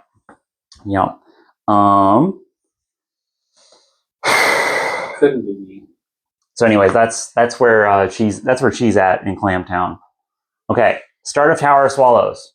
Tower of Swallows has another strange framing device. Where the framing device of Tower of Swallows is there is a court case happening in Nilfgaard that is going over attempts to capture Ciri. When you say framing device, I mean, we cut back to it and we get characters narrating about their experiences to a judge as I'm pleading my case. It is an omnipresent sort of the character they're referring to this, and then events get zoomed in upon. Yeah.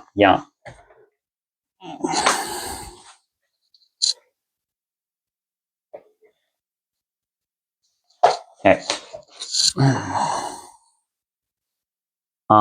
So that's I want to read the first line of this book. As is generally known, the universe, like life, describes a wheel. yes, that's important. Yes. Tower of Swallows is when we start to get a little weird. Yeah. Yeah. The kind of there's a running theme of what is true, where Blood of Elves is about rumors, Time of Contempt is about conspiracies, Baptism of Fire is being caught in war where you don't know, there's no organization to it, it's just chaos. Yeah.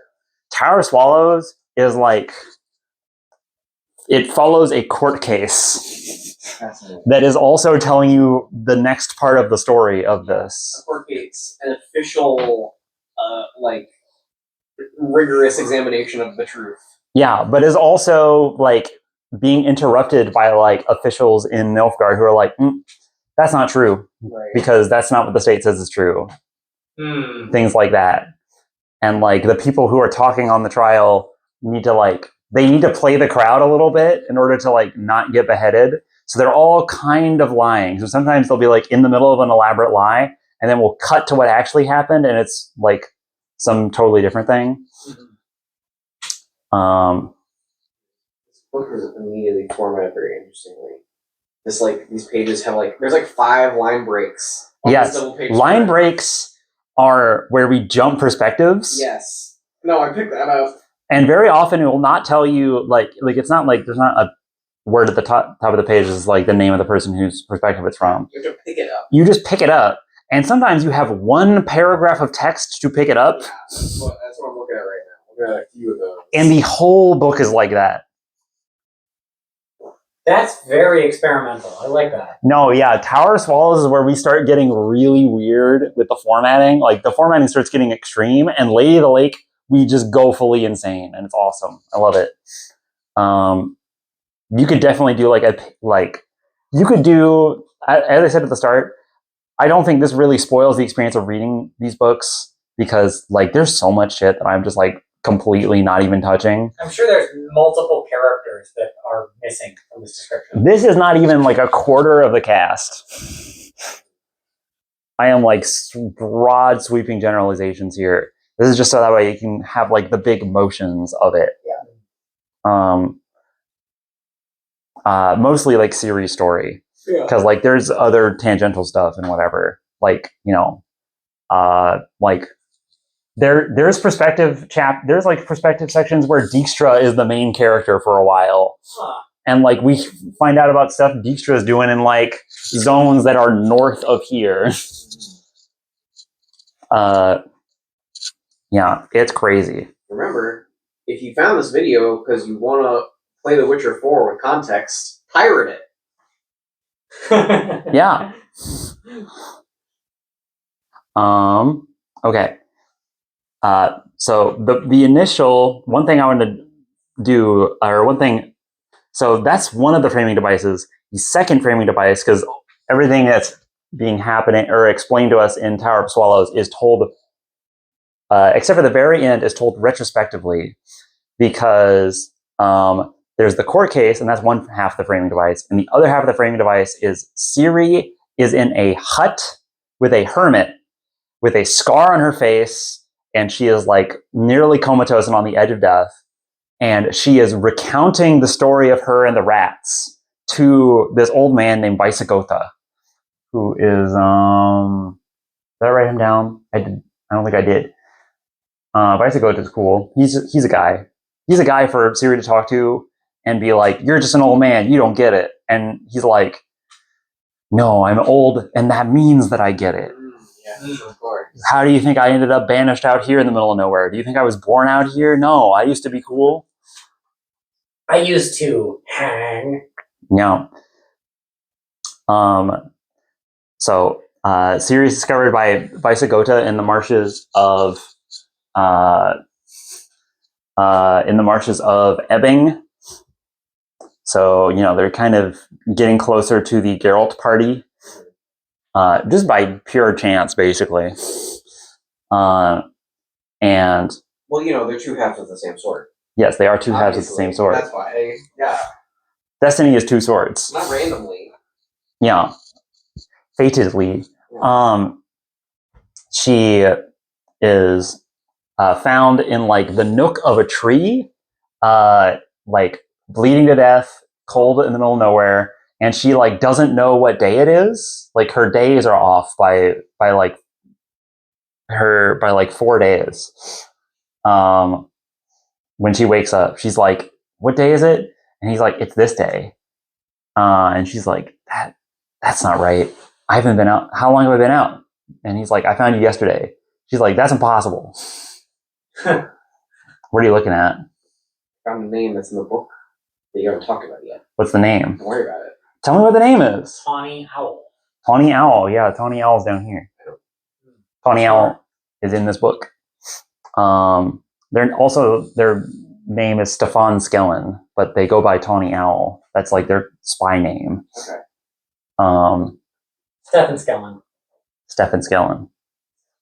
On Skellen. Yeah. So anyways, Vaisagotha is caring for her. He's just like a grouchy old hermit. But he feels for her like everyone does, because everyone feels bad for a young girl. If you don't believe me, run a D&D campaign and give them a young boy. They won't give a shit. Give them a young girl, they'll love her. Yep. And confirm. She gets healed up by him, and he says like, "Hey, a few days before you showed up on the equinox, the wild hunt and like rode across the entire sky again." But this time, like, he says it happened and he saw it here, but actually everyone everywhere saw it because they rode the entire sky. Because something happened on the equinox that was really bad. Or like some very important stuff was happening on the equinox. But she like does not recall the last few days. And also on top of the wild hunt like showing themselves, also like all the spirits and monsters of the world were like roaring in the night, and like all of human civilization was horrified for an entire night, and everyone had nightmares. Yeah, real bad. Siri is like Siri starts to recount her story with the rats to, you know, kind of build back up her memory, because she's like she's real weak. What happened to her, and this book is basically like almost entirely her. We will cut back to Geralt and friends a little bit, and we will cut to Yennefer a bit, but like that's it. There is some other stuff in like the periphery, because, you know, it gets weird. Sometimes we cut to like the far future just for fun. Yeah, that's one of the things you told me about. Talk about that one after a while. Yeah, so after they form a company, Dandelion starts to write a book that is his biography. He starts to write a biography called 50 Years of Poetry. Mm-hmm. He's only like 32. But he and Milva's like, "Why are you writing a book called 50 Years of Poetry when you're 32? That's just false advertising." And he's like, "Well, yeah, but I'm going to publish it when I'm dead. So like I'm going to add to it in the next 20 years." It's a what's the word? It's optimistic title. Yeah. Called shot. Yeah.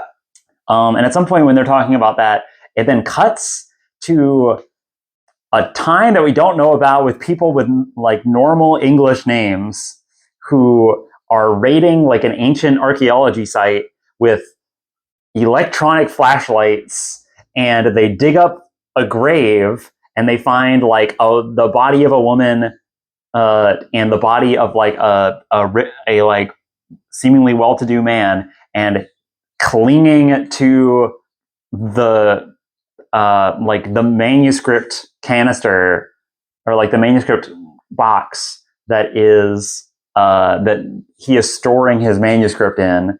They open it up, like flip through it, because they think it's going to be, and they think it's going to be treasure. They think that this like jewel case is going to be, or this case is going to have like jewels in it or whatever, because they're not archaeologists. They're like raiding an archaeology site.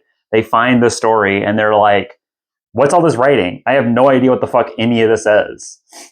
They say like, "This is in English," and then they like throw it into a fire to burn the evidence. Ugh.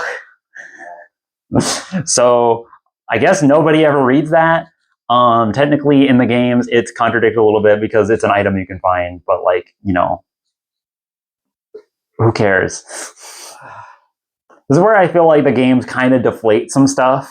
Sure. Where I'm like, yeah, it's cool to find it as an item, but it's also really cool to know that like he never publishes it. He dies holding on to it still, and it is then found indeterminately later, ridiculously long in the future. Yeah, by like a different civilization, and then just like thrown away with like no value put on it. Yeah, that's Dark Souls to me.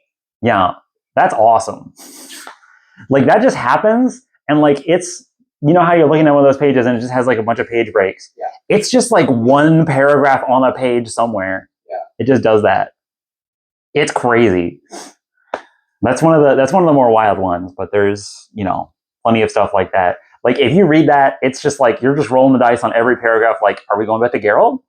Are we going to some other character? Are we going to a character we've never heard of? Are we going to a character who we will never name? Something else I'm noticing Mm-hmm. that I want to talk about, as long as we're talking about meta stuff.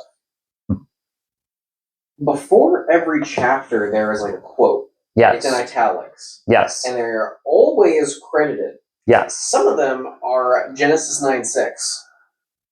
Some of them, as in like the Bible. Yeah, like the Bible. Some of them are William Shakespeare. Others are in setting quotes from people. Like this one, Yeah. it's like some guy doing bad science who's like, oh yeah, Witchers. Oh, everybody knows that Witchers experience sexual pleasure when they hurt people, which just proves that they're monsters. And it's like quoted anonymous from like a thing. It says Monstrum, or a depiction of a Witcher, which is really the title of this work in fiction of people ragging on Witchers. Yeah, in Blood of Elves, Ciri finds one of those on a shelf, flicks through it, laughs, and then goes, "That's not what Witchers are like," and then puts it back on the shelf. But then there's also, "Whoever sheds a man's blood, by man shall his blood be shed." Genesis 9:6. Yes. And then there's also like history from. There's like Nilfgaard history text in here. Like I said, it is almost cybertext. This is command line. It's crazy. It's very liney. That's for sure. Yeah, no, at some point, a character who is like in the area that's like north of here, there's a place there where like there's a king and a queen, and it's like a very financially well-to-do place. And the queen there reads a thing called the Good Book every night before bed. Because I've referenced it twice, I have to announce to the potential audience that might be watching this in the future, Command Line is an actual play of an RPG. That you can find on this YouTube channel. Yeah. There's a playlist about it. You should watch it.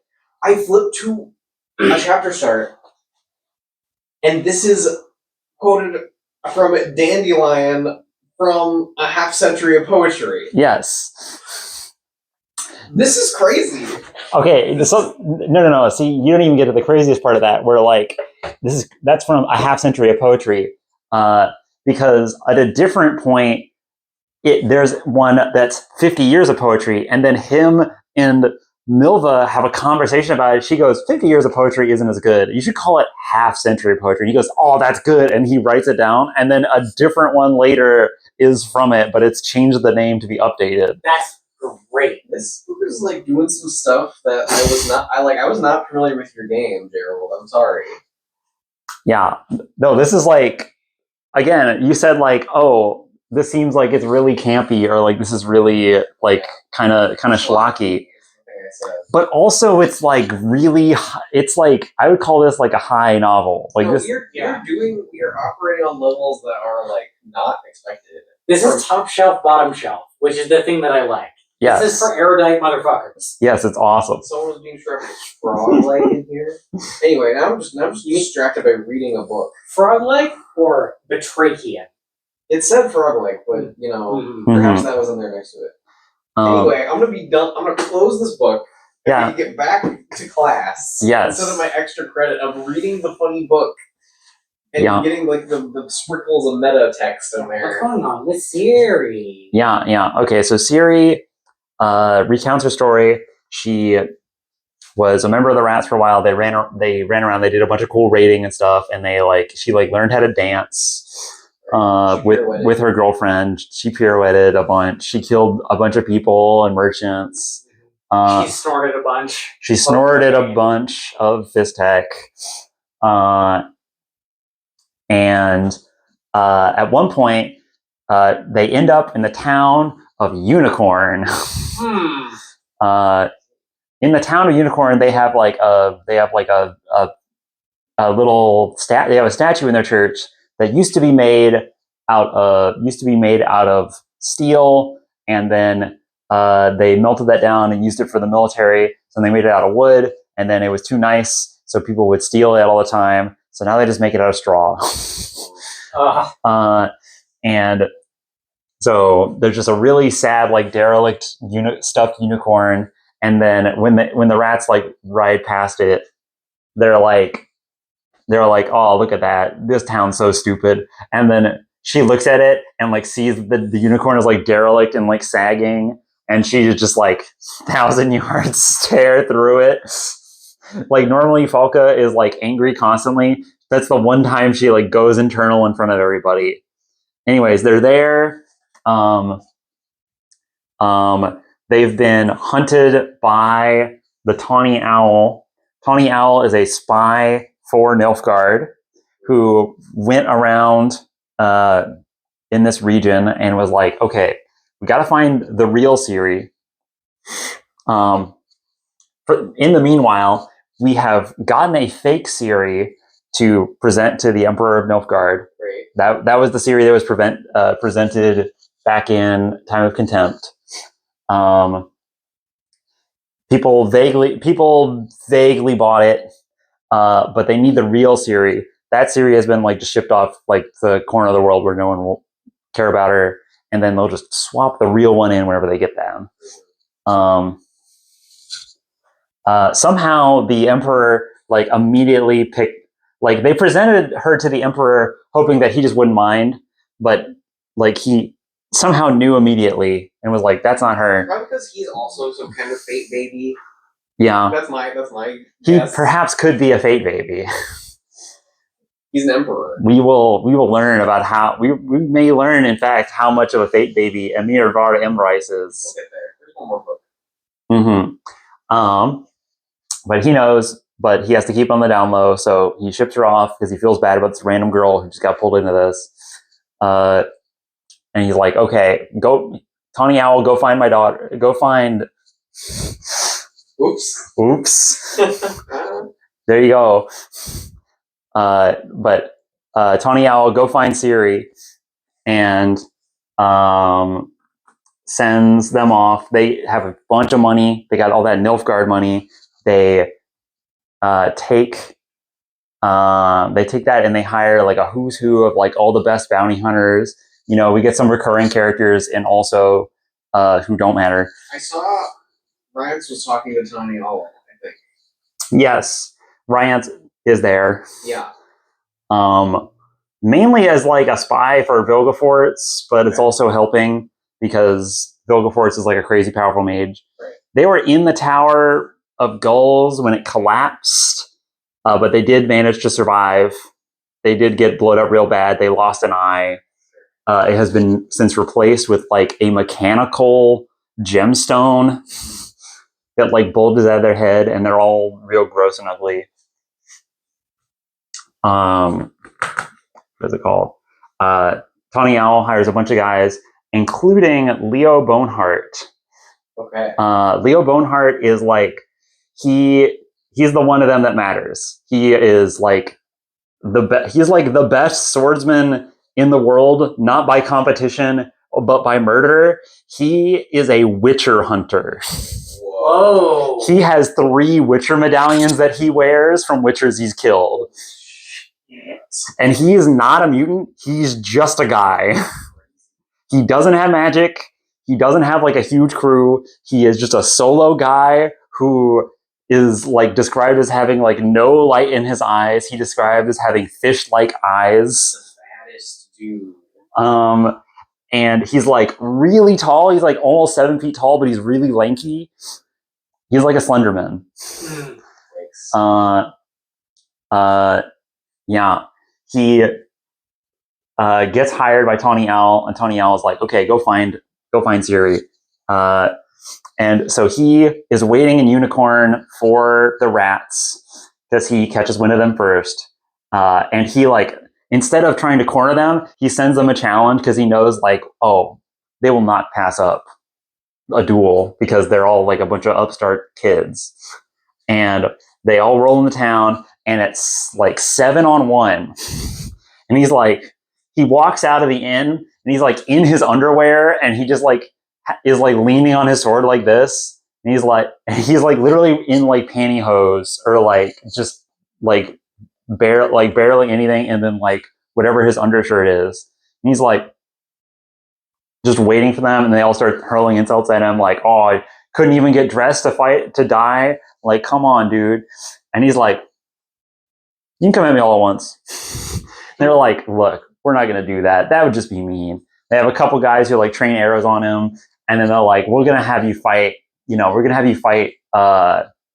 Who wants to go first?" And Folka is fucking terrified of him immediately because she's like, "Hold on, guys. This guy has a weight. This guy has a weight to his movements. I don't like it." She is like, they go like, "Folka, do you want to fight him?"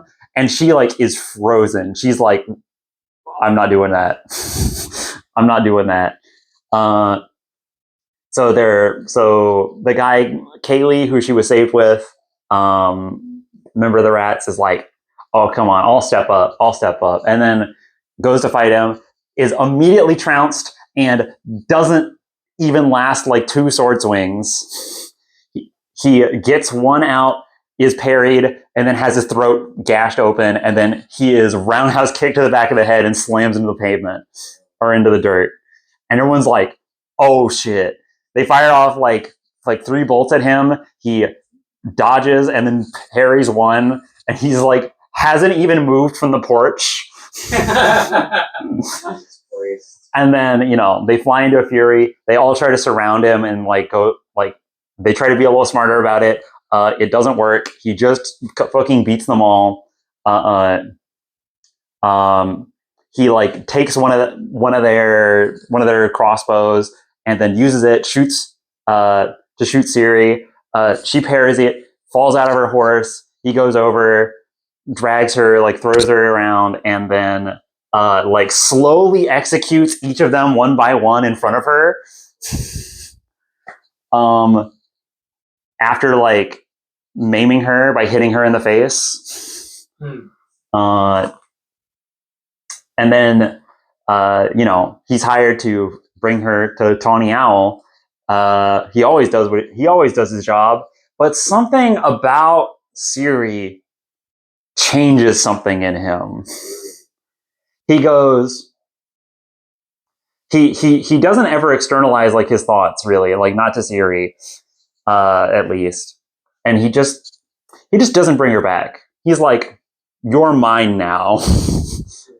And he drags her around the countryside and like brings her to like he doesn't ever give her time to heal. He just like throws her on a horse and is like ties her hands up and puts her on the horse and is like, "Okay, ride. I'm riding behind you. Don't try anything."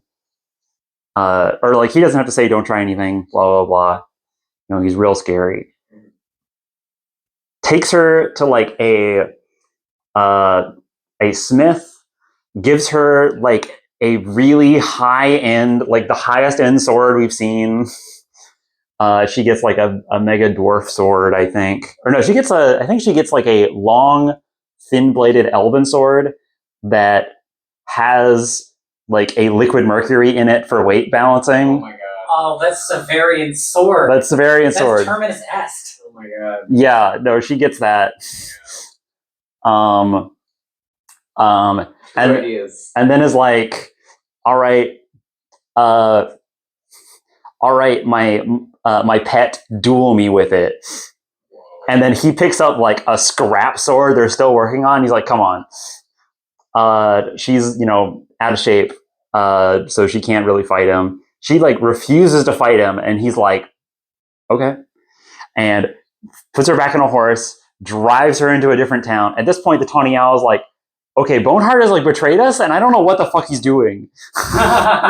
He's just like riding around randomly. Like, I don't know if he's going north with her to like Sintra, or like if he's gonna like try to sell her to Skellige, or like if he's gonna sell her to the Lodge or whatever. And in reality, Boneheart is just insane.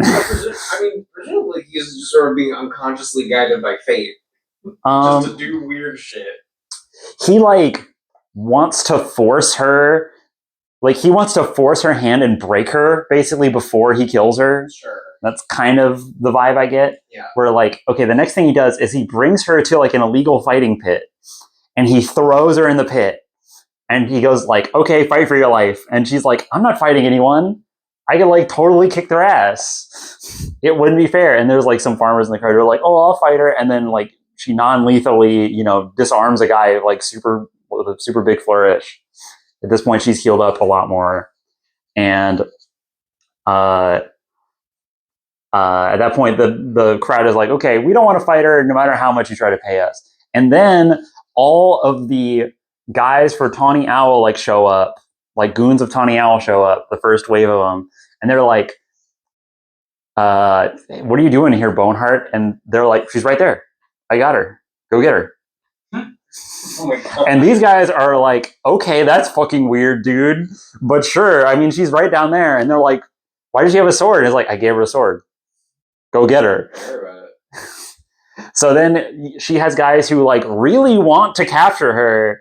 And, like, people are, like, betting money on the fight.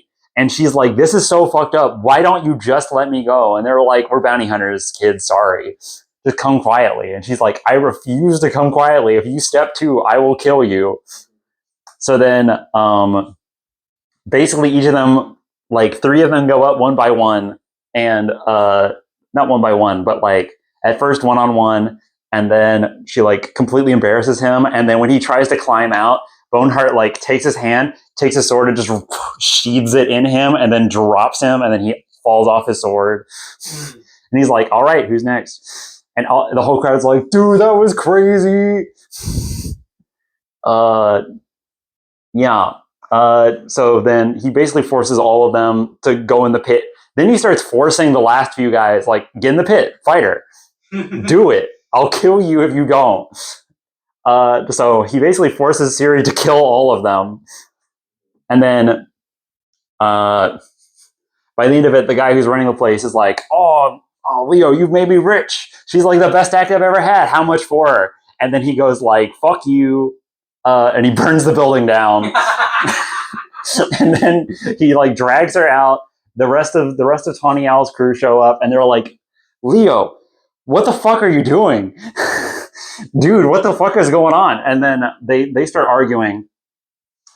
And one of the characters who is in that trial, like, one of the perspective characters in that trial is like a low level psychic who is also a bounty hunter, and they were in this crew, and they are describing the story. And while Leo, Boneheart, and Tawny Owl are, like, off on the side, and Boneheart's like, hey, I had my fun. Give me my money. Let me leave. And they're, like, yelling at each other. They're, like, doing, you know, they're yelling bullshit at each other.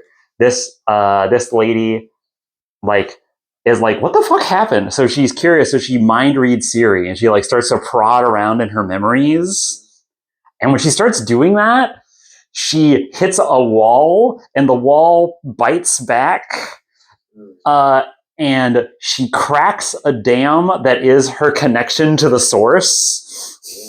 And she, like, breaks the barrier and reopens Siri to the source, or to the force. Great. When this happens, the lady who's, like, probing around her head, who, like, at some point earlier on is, like, torturing a guy, and just, like, by staring at him, just gives him a nosebleed, and is like, you better tell me what I want, or that's going to get a lot worse for you. Like, she can just, like, flex and make your brain explode. One of her eyes explodes in the socket in response to Siri's, like, dam coming out, dam getting knocked down, and she just, like, falls over, and everyone else is like, what the fuck? Because, like, there's 2 guys guarding her, and they're like, Siri's not. They've been debriefed that Siri is not magic. Because, like, Leo's like, she's harmless. She's harmless. Just leave her sword over here. And then Siri gets fully unlocked her magic again by someone who is just a little too curious. And then she burns all of the ropes off of her, stands up, and like looks at the two guys who are standing next to her with full greatswords, and they're like, "We're good. We out. We out. You good?" And they just let her walk over, take her sword. She jumps on Leo Boneheart's super cool horse, who is like a giant black steed or all black steed, who she names Kelpie. By the way, different mythical horse. Yeah, different mythical horse. She rides Kelpie away. Boneheart tries to chase her, and then that's when like the Wild Hunt fucking descends and is like following Boneheart after her. At which point Boneheart is like, I'll find her later, and like pulls back and like lets the Wild Hunt chase her. Yeah. She takes into the sky and then she disappears. And then somehow, multiple days later, still bleeding from like her face wound, she wakes up in Ebbing, and like somehow she lost several days. Right. Normal. That is and that catches us up to where she's at the start of Tower of Swallows. Do we ever actually go to the Tower of Swallows here?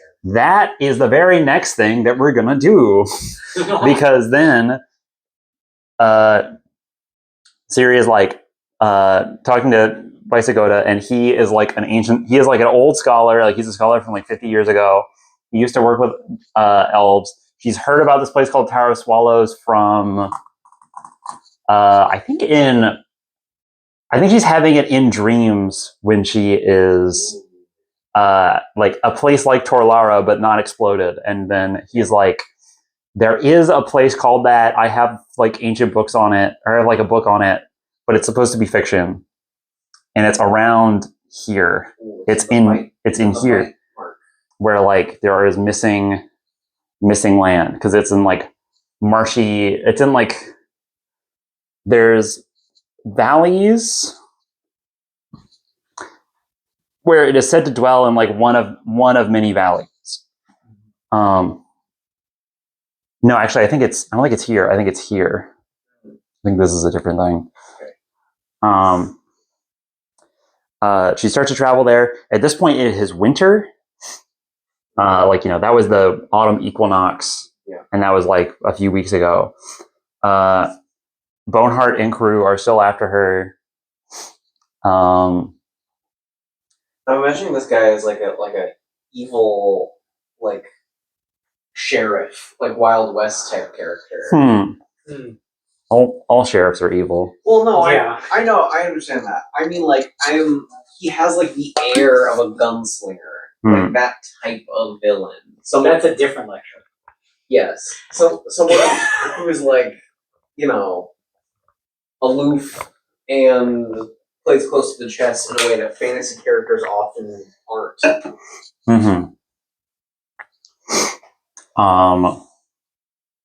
So Ciri heads towards this place. She is in like this mountainous region, and she is looking for the tower. She knows vaguely where she's going, but she's being pursued all the way. There's snow, so she's easy to track. And people aren't traveling in the winter, so she's the only trail to follow. Yeah. And she has still like 15 of the best trackers in the world after her. So she's definitely, at a pretty big disadvantage. They are slowly gaining ground on her until she gets to the lake that she suspects that like on the far side of it, there is the Tower of Swallows. And it's like entirely frozen over. So as a gambit, she's like, fuck it. I'm small and they're a whole group of guys. I'm going on the ice. So she disappears onto the ice. And then a bunch of the guys are like, okay, we'll just split around and go around the side. And they're like, no, we can't let her get to the tower. They know about that through Ryance talking to Vilgefortz. And Vilgefortz is like, don't let her reach that tower. If you do, I will end all of you. Sure. Basically. think I read some of that. Yeah.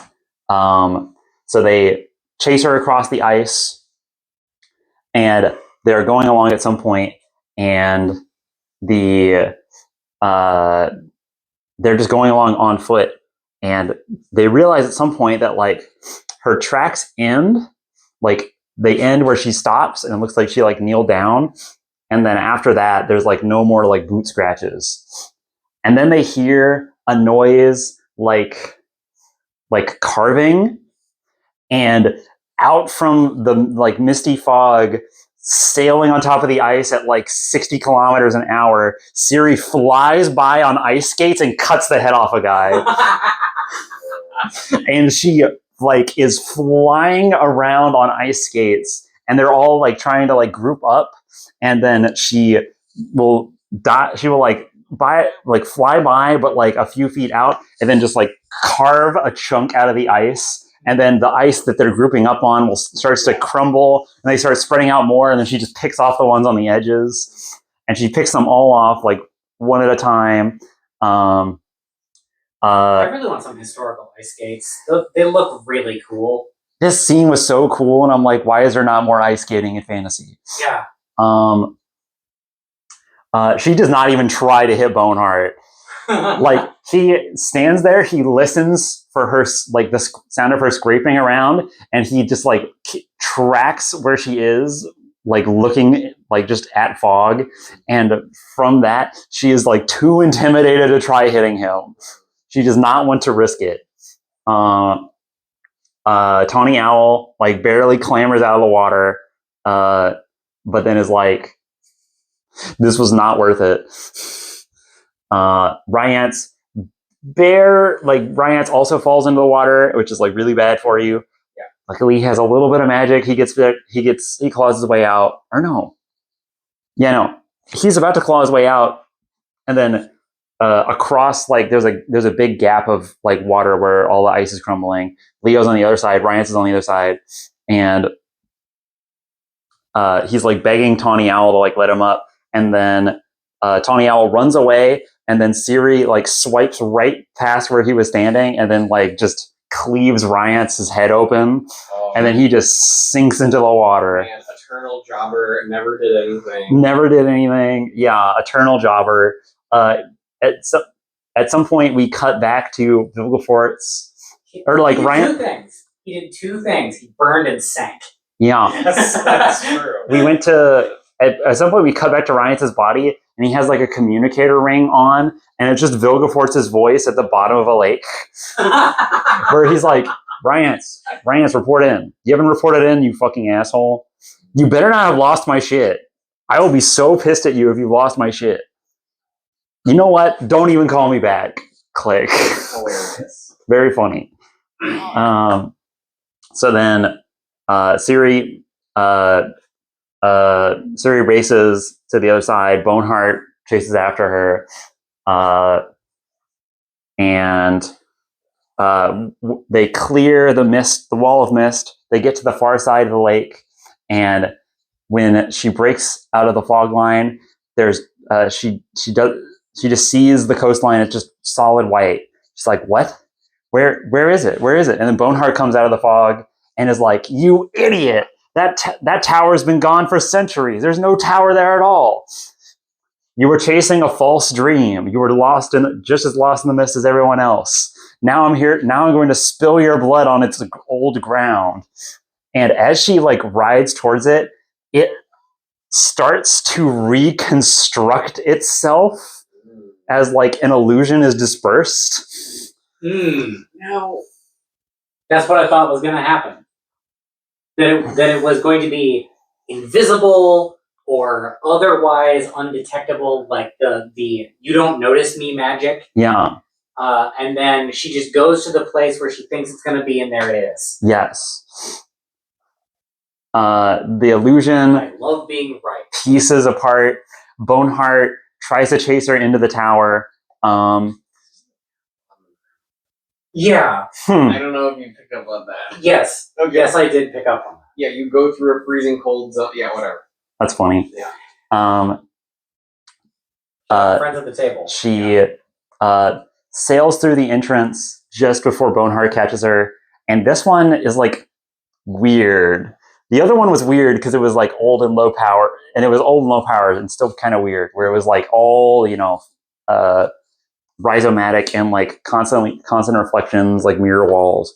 This one, you enter and you like, it's a hallway, but it's a tower, so like presumably it's not that long. You enter it, and then suddenly you're standing in the middle of a hallway that extends seemingly forever in both directions. Mm-hmm. So like she crosses the threshold, turns around to see like where Boneheart is before he grabs her, and she just slashes and hits nothing but air. And she's like, oh, that's weird.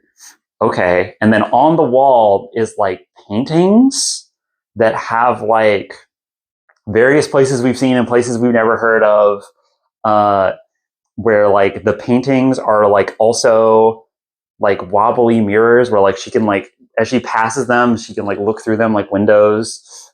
And she walks along through it. And after walking for a while, she comes out in, she comes out of the same tower at the same lake, but it's summer. And there is an elf sitting like and playing a lute, and he says like, I've been waiting for you. And then we cut away from that part and we don't come back to it until this one. Is she the lady of the lake? He does say, hello, lady of the lake. Siri is the lady of the lake. Some Homestuck shit. This is some Homestuck Like, shit. You do a big reveal, but like you do not do anything other than like literally the exact moment of reveal, and then totally shift to something completely irrelevant and probably dumber. Siri goes from being Little Red Riding Hood to Nimue. Yeah, that's a big blow up. Okay. So I'm now out of my notes. So we're winging the last book, more or less. Where happened to Gerald? There is a little bit of Gerald, and there is the cover. a little bit of Yennefer in Tower Swallows. They don't. Gerald makes a little bit more progress south, but gets stuck in the winter, basically. They do some fucking around in this region where like they try to find some druids to tell him where to go. They find some more druids. They talk to them. They run into some honey farmers. They talk to some honey farmers. They go on a comedy adventure with the honey farmers. They get attacked by a giant tree. Guys who are in the Tawny Owl party like intercept them and attack them. It's a whole thing. But at the end of that, they, meet an elf. Okay, a big thing that happens for Geralt here is that he meets, they go to the Dryads, and the Dryads are like, okay, hey, you need to go talk to this cool elf guy. This elf guy who's like real old blood shit. He'll tell you about your fate. So they refuse to talk to him and tell him where Ciri is, but maybe this guy will help. So he goes, talks to this guy. He is said to be in a cave that is like it's full of monsters, but Geralt, you're not allowed to bring your weapons in there. You must cross through it without like a murderous intent. And he goes through this cave where he's like confronted by beasts who he's like fought before and beasts you never heard of. And he's like walking through the scary cave, and the beasts are like harassing him because they know he's a witcher, but he doesn't have his swords on him. So they've been told like, you don't have your sword, don't try shit. I'll kill you. I'll eat your bones. He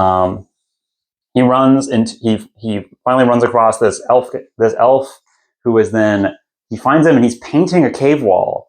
And he's painting a cave wall to have like, he's painting like an elven tail on the wall. And Gerald's like, what's up? What are you doing that for? And he's like, oh, I'm just fucking with some humans. They're going to find this and going to think this is like from thousands of years ago. It's going to be so funny. I love stuff like that. Yeah.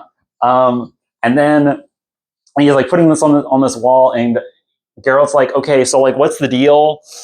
And he goes like, okay, so you know how Ciri is a child of destiny, and then he explains the chart that I made to Geralt, basically, that is like, hey, okay, so Ciri is a child of elder blood. Can we get a 999 lecture style graph? No, page? no, it's too much. Oh, okay. It's too much. You Well, can, you have the image. You could put it on screen. yeah, it's too much. That's a lot of stuff. It's a lot of stuff.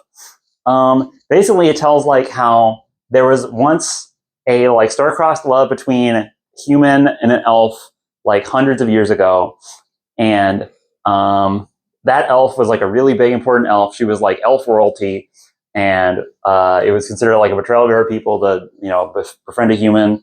The humans were like, "Oh, you're with an elf? That's pretty lame, dude." You can imagine how that plays out. They do have a child, and then that child,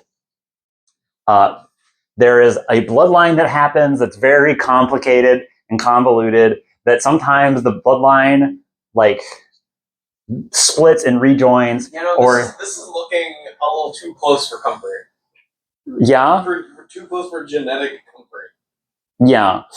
There's some, there's some like accidental incest. There's some intentional incest in there. There's some fate level transference of blood traits where like a character like Falca is technically an ancestor, but only if you go like up and then back down.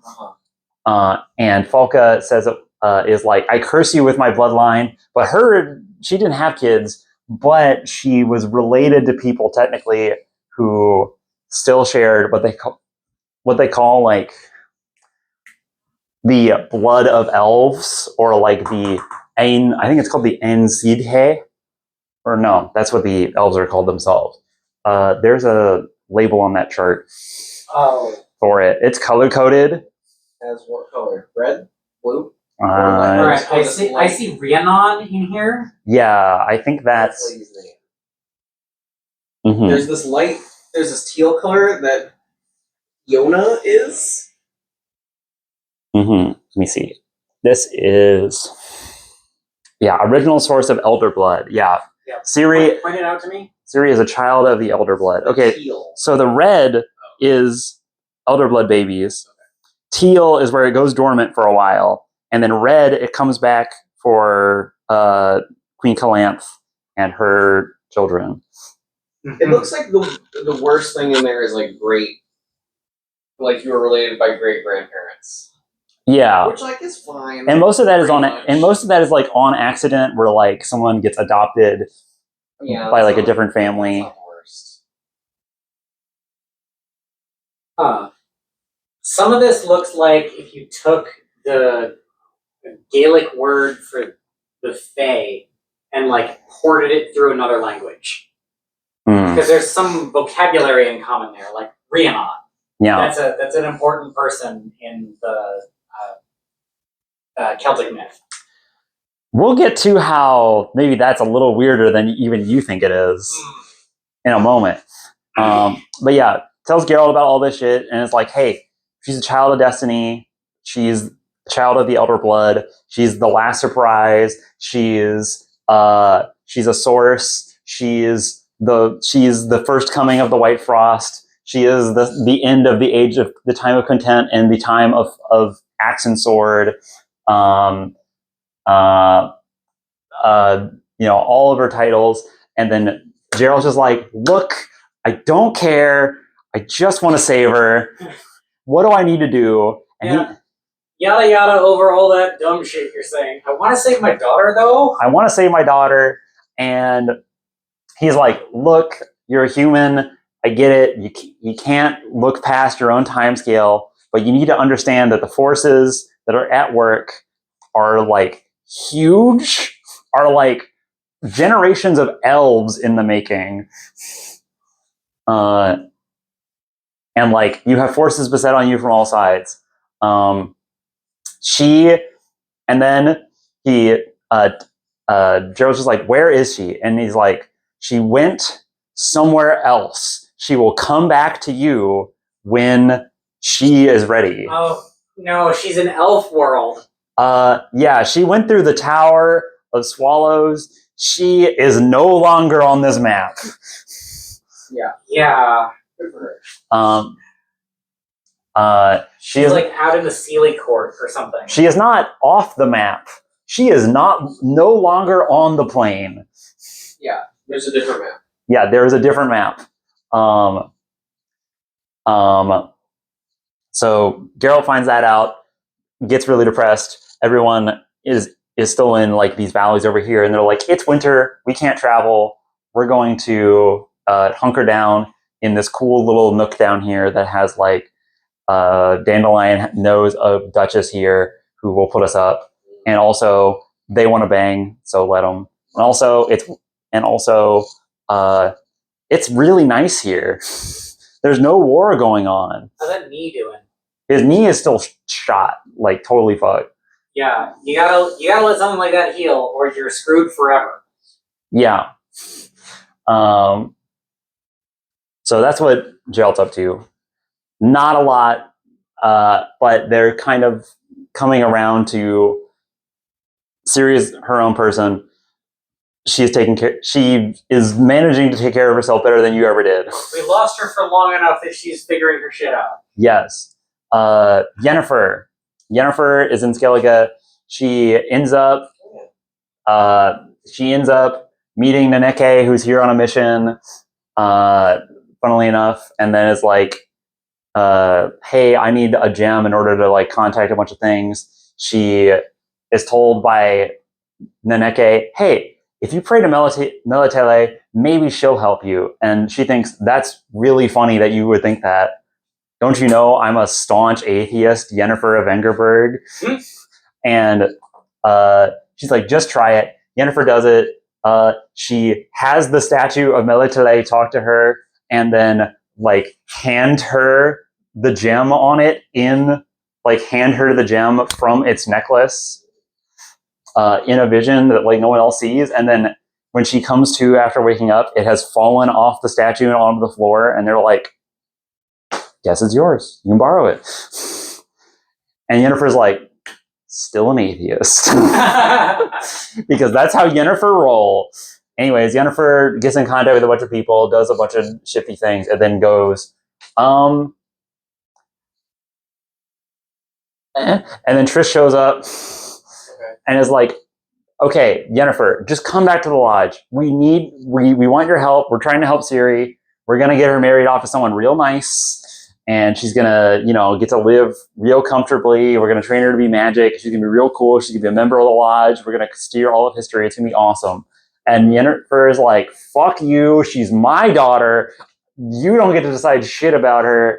I'm out. Peace. And she's like, fuck it. I'm going to the abyss. I'm following my last trail. So she sails to the abyss to go after her parents who went missing when they went there. Ciri's parents. Ciri's parents specifically. You said her. I was making sure. That Yeah, Ciri's parents, aka Queen Calant's daughter, and Dunny. Good old Dunny. Dunny's important, I swear. I believe you. So they sail to the abyss. A hurricane immediately pops up out of nowhere, sucks up her ship, and then like just completely German suplexes it into the ground somewhere else. They get sucked away, teleported, and brought somewhere else. Everyone on the ship dies except for her because she used shield magic, but she still barely survived. She has now been captured because she landed directly in a ship graveyard in this mountainous region that is owned by Vilgefortz, because this has been a long time conspiracy. I see. So he's been like doing wizardy shit to make this all come to pass, even at that scale. Yes. Teleport boats that go from here to there, here, but make it seem like it's like a spooky. Yeah. Who knows what happened? Bermuda Triangle. Okay. So let's see. I'm trying to decide what order I want to do this in. Okay, so do we want to do what's going on with Siri first, or Yes. do we want to go what's going on with Vilgefortz first? Oh, well, we were just talking about him. Okay, so we want to go back to Siri. No, what I'm saying is we should stay on him. We were just talking about him. Okay. Yeah, he captures Yennefer, and he's like, okay, Yennefer, I'm going to use you as bait. I'm going to use that to lure in the Child of Destiny because I know she'll come for you. She's disappeared into the Tower of Swallows, but I know she has to come back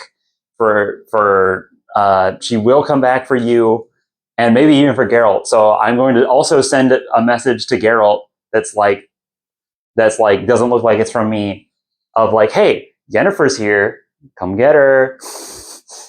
The Lodge finds out about this, and they organize an assault on this base. The Lodge finds out. They intercept the message to Geralt by when Geralt is sleeping with a court mage, while Dandelion is sleeping with the Duchess. Sure. He's really sad about it. He's doing it anyway. He's actually not that sad about it. Oh, okay. He's just living his life. He's trying to get over the fact that he lost his daughter and also his wife. Yeah. He's like, well, I'm stuck here for the winter. Might as well enjoy it. He picks up Witcher work again. He kind of resumes his old patterns in this like isolated place.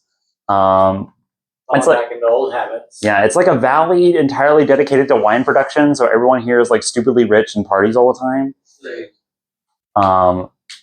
So Dandelion fits right in. You should draw in the new tower. Did you draw in the new tower? I could. It's fine. Okay. I'd have to think about it.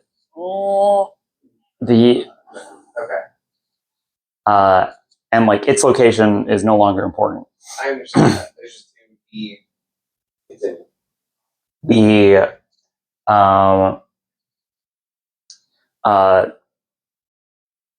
Geralt receives word from Vilgefortz of like, hey, here's my castle, come get me, nerd. But it's disguised as a plea from Yennefer of like, hey, Ciri's here, come on. Or like, I know Ciri's here, come help me save her. Blah blah blah. Geralt is then asked by the court mage. She gets an answer out of him. She passes that along to the Lodge. The Lodge organizes an attack before he can even get there because they can all teleport. And they storm the castle. They raid it. They blow open all the doors, and they learn that Geralt fucking lied to her. He never trusted her. He was just like, you seem a little too suspicious. I bet you're rolling with old Philippa. And he guessed right. Love a smart protagonist. So he drags his crew up out of. Okay. So I don't know how to explain. You're off camera now. I know. There's a very weird and dumb thing that happens that I don't know what to do with. Okay, this is like the weirdest part of the entire story to me. Okay, so the way that Geralt gets the message for where Vilgefortz is that he's doing Witcher work and he's like exploring some cellar of like some random noble, right? And in the cellar, they're like, hey, there's a monster down there and it's like connected to some nearby caves. Go in there. He's like, okay, I'll go in there. I'll kill the monster or whatever, or like tell it to leave, whatever. He goes down in there. He like slips down through some caverns, like slips down, gets in like a random a spot. He finds a wall that's carved. It has like statues in it. And he like solves a little puzzle and then a door opens. And then he goes into the room And in the room, there is a chair with a skeleton in it, and there are 3 horns, described as tubas, coming out of the walls. And in this room, there are tubes that go up to a specific front of a castle nearby, like somewhere in this region. Okay, but no, describe what you mean by that. Like, it's like, you know how you can yell through like old Like submarines? speaking tubes. Yeah, like speaking tubes on like old ships. Yeah. It has those. One from up on the surface, from the outside front of a nearby castle, there happens to be some Nilfgaardian spies right by this horn in like a pretending to be a caravan of travelers, and they are discussing Vilgefortz's plans. And that's how Geralt finds out about where Vilgefortz is. And I have no idea why it's so convoluted how he finds this out. And that skeleton was W.D. Gaster the whole time. And that skeleton was Dave Strider. Like, what the fuck? Yeah, I have no idea. that It's so weird. It's so strange. Because then he's like, okay, wait. Ciri? I know where Ciri is now. Okay, no more vacationing in wintertime. We're marching through winter. I know where to go now. Because he got kind of peeled off the Nilfgaard plan because he's like, wait, that's probably not even really Ciri. Yeah. That was really dumb of me. I should not have drug our asses all the way, like all halfway across the continent to get here. Yeah, you bit down on the first fish hook you possibly could. He was desperate. He was. I understand that, but come on, get there sooner, buddy. But then he finds these tubas, the magic tuba room, and then there's a magic tuba room with a skeleton in it that we don't know the identity of the skeleton. It's just a skeleton. That feels like a Severian moment where like there's more happening here, and our prospective character can't put it together, but you're expected to be someone who puts it together. Or at least the possibility to put it together must exist. But then, like, okay, so I know it's a plant somehow. It's just a really convoluted plant. Yeah. Because then he exits the tuba room like, okay, I gotta go save Ciri. Gotta go tell everyone.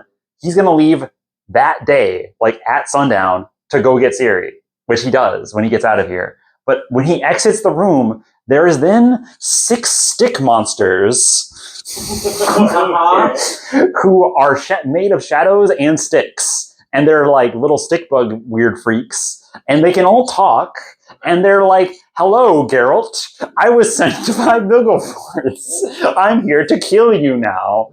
And he's like, what? Who the fuck are you? And I'm sitting here reading this like, Geralt, what the fuck is going on, dude? How many stick monsters? Who are these weird stick monsters? One of them is described as looking like a Christmas tree. By Geralt. Like in his internal monologue. Very weird. Jesus confirmed. He's like, it's like, yeah, it was like a Christmas tree looking monster. And it like shoots knives out of the top of its head that are like extensions of its shadow or something. And I'm like, what the fuck is going on right now? And they're like, hello, we work for Vilgefortz. We are here to kill you so you cannot save Ciri. And he's like, guys, you're monsters, right? You're monsters. You don't like witchers, right? Okay, I get it. I look like a witcher to you. I will renounce being a witcher forever if you let me leave, and I will not hurt any of you, and I don't give a shit about this entire valley. Kill every fucking noble in it. I don't care. I just want to leave. And they're like, oh, you fool. If you wish for us to believe you, you must think us quite foolish. Here, break your sword and renounce your witchership. And he's like, boom, he breaks his silver sword just like on the spot. He's like, can I go now? And they're like, oh, you fool, you broke your own sword. Kill him. I'm looking at this part in the book. I'm not there yet, but I'm at the trumpets. You're at the trumpets? Yeah, it's like there's Sophoskellen, and Adral, and it's like, words. presumably the guys he's overhearing. Yes. And then there is the Witcher sitting at the opening of the trumpets, clenched his fists so hard they hurt. He pricked up his ears and racked his memory. And then he's talking about being, he's in the trumpet room. He had no intention of being caught. He waited until something happened. "Greetings, Witcher," he heard. "We've been waiting here for you." Voice emerged from the room, sounded strange. Geralt, her voice like before, he knew them. The voices of creatures were not accustomed to communicating using speech. I'm looking for stick descriptions. What are? Yeah, it must be further down. Yeah, the last one. But yeah, they are like weird trickster entities, apparently. Yes, and they do announce themselves as "Hello, Witcher." It's so fucking out of nowhere, complete random, and like it's so nonsense that I don't know what to do with it. So I'm giving this object to you. I give this mental object to you. Geralt learns about where to go from some tubas. He fights some dick monsters. He rounds up his buddies, and then they go to fight Gogoforts. And then he lies to his girlfriend because and then she is eternally like embarrassed by it because she's like, "Oh my god, I totally bought him. I thought I had him wrapped around my finger." There's a very funny sex scene described between him and this lady where they're having sex in a library and they like topple over like a pile of books. And as they're trying to bang each other on top of this uncomfortable pile of books, they keep keep throwing or like sliding around in books, and they keep like Gerald has ADHD. He can't not read all of the titles as he's moving them out of the way. That's so relatable. Yeah, to me. same. The mind wanders, you know. It's very funny. It's very funny, and then eventually, like after several pages of this comedy act, they go like, "We should just go to a bedroom." It's very funny. Yeah. So, anyways, after the stick bug fight, which he kills all of them with his broken sword, anyways. But he doesn't have his silver sword anymore. He renounces being a Witcher. Cool. Then he sets off to go find Gogoforts, who is in a castle over here.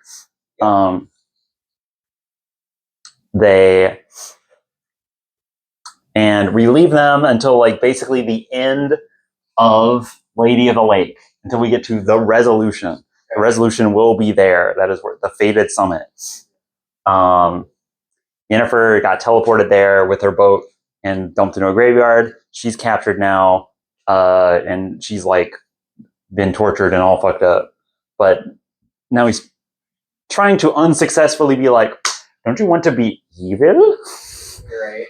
Yen, do you want to be evil? You want to betray your daughter? No, she says. So not much happens there.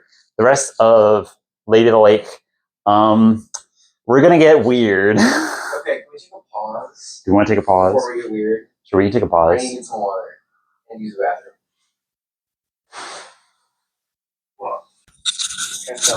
Okay, so now we're in the boat graveyard in the mountain, right? And as we all know, this is actually the true gravesite of Saint Trina, who, if you, if you've done the prerequisite of the quest, you can talk to her like 7 times, and then I don't know. I forget what happens after that. She gives That's when Ciri fights the true Autarch. Right, of course, yes. And then like the Blue Man Group shows up or something. Whatever happens in that book series. The Blue Man Group, yes, the Morlocks. Yes. That did also happen in a mountain.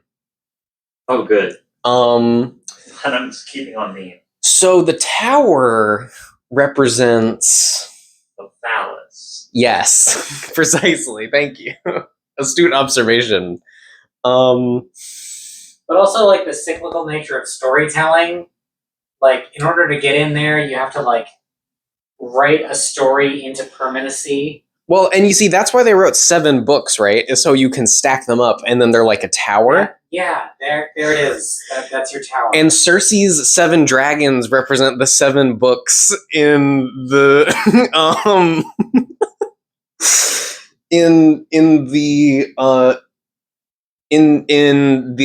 that each represent one of the different elements in the world that get released in DLCs every year or two. But really, the secret. That's a half-letter zine. Yeah, of course. But the real secret is that I think somebody took a bite out of the country right there, which is why it looks like it has a cartoon like bite taken out of it. That's where Ciri is. In the bite. Why do you think this? Well, because it's not part of the world anymore. No, I think that's a stretch. I don't know. I think I don't know what you're talking about. I just don't know. I was really wanting this lake to come up. I saw a lake on the. I drew this map with zero context. And I felt very proud of my ability to like guess where is and isn't important. That's where the doppelganger is in Sword of Destiny. That's where that story is. Oh, okay. Cool. There's like a city just on the northern edge of that. You refuse, so I'm going to draw a cool other tower. Because it's cool. It's like you found a hidden tower and then it appears on the map. Yeah, I was just thinking about how like it isn't actually there, but it is actually there. Like Dracula's castle in Van Helsing. Yeah. All right. Do you want to hear about what happens? I would love to. Yes, thank you. In Elf World. Okay. Yeah. Where last we Playtime's left over. our heroes. Ciri went through a tower and then a guy was like, ha ha ha.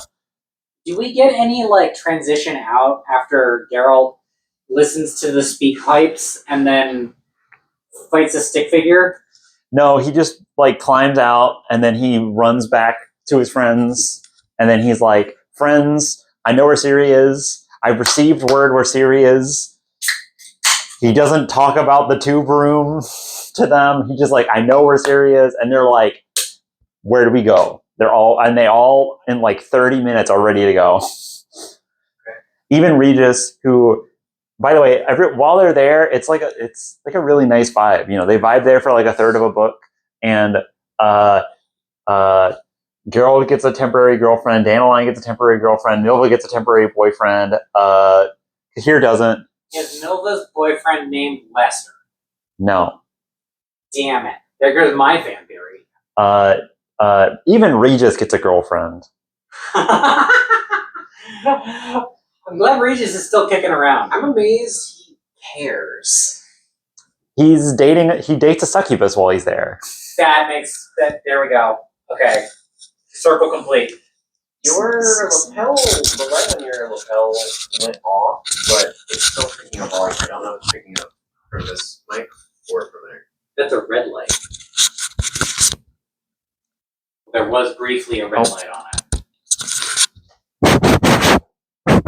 Yeah, still getting audio. Which of course represents vitality and bodily vigor. Yeah. Natural.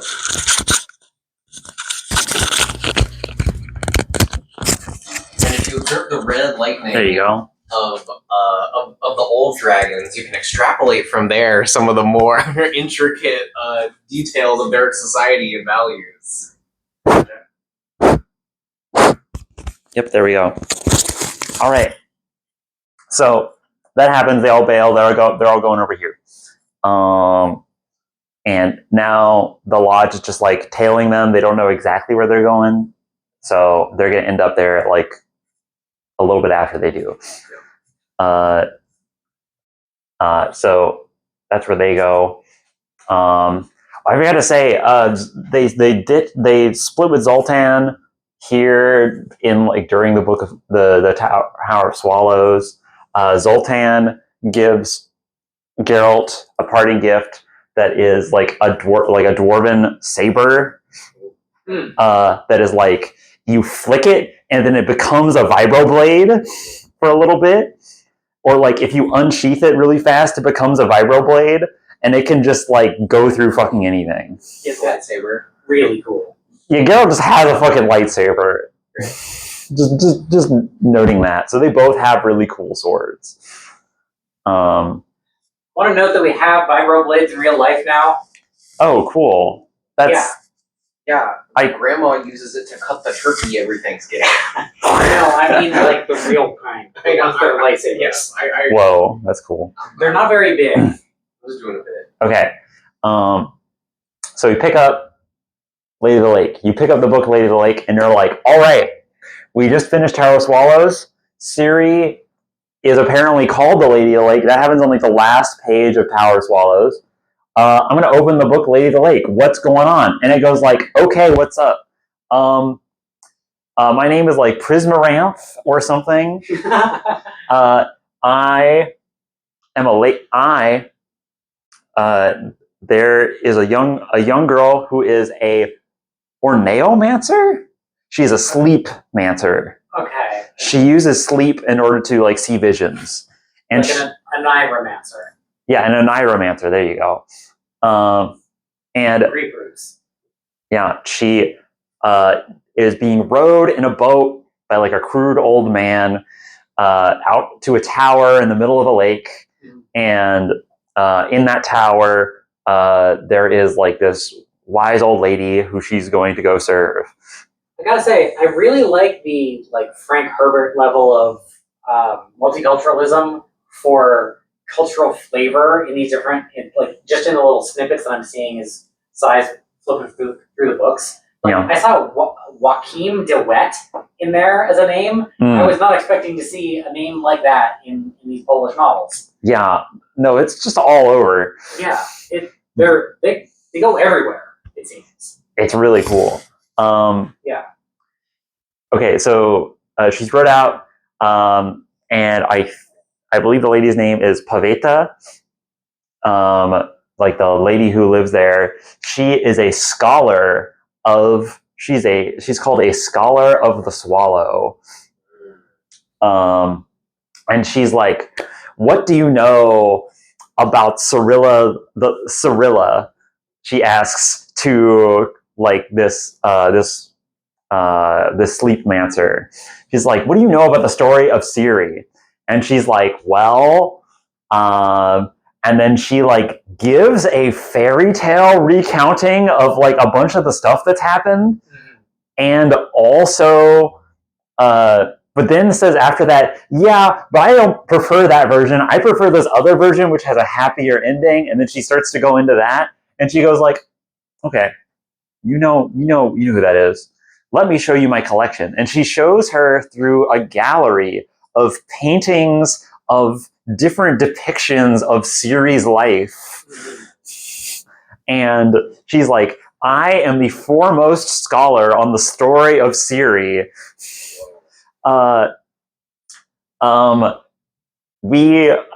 You are here to like touch and feel one of like each of these paintings one by one, and to then dream about the scene that they are depicting. But like the actual events of it happening, and she's like, the actual events of it happening, it's just a fairy tale. Like it never happened before. She's like, no, Ciri is real. I've met her. And then she's like, that's impossible. I heard about these stories like when I was a kid. And she's like, I know, but I've met her. And we're left to be confused with that. That's the cold open. And then we go back and it's Ciri. And she is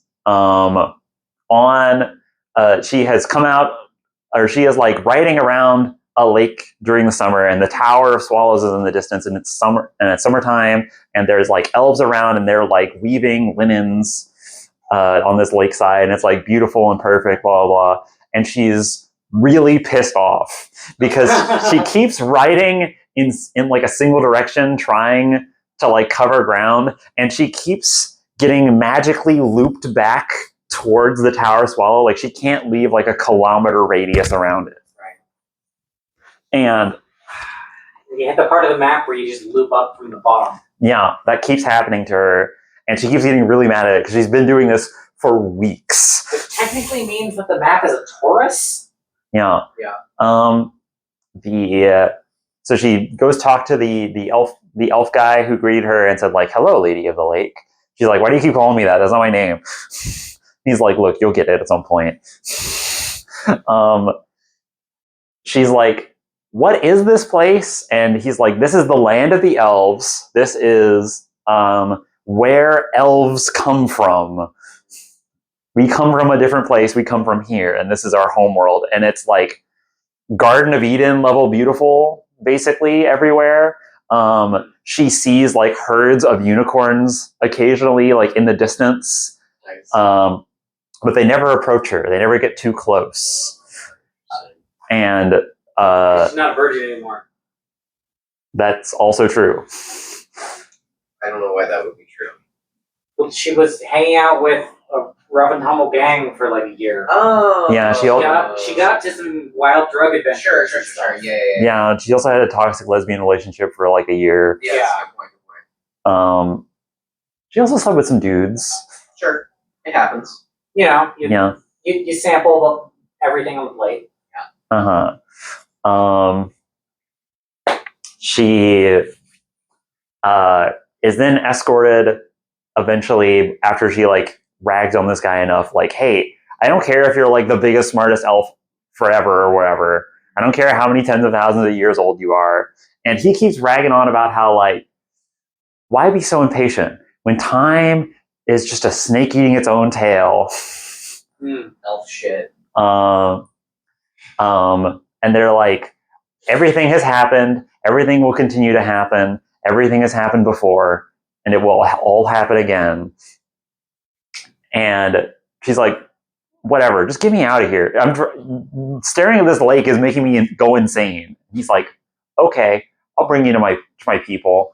So then they like slow ride to Elf City, to like an ancient city of the elves that is in this realm. On the way there, they cross paths with a small like detachment of like elf warriors who are like riding by, and the lead one like looks at her with complete disdain.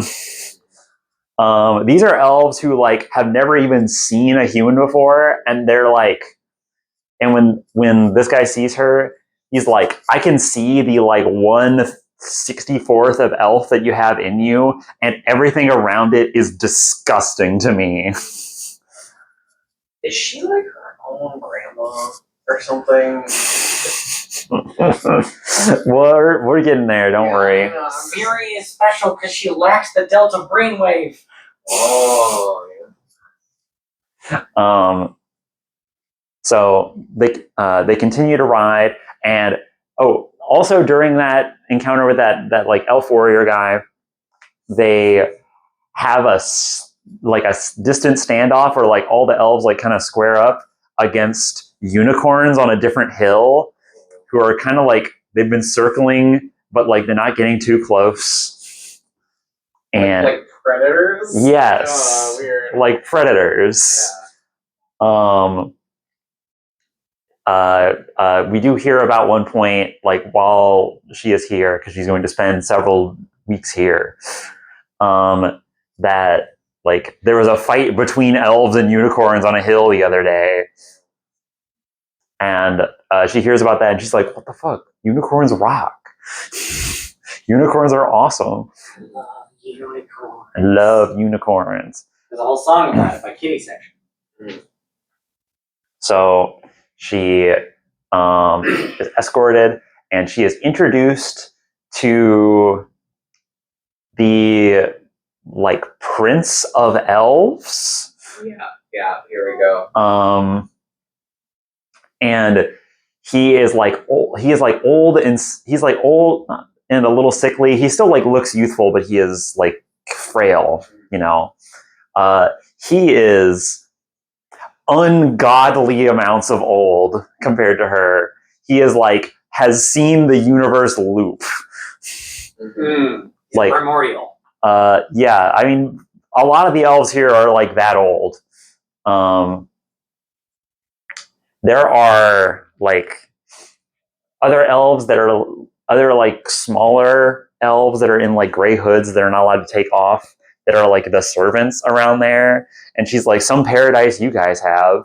You have servants. I thought this was supposed to be like heaven on earth. And they're like, look, you don't get it. You don't get it. We come to find out later when she, of course, takes the hood off of one, that they're a human? I see. They fucking like pilfered humans from somewhere else or from here, question mark, Weird. and have like enslaved them. Strange. Ciri gets bad vibes from this whole place. The elves do colonialism. The elves do colonialism. I discovered it on my own. I don't know what to tell you. It's so obvious. And they're aliens. Anyway. The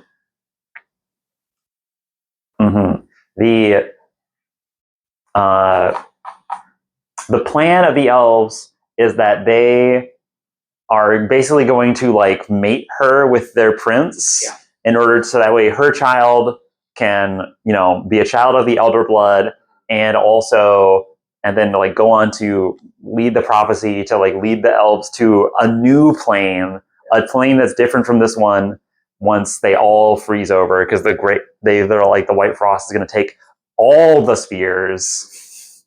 We need like a new sphere to go to.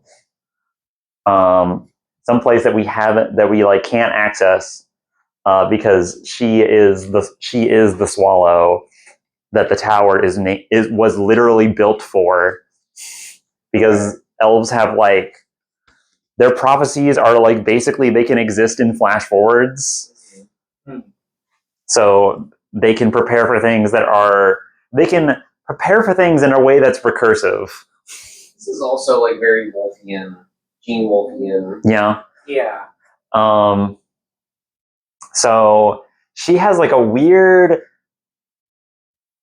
I don't want to call it a romance, but like a weird sexual relationship developed with this guy, where like he is disgusted by her, but also like really feels for her, like empathize, because she's been like ripped from her home, and like he like listens to her story. He nags her human nature constantly or something.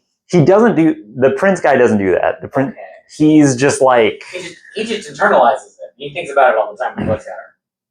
Yeah, like he can't stand the sight of her. He just thinks she's gross. He just thinks she's gross. That's kind of funnier. It's like but he like, you know, he doesn't say it out loud, dude, so he's not being mean or whatever. You know, he basically can only do hand stuff with her. That's my, like, you're one of the good ones, but that's my limit. And like hey, he is like millennia old. He's really good at it. So Ciri gets real conflicted about it. She gets some PDA going, like pathological demand avoidance of like, man, this sucks. They also like give her a lot of drugs, and they give him a lot of drugs, and it gets weird. She's also occasionally like being, you know, she occasionally like wanders around in this place that's like completely ethereal and like bathed in like constant fey light, because it's like pseudo heaven. Real weird. It's colonialist heaven. It's colonialist heaven, yeah. She at one point sneaks off into following like psychic prickling, like someone's reading your mind, because she's like, okay, who's reading my mind?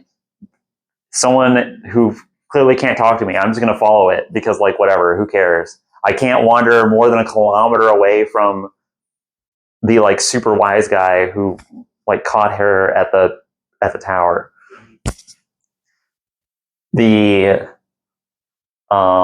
She comes into like a thing that when it's described sounds a lot like Stonehenge. It's described very much in the same way that like you would describe Stonehenge if you wrote it down, where it's like British Stonehenge. Yes, British Stonehenge. And then like from around like the like giant bricks of rock, a bunch of unicorns like come out, and they are like trying to like interface with her like human brain through like psychic magic coming out of their horn. And then she's like, I don't like this. This is like hurting my brain. You're like trying to reconfigure her as much as they're reconfiguring themselves.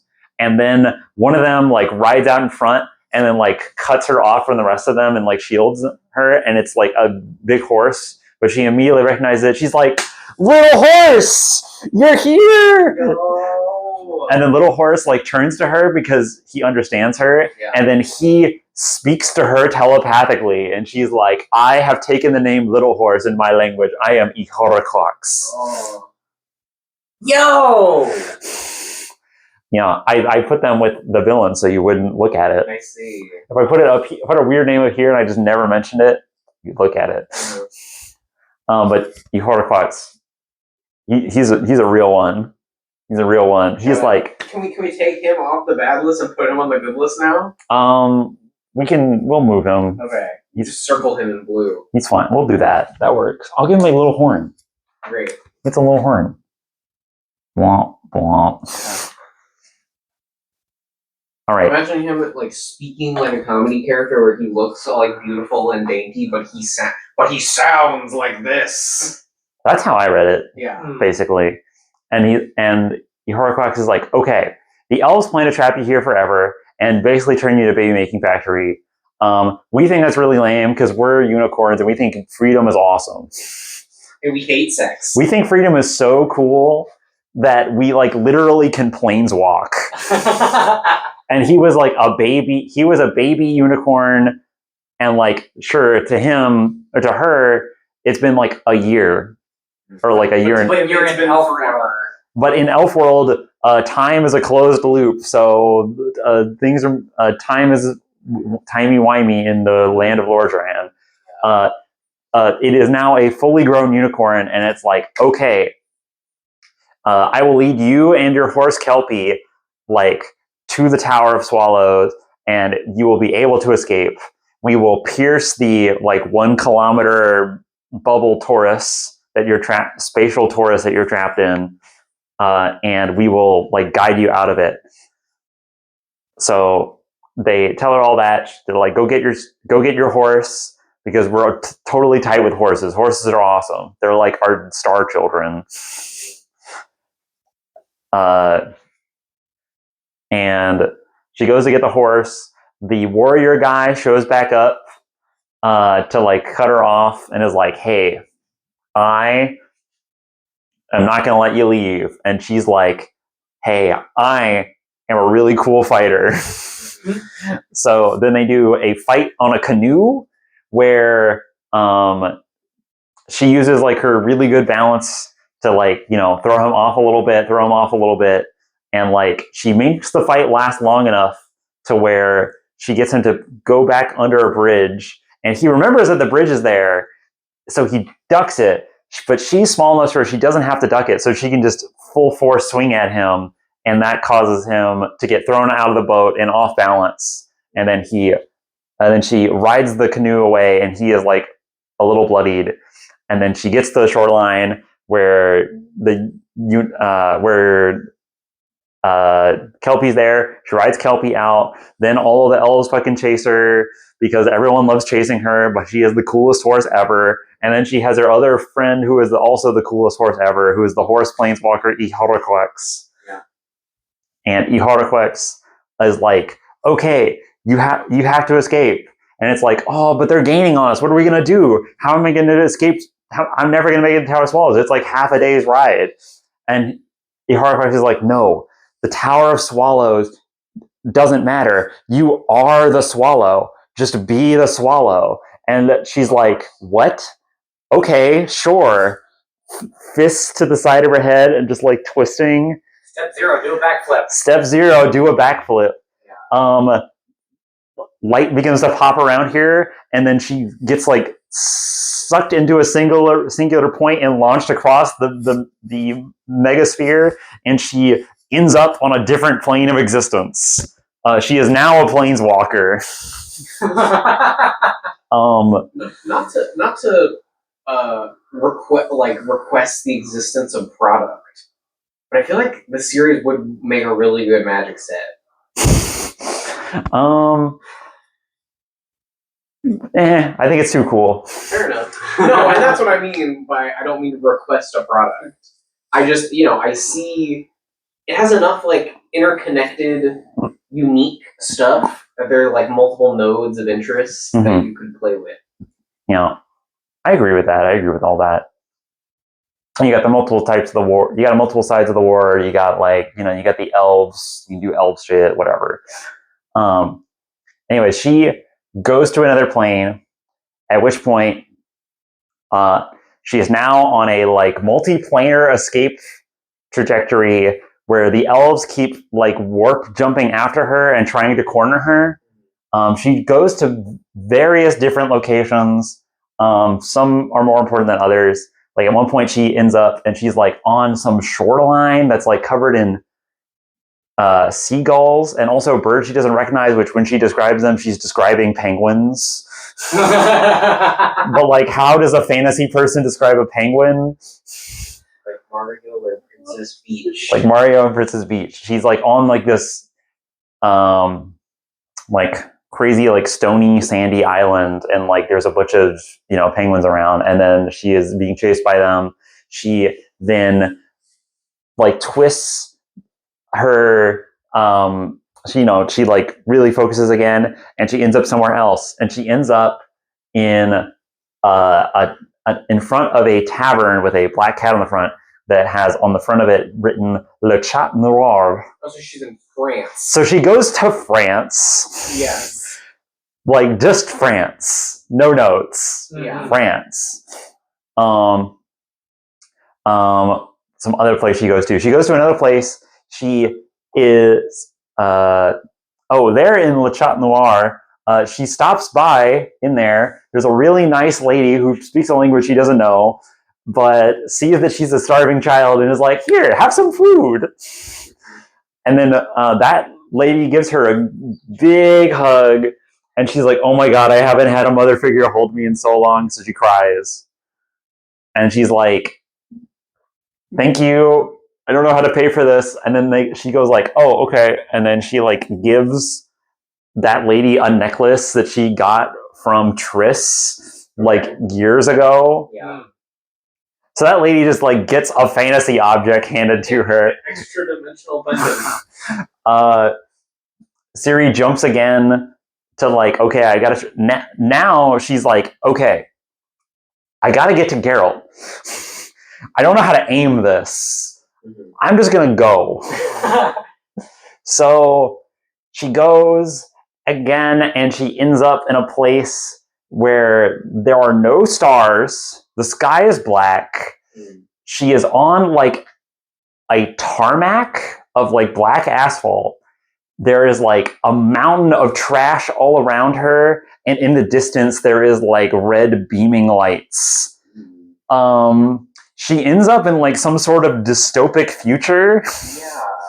For a little bit, and is going along a highway and describing it. Gotcha. She's in the bad future from There Is No Anti-Memetics Division. Yeah, pretty much. She goes again. She ends up in Poland during a crusade. Great. They speak a language that she can understand, kind of, which is very funny to me. Yeah, that's hilarious. She talks to some people, and she's like, "Hey, where am I?" Because she's like, "I don't recognize any of your banners. Where am I?" And they're like, "What do you mean, where are you?" What does that mean? And she's like, "What year is it? Am I in a different time? Maybe?" And they're like, "You idiot, it's noon." And she's like, yeah, I thought, okay, this isn't gonna work. Anyways, Talking to these people is not a productive use of my time. Anyways, peace. And then she teleports away in front of them, and then we have a short description of her. They're like, "What the fuck?" That's so weird. So we're gonna leave her for a little bit, but she's doing that for a while. We go back to the tower with the Siri expert. She is talking to her apprentice, who is the sleepmancer, and explaining to her the story of how she met Siri. She was on this lake as like a young lass. The old man who is like the fisherman who like rode you here and like makes our food and like kind of is our servant, but also we both bang. Is like my first lover. We were on, and like I was always infatuated with like the story of Siri, having heard it. And one day we had finally confessed to each other, and on our wedding day we were making love on the like shore of this beach. And then there she appeared, like a maiden on the water. She came, the lady of the lake. She rode out, and when she saw us, she looked only for a moment and then disappeared. And then we cut, and then there's like a little brief snippet of Siri is like, okay, I'm gonna try this again. She shows up and she's like, okay, this place looks kind of familiar. It looks like the lake. Maybe I'm in the right place. Oh, there's some people having sex over there. Sorry, guys. Peace out. And then she teleports away. So then that lady dedicated her entire life, built a tower on the lake, and is like, I am waiting for her to return. I want to see her again. And now she is like an old fuck lady. She is like in her 60s. She has been waiting her entire life for Siri to come back and collecting all this art of her. This is like Lost. Is that what Lost is like? This is my new assessment. This is like fucking Lost. It sounds better than Lost. It is, but it is operating at a similar level of comedy that I find remarkable. Mm-hmm. Yeah.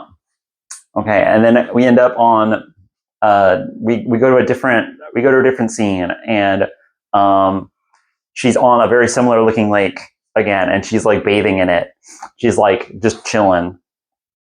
And then a knight like comes up and says like, oh, and like sees her sword like on a rock, and like a horse that is like a like solid black horse that they've like never seen before, and it's like huge. And they're like, oh, is that a Kelpie?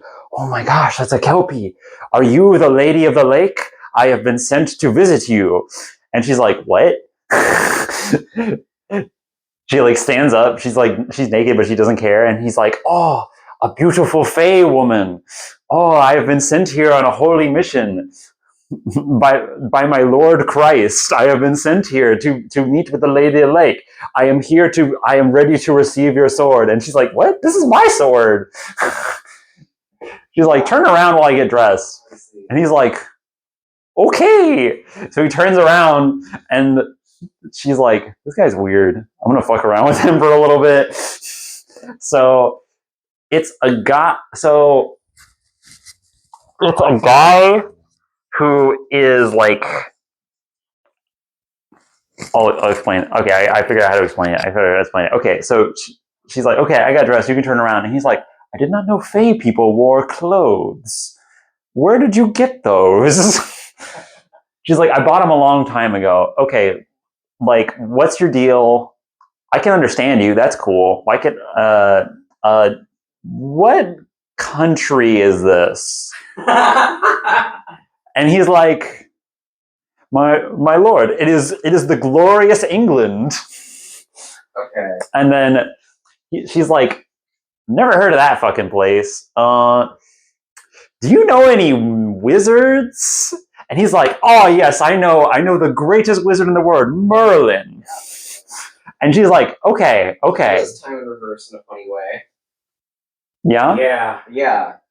Merlin ages backwards. Oh, okay. And he goes like, I know the greatest wizard in the world, Merlin, at the court of King Arthur. And she's like, okay, is he like a real wizard? You know what, don't answer that. Just take me to him. And he's like, all right, my lady, whatever you wish. And then he leads her to the court of King Arthur. And then we cut away from that. We don't see what happens there, but she presumably goes to the court of King Arthur and meets Merlin and is like, this sucks, and leaves. Or something. Now, what this is also like is oh, what the fuck? I just had it in my head. Keep going. Okay. That happens. And Is this the Merlin that has the mirrored eyes? we don't see Merlin. Okay. We don't go see them. But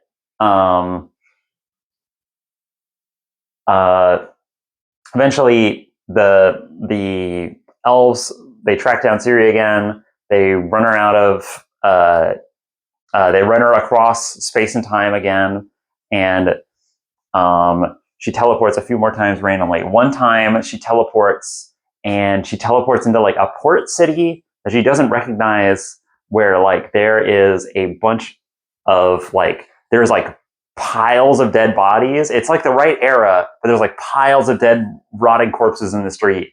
And she's like, oh, I mean, this place is bad. This place is not great. And then some fleas jump up onto her. Uh-oh. And then she warps and ends up in here.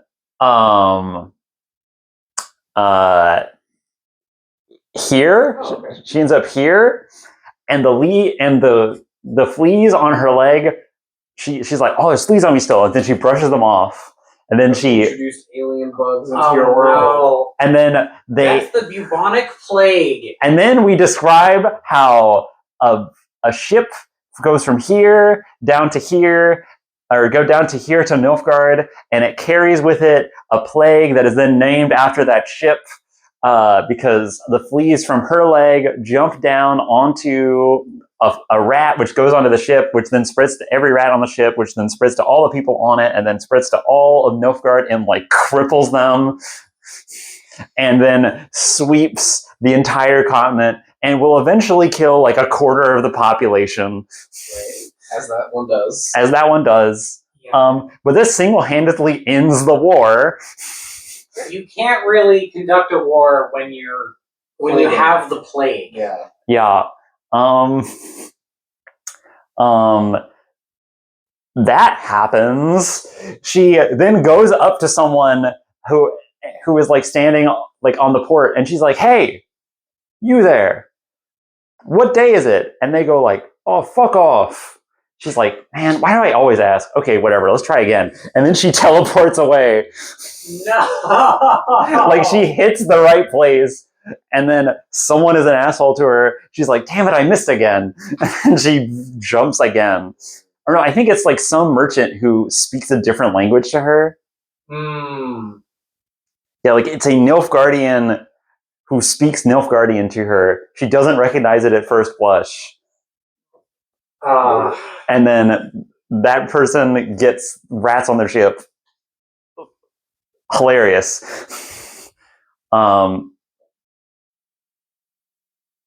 There's technically one more battle that happens. None of our main characters are really involved in it. It's all side character stuff.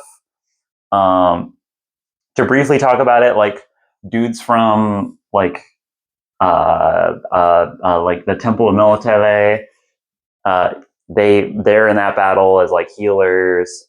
I don't think anyone on this list, except for Zoltan. Okay. Zoltan's there. Great. Zoltan lives. Zoltan's cool. Cool. No one else is there. Okay.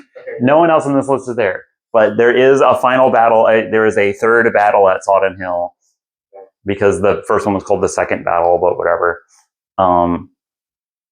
But yeah, there is a great big battle that happens. That's like a good like quarter of that book almost, is like just jumping to all the different random side characters who happen to be there. And occasionally in that, it says like, oh yeah, and then they die of the plague of like that one boat. And like they're gonna die in like 4 years. And it's doing that before we find out the origin of that plague, and before we find out that it's literally the bubonic plague introduced by Ciri. This is an 80s movie end card screen out of order. Loving that. Yeah. It just freeze frames on one guy while he's swinging an axe, and it was like, he would go on to die of the bubonic plague in a couple of years. Yeah. there's like there's a yeah, well, and then like The Witcher 1 takes place like during it gets weird. It gets weird. Look, here's what I'll say. I'll say this right now. The Witcher games are sequels to all of this. Yeah. So like in Witcher 1, like that plague is happening. And like you still meet characters who are like, you know, they're about to die of the plague because you read about it in the literal novel.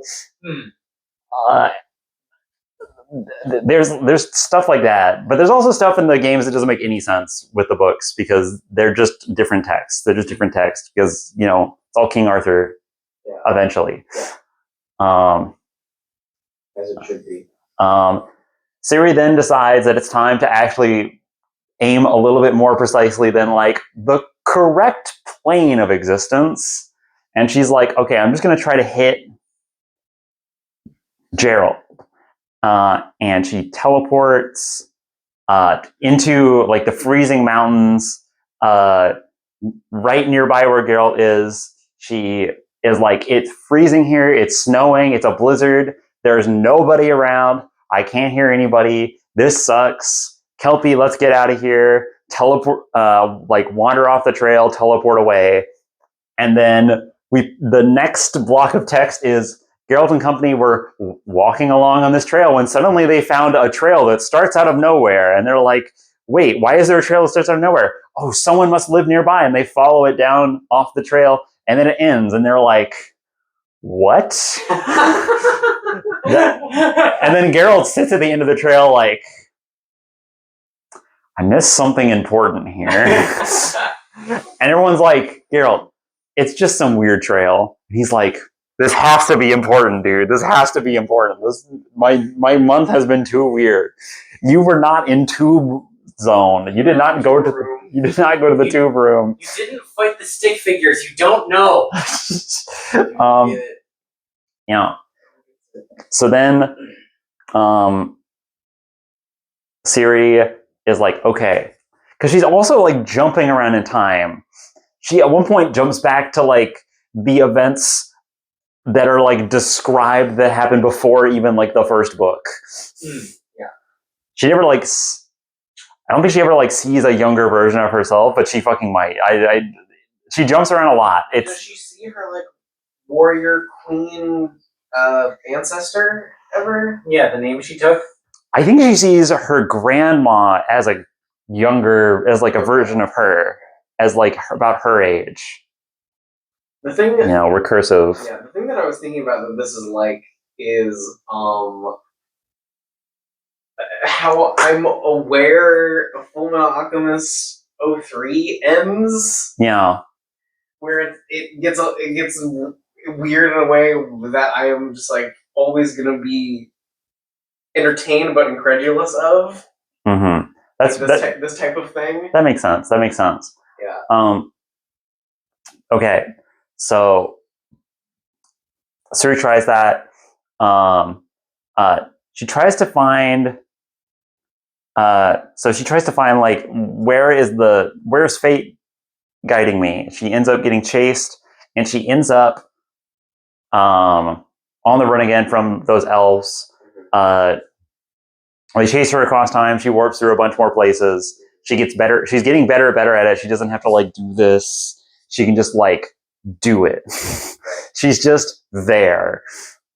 I think at a certain point you can just like float.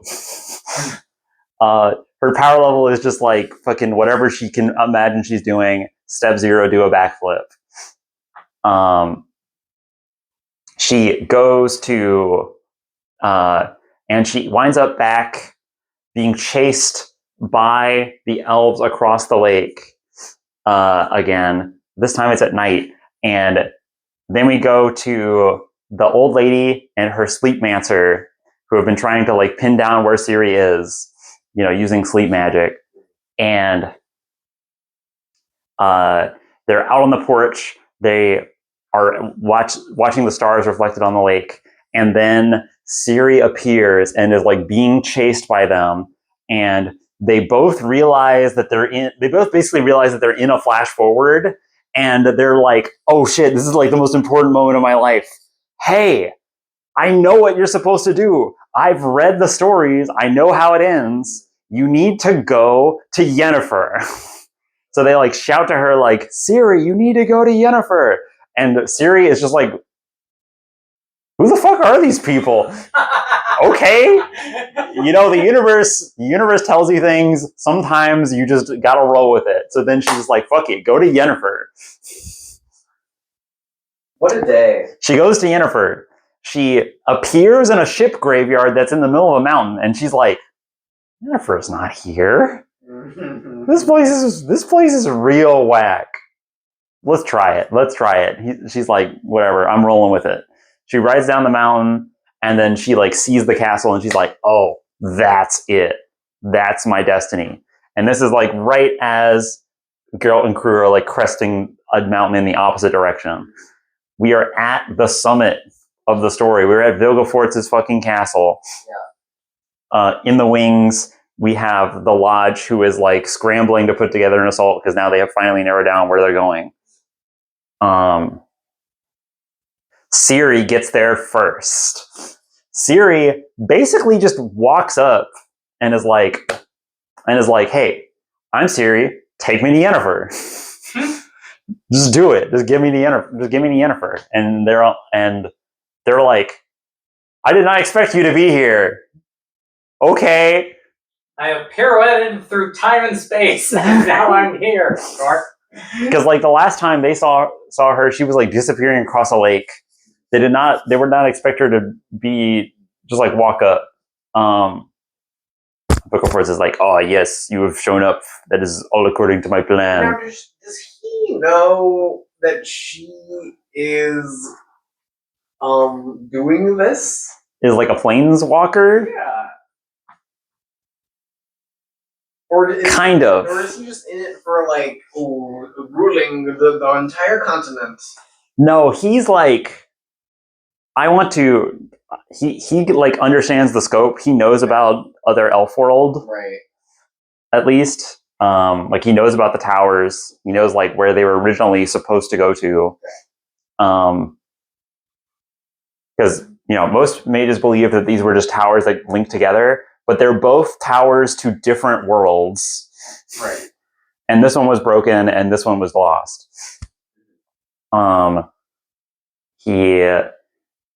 His plan all along has been like, I need to capture Ciri. I need to artificially inseminate her to force her to have a child because she will refuse it no matter what. Women are objects. Because women are objects. He has like done this. He's like invented artificial insemination via awful torturous means. Yikes. Yeah, no, real bad. It's literally an incel. Yes. This is advanced technology. It truly is. And he's like, okay, I'm gonna,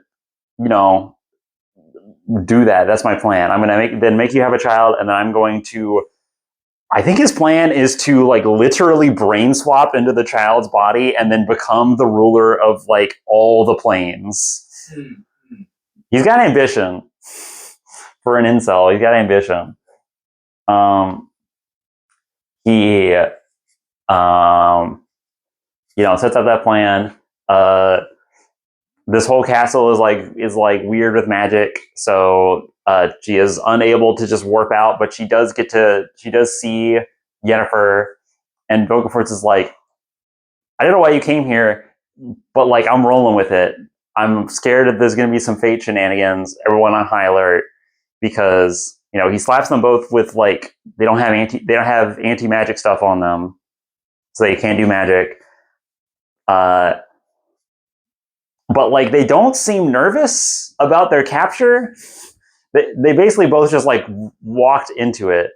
Yennefer just like threw herself through a portal directly into his front yard, and then so did Ciri randomly. Like the Geralt bait hasn't even showed up yet. Now it's time for Geralt's assault. Geralt and crew they storm the castle. They go up to the front gate, and there's or no, they don't approach the front gate.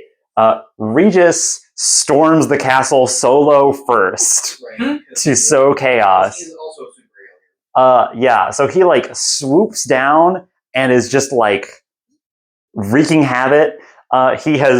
He breaks his vegetarianism, his veganism, and he's just tearing his way through like an army of guys in there. But like, why not? He drinks some dry. I agree. Why not? He's like swoop down, careen into a guy, like crater them into the ground while drinking them, and then when he stands up, they're ash. And he's just doing that over and over again, and like or just like running down, like flying through a hallway and shredding people. Yeah, this is a scene that you get like a special animator from out of studio to get. To do. Yes, indeed, for sure. You get fucking what's his name? The guy who makes the boopy animation. Oh, Masaaki Yuasa. You get him Sure. to this to make everything look real squishy. Okay.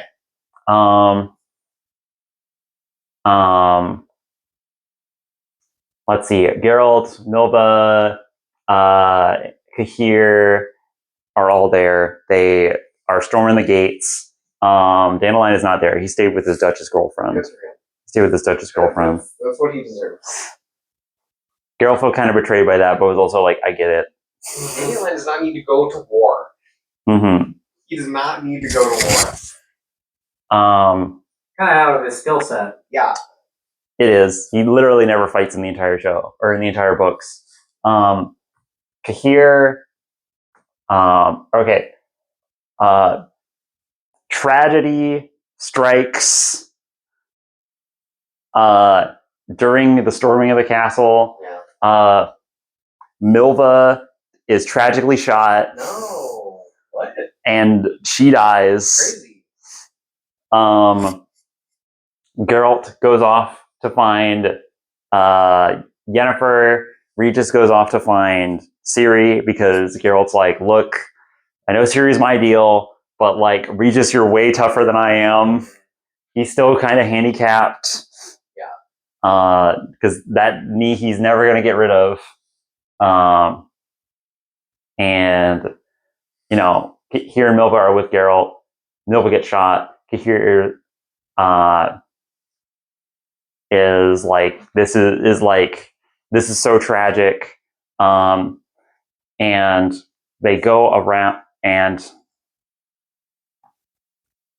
they are just like running through like these endless dark hallways of this like weird cursed castle that is like, you know, it like dampens magic so it's harder to detect on radar or whatever the fuck.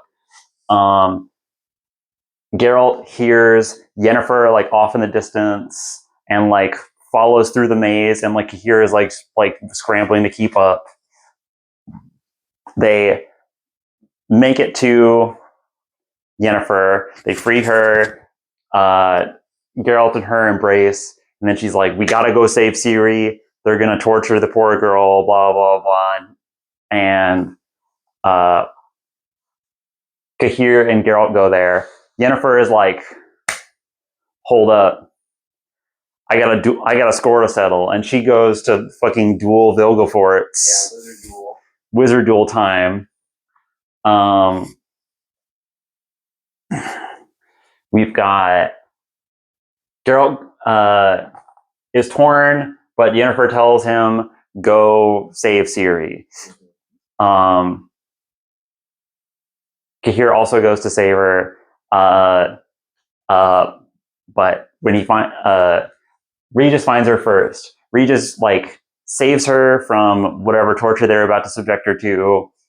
He like blows up the whole. He flies in, cuts her chains loose, like off of her wrist, flies through the whole room, shatters all the glass in the room, and sets it on fire simultaneously, and then like surfboards on a guy into a different torture chair, leans all the way over, drinks him until he's ash, stands back up, and he's like, hi, Siri.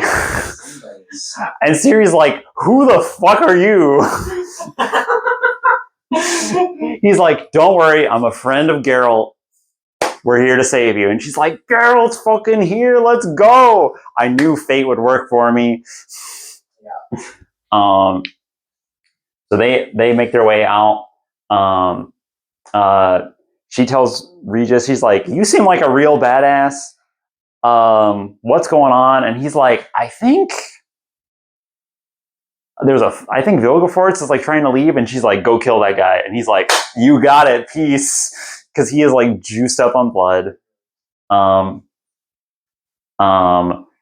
She runs down a hallway. She runs into Boneheart, who's still fucking alive.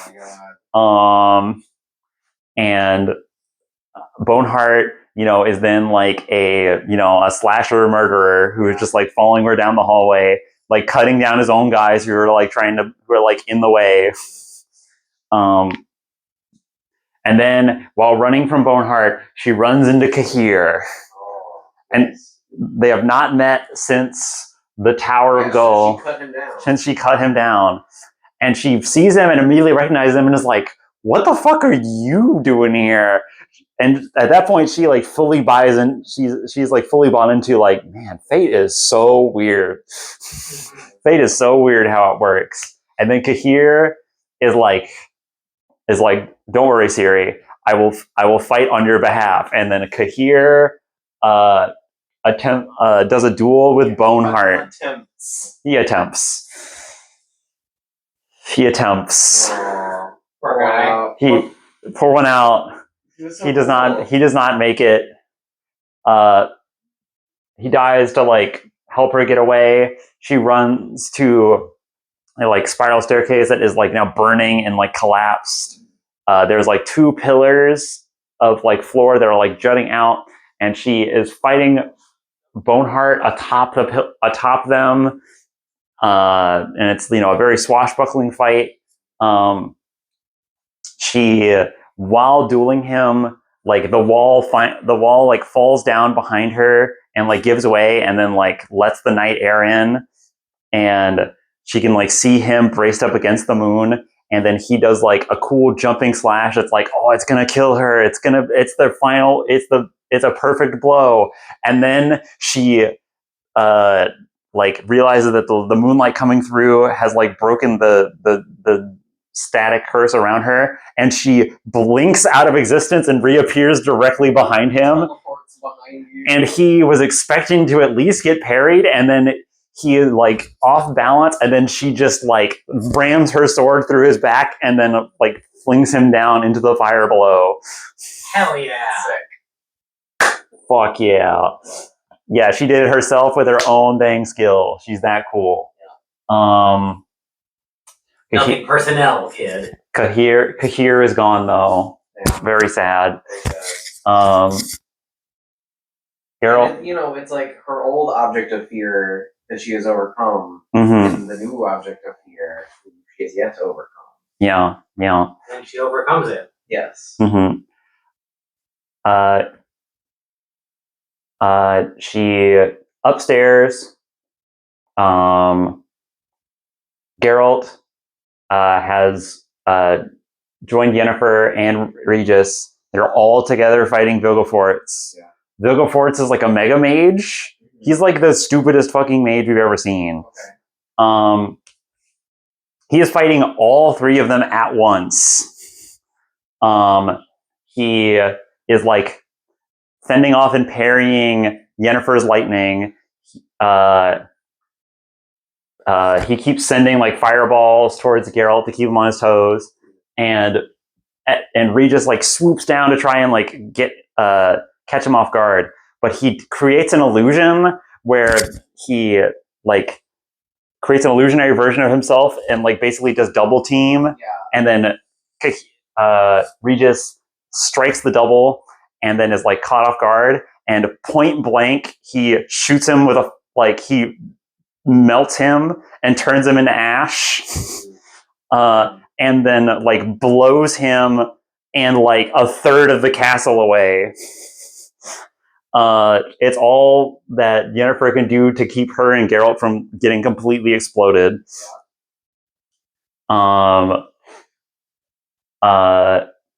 Regis just like dies and is scattered. Right. He is perma killed by this guy.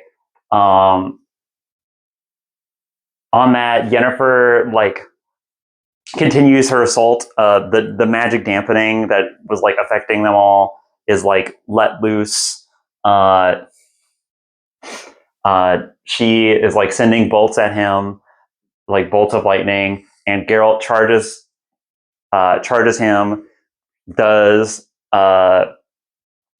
He was given a new medallion because he renounced his medallion to those like weird stick bug monsters. Right. He was given a new medallion by his girlfriend that would like protect him at one point, and instead of having his Witcher medallion, he has that medallion, and that medallion lets him he just like suicide charges towards Vilgefortz, and he launches a blow that, or like launches a fireball that should kill him, but then a shield just appears around the thing in his hand. Of course. Dispels that one single spell, and that gives him enough time to get close enough to cut him down. All right. And Vilgefortz is like bleeding on the ground, and then Yennefer is like, fuck you in particular, opens a portal, but like just barely, because she's like very weak, though she hates to show it. And it just like catches him, but it's not big enough to pull him all the way through, so he just gets crunched through and then caught in wild magic and is gone. Oh, that's a bad way to go. That's a bad way to go. Well earned. Yeah. Yeah. Ooh, that's a bad one. No, they killed him very hard. That's a bad one. After that, Geralt and Yen, they like walk out of the main room. They meet up with they give a morning look to the smear on the ground that is Regis. Sure. They go back to the main hall, and Ciri's there, and then and then they're like, they hug as a family, and they're like, okay, we can finally leave. And they go to leave, and they get to like the big grand staircase, and Tawny Owl is there with like all his goons, and he's like, okay, men, they're mostly defeated. We just need to like put them down. They're all out of juice. And then Geralt's like, Ciri, you remember how to pirouette? And she's like, yes. I'm like so much cooler now than when you last saw me. It's been like 4 years. Almost. And they kill 100 dudes. And then they kill like 20 dudes. Okay. And then Tawny Owl is just like, guys, we just need to form up. Come on. And then they all are just like, nope, fuck this. They just like leave their guns and bail. Guns? Oh, right. They're like crossbows. Okay. Also, no, I think they don't have guns there. Okay. Guys are about to show up who do have guns though. Okay. I'm pretty sure. Weird. They're so Guns are way older than people think they are. Sure, that's true. But it's still weird. Maybe not guns. I am tired. So they make it outside. They're finally free, and just then, not the lodge, but the fucking Nilfgaardians show up. Yeah. They're here because they're like, Vilgefortz, we're here to arrest Vilgefortz because he's an asshole, and he's like going to torture Ciri, and Emperor Emir Var Enreis is here. Oh, okay. And he's like, let me see Ciri. And like, they're all so tired, they don't have any time to fight. He goes to see Ciri, and he hugs her and cries. Right. We do not see the conversation that follows. but we do get an explanation of it all kind of after, by like Dandelion recounting it over drinks later. And so part of it's filled in from that. But what happens is that Geralt and Yennefer are told, like, you know too much. You have to. You will have to be executed by the state of Nilfgaard. But we want to be really nice about it. So we're gonna let you have like one last night together. The Emperor has decreed you get one last night together, and then we will deliver a knife to your bedroom door. You may kill yourselves with that. So then they have a bath together. This is the whole why bathing is whole important. There's a lot of bathing and all this. Yeah, so they bathe together. They hash out their issues. They talk about how much they love Ciri and how they're like, we're gonna die, but like, I'm just glad I'm having a bath right now with you. You're like my favorite person in the world. And then after a while, they're like, have they delivered that knife yet? I'm ready to fucking die. I'm pruning up in here. And then Geralt climbs out after they have sex to go check. And then when he goes there, the whole camp is like has up and left, and they have left Ciri there. And like she explains to them like, yeah, he just left. Like, we had a talk, we explained some shit to each other, and then Emir Var Emreis just left. Okay. Here's the identity of Emperor Emir Var Emreis is the same as Dunny, Urchin of Earthenwald. Yeah. So basically what happened is that there was a minor coup in Nilfgaard a long time ago. Emir Var Emreis was banished, and then while he was banished, he was also cursed by a wizard there. As part of that uprising. He became like the Urchin of Earthenwald, and he was just wandering around for a long time. He happened across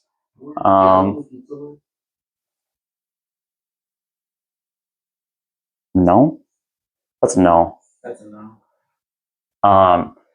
He happenstance his way into all this, into this family tree. Mm-hmm.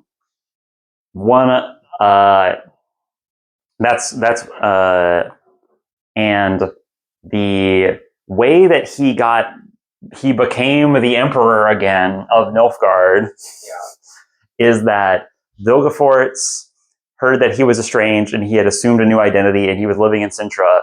He was like, hey, you and your wife and your daughter should get on a boat, and then I will teleport you away to your island to fake your death, and then we will lead a counter coup in Nilfgaard, where you will then be resupposed into your rightful place as ruler. Close that door. You will resuppose into your rightful place as ruler, and then I can be your highest mage. He went along with that, but Queen Calanth was like, there's some shit going on here that I don't like. She figured it out. She protected her daughter. She did not let her on the boat. And then when they were trying to sail away, tragically, Emir tried to like explain all this to his wife, who he did love, but she loved her daughter a lot. And she was so sad that she would like never get to see her again that she leaped from the ship and killed herself. She was that first Fate baby. Yeah, she was the first Fate baby. Crazy. Emir became the leader of Nilfgaard, or like the emperor of Nilfgaard. He purged mages because he's like, you guys are all a bunch of lying piece of shits. I hate all of you. Vilgefortz, the last act you will do for me is you better give me my fucking daughter back, or I'll take everything you've ever been given. And that set off like the whole thing in motion. Right. That's also why he knew that this Cirilla that was delivered to him was fake, is because he's like, that's not my daughter. Right. Mm-hmm. There is a lot of foreshadowing for that. It's pretty cool. I like it. But anyways, Geralt is told all of this, and he's like, what? And Yennefer's like, yeah, I know. I knew. That's pretty crazy. Yennefer's like, yeah, I've known since like here. I just never told anybody because she's like, you didn't need to know. There's She that was the second- compartmentalization again. She was the second person to come up with need to know. Yeah, second person to come up with Which need is to know. why she was so successful. After that point, they all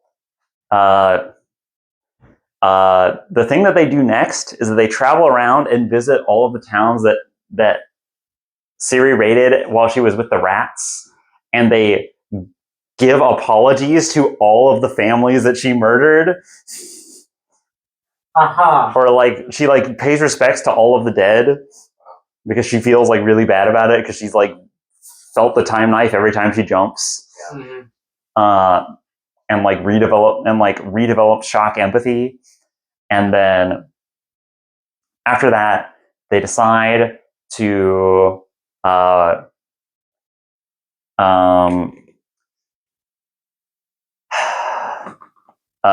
they all travel to like Vengerberg, I think, in Rivia, and they are going to have like a final hurrah with everybody. Geralt's going to be there. Danelin's going to be there. At this point, Yennefer and Ciri like technically split off at some point because they want to meet back up with. Or Geralt needs to go retrieve Dandelion and like get them to go there on foot, and they're going to they continue doing this same thing. I think they go meet Triss. Yeah, they go get Triss. They have to go find Triss, which requires a bunch of teleporting around, and they want to also get Dandelion. They split up. They go do that. They all reconvene in Rivia. Zoltan is just also there. He's like, "Hey, what's up? You hear about that huge war that happened while all this shit was happening that I didn't have time to describe?" Mm-hmm. Queen Mev was there, the lady who gave you Geralt of Rivia the title. Nice. She's really cool. Shout out. And you know, he tells stories of that.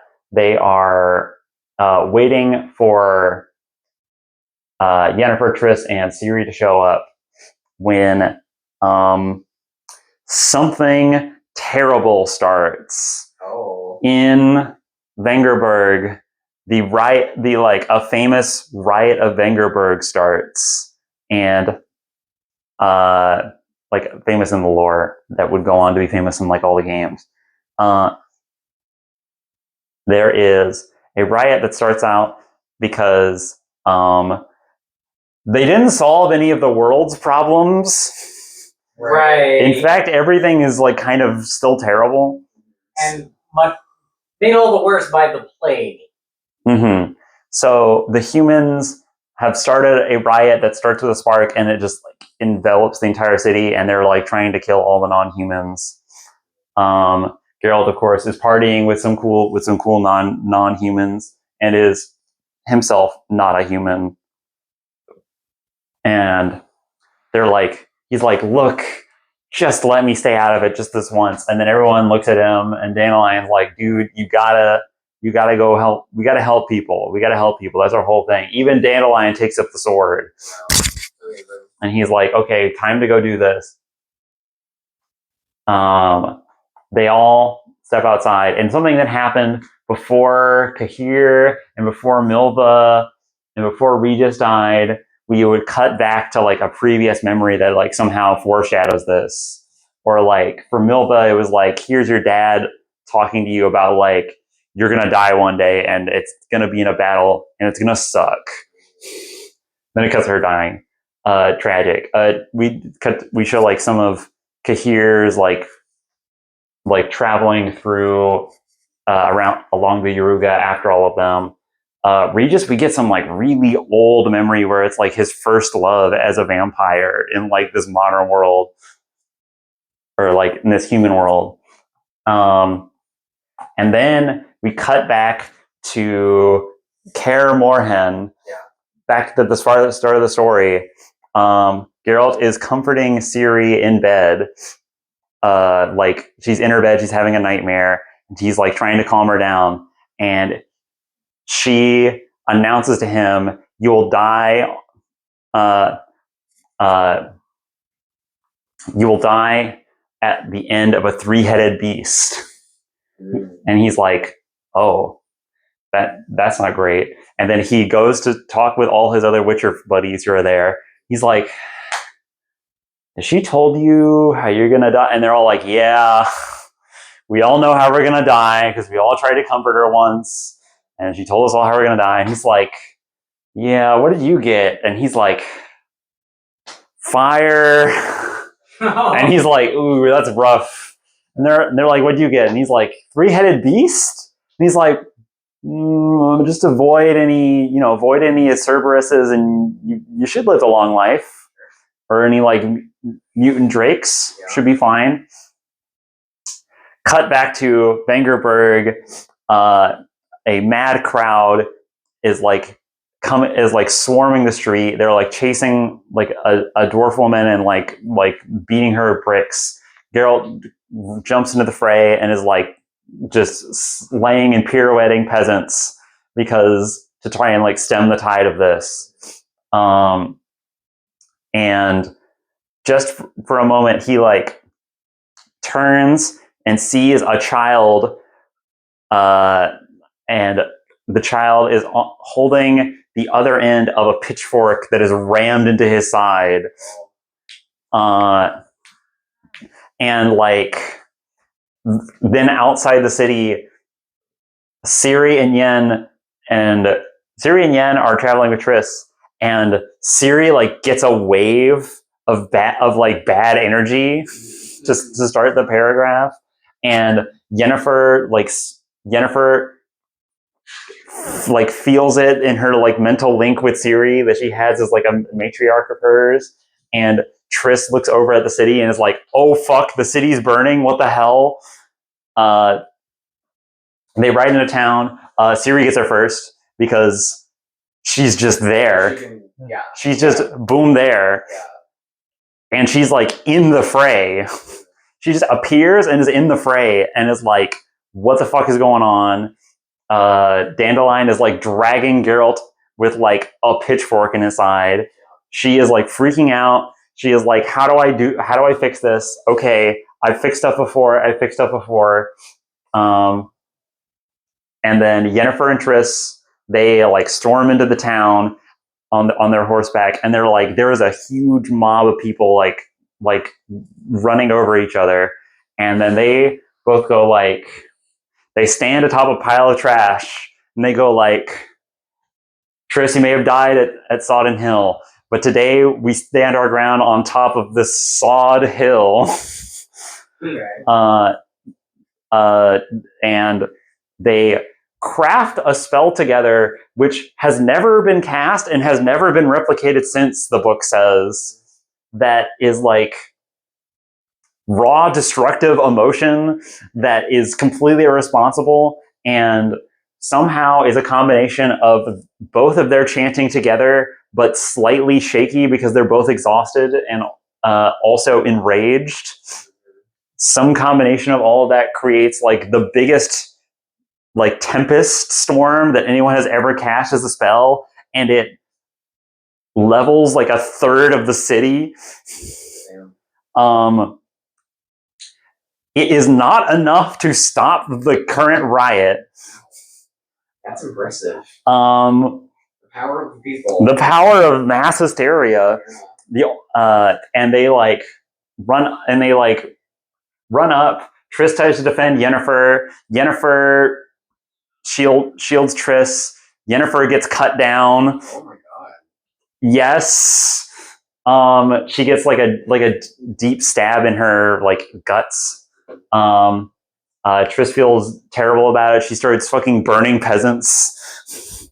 for all they've done. And then like knights come through on horse and like full plate, and they just like basically ram the peasants into submission with their horses, and like only the force of military is enough to like stamp this thing out.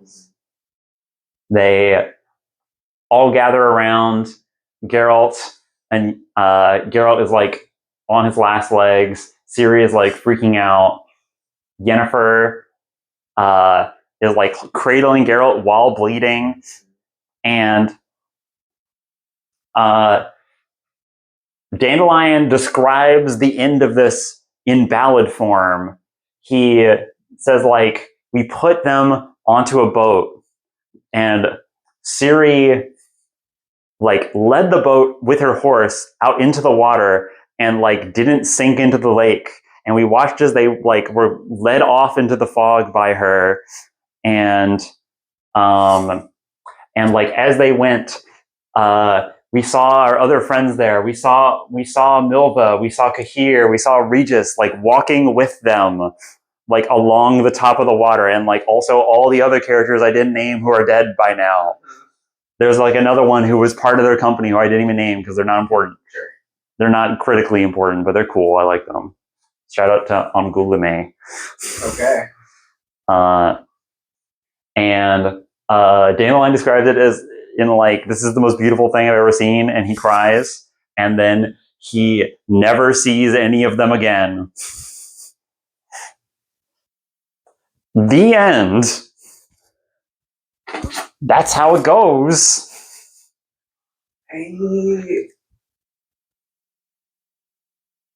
Huh. Fascinating. Yes. The last book is weird. Ciri leads an exit in like a, what's the opposite of the wild hunt? The tame march. Yeah. A composed march. Now, I have a question for you. Sure. What do you think is the predominant theme of the Witcher saga? So I would say it's definitely dealing with like how fate is made. Okay.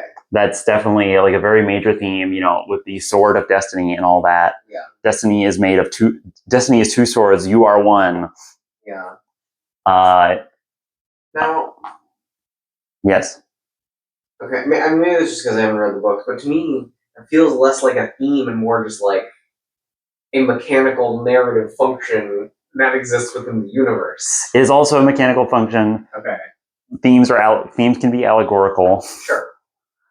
I agree.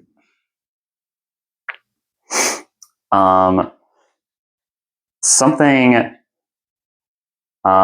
Also during that they see like a single unicorn who is Sure. Yeah, no, of course. There. Yeah. I filled that in myself. Unicorn is also there. And then Ciri starts the apocalypse, I guess. Can you believe that then The Witcher 1 is a sequel to this? That's nonsense. That's silly. Yes. The Witcher 1 is just a sequel to this. And then The Witcher 2 is a sequel to that, and The Witcher 3 is a sequel to that. That feels wrong to do. Yeah, we don't need to talk about how in the Witcher 1 they're just like, yeah, Geralt's back. You're doing a very funny thing right now, by the way. Yeah. Sitting on the edge of the frame. Well, no, specifically where you're sitting. Occluding Geralt. Yeah, including that other person with a bun. Yeah. Yeah. Okay. Can you identify any other themes? So there's a theme of like, where does truth come from? Which is different in like all the books, you know, Blood of Elves. Yeah. It's like discerning truth from rumor. In Time of Content, it's concerning truth from lies. In Baptism of Fire, it's concerning truth from chaos. In Tower of Swallows, it's concerning truth from myth. And then Lady of the Lake is kind of about making myth real. Yeah. Making truth from myth. Yeah. One of the other places Ciri goes is modern day London in like 2011. Now, when did these books end? Well, when did Lady of the Lake come out? Lady of the Lake came out in like 2001, I think. And see, I'm just like I'm always going to be skeptical of the maneuver, right? I'm always going to have to look the author in the face and go, okay, what is the exact motivation Mm-hmm. of, like, yes, I know I'm reading a book. Yes, I know it is fiction. Yes, I know that this is a different world than the one we live in. It's inherent. It's implicit. Mm-hmm. And you draw my attention to it for why? Yeah, by having a different universe that Siri goes to twice, that has a branch of research of magic that is researching the story of Siri from a different universe. Yeah. Like, as an author myself, I understand the impulse to get funny with it. Mm-hmm. I just always rein it in. It's a slow roll. You're right. It's a slow build for sure. You read all of Game of Thrones, and then you get to Tower of Swallows, and you're like, this is starting to get real weird. You're getting a little weird in Tower of Swallows. There's a little bit of like, she might have missed a couple days, and like, there was a unicorn in there. That was crazy. And then you get to Lady of the Lake, where it's like, we are jumping genres. Mm-hmm. Yeah, that marching off into the mist thing is a very King Arthur ending, by the way. Yes, I was going to specifically say that, like,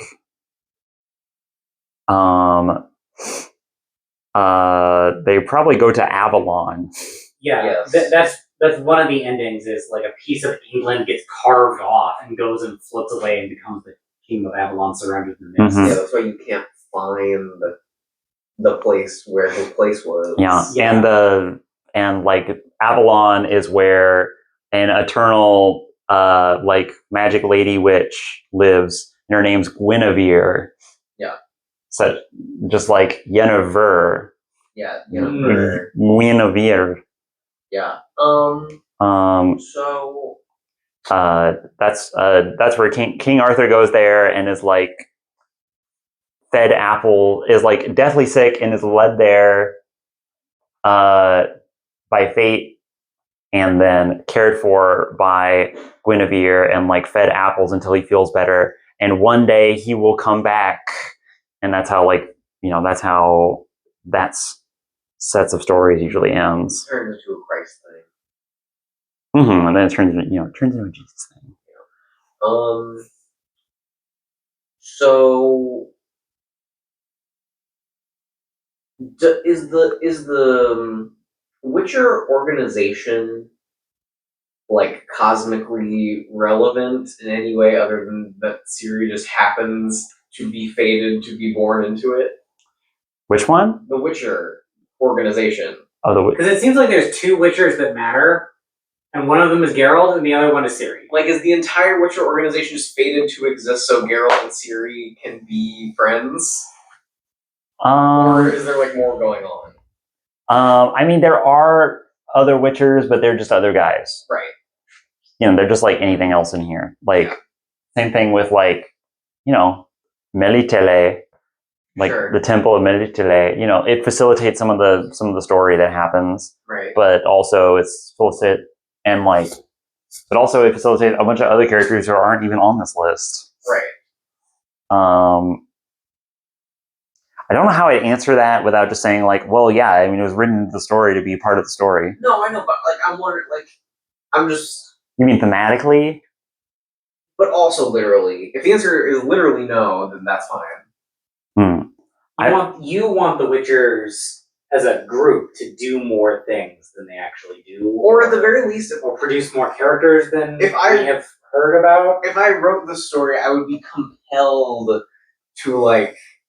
Oh, actually, like Ciri inadvertently founded the Witcher organization, which allowed like I would, if I'm getting that funny, I would just like make it like a stable time loop in a way that is like explicit, and you can like point at it. You know what I mean? Here's what I'll say about that. Yeah. you like The Witcher 1, Okay. the video game, because it gets weird like that. Sure. Because it starts from here, Right. and it does, and it backs it up to about here, I see. and then it goes to about here, Cool. and then the rest, and then as far as I know, the rest of the games are basically like in this region Yeah, of they like seem tone. normal. They're like relatively normal. They get a little weird You sometimes. fight a werewolf Yeah, in the woods. you fight a werewolf in the woods. Sometimes there's like a talking squirrel, and you think that's funny. That's like, But not the other kind. but not the other Like kind. an animal. Like an animal talking squirrel. Like a And they think like you're just like and then you talk to them and they're like, what do you feel about the scoteal squirrel? And they're like, I don't like that they keep taking our tails. And then it's like, that is a reasonable thing for you to That's say, relatable. squirrel. Yeah.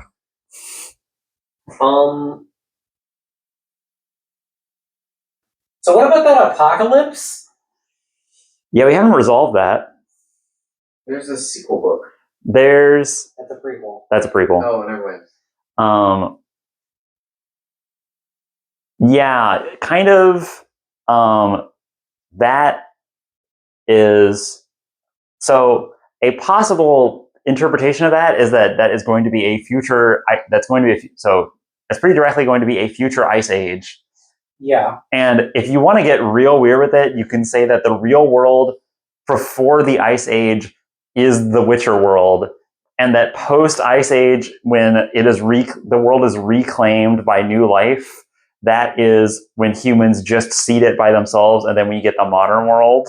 That's what I was interpreting out of that, particularly given the view into the far, far future. Yeah. It is our past in the framing of the the Yeah. Tolkien move. Yeah. Yeah, they never, that's a Tolkien move, so it feels very on brand to me. But they never technically say that like Earth is they never map the sphere. There's never anyone who points at a map. Right. She just like jumps around it as is places. Right. I'm trying to think if I have anything else to note about The Witcher. I think we can wrap it there, and you can sleep on it. Well, I'll still be I here. really liked in The Witcher when Geralt looked directly in the camera and said, "It's witching time. I witched everywhere, Every which way. every witch way." He wished here and there. Okay. There you go. We did it. Now you know vaguely what happens in The Witcher. I just find it.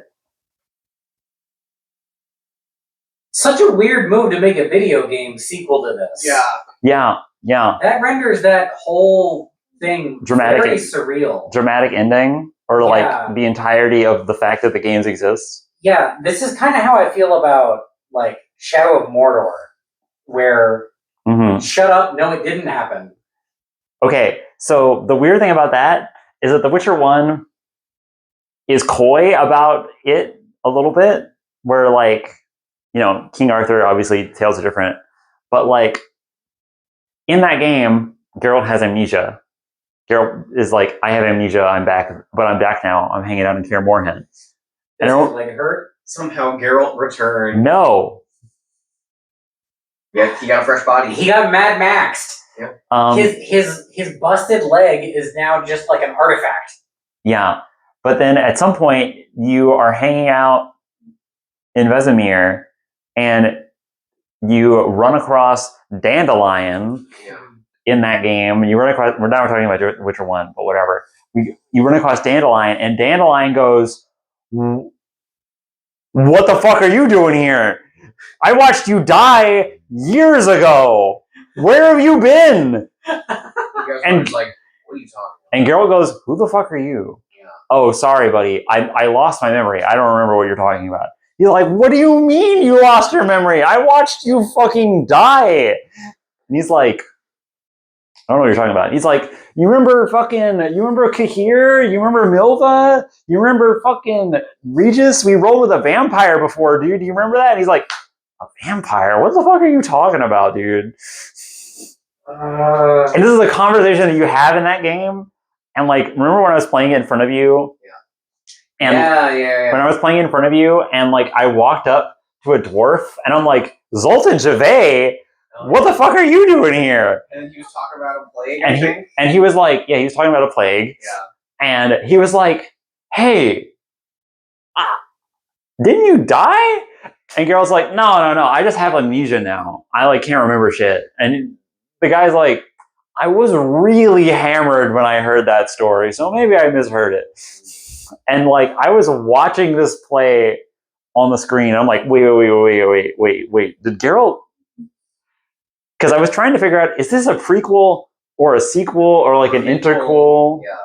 And I'm like, okay. At that point, I got to that point. I'm like, okay, gotta be like an interquel, like in here somewhere. I thought about having a bit during this where I had like the timeline, and then I like fake put The Witcher 1, 2, and 3 like in the start. Yeah. And then I, at the very end, just take an arrow, draw it from the very end, and put it at the start of Witcher 1 and go, okay, the sequel is The Witcher 1. And everyone goes, what? Goes, excuse me, what do you mean by that? And I mean CD Projekt Red was just like, guys, let's write some fun fan fiction. Let's see what happens next. Which one of the ladies was the lady that you were hanging out with in that part of the game I saw you playing? Triss. Okay. Yennefer is not in Witcher 1. Okay. Bold. Huh. In Witcher 2, she just shows back up. Less bold. She does seem to like drop in and out of the story. If you're following Geralt closely. Yeah. If you're following Geralt closely, he's often chasing her tail, but never really quite getting there. He has it, he sees her a little bit here, he sees her a little bit here, and then he doesn't see her again until like the very end. Now here's my question. What? I have a totally unrelated question. Do you think they introduced the Geralt gets killed by a three-headed monster, and then move to the right? Because I have to read the name. Mm-hmm. And then they introduce Leo Bonhart, who has the three witch medallions. Mm-hmm. Do you think that is okay? Do you think that's supposed to be a fake out, or do you think that was the original plan?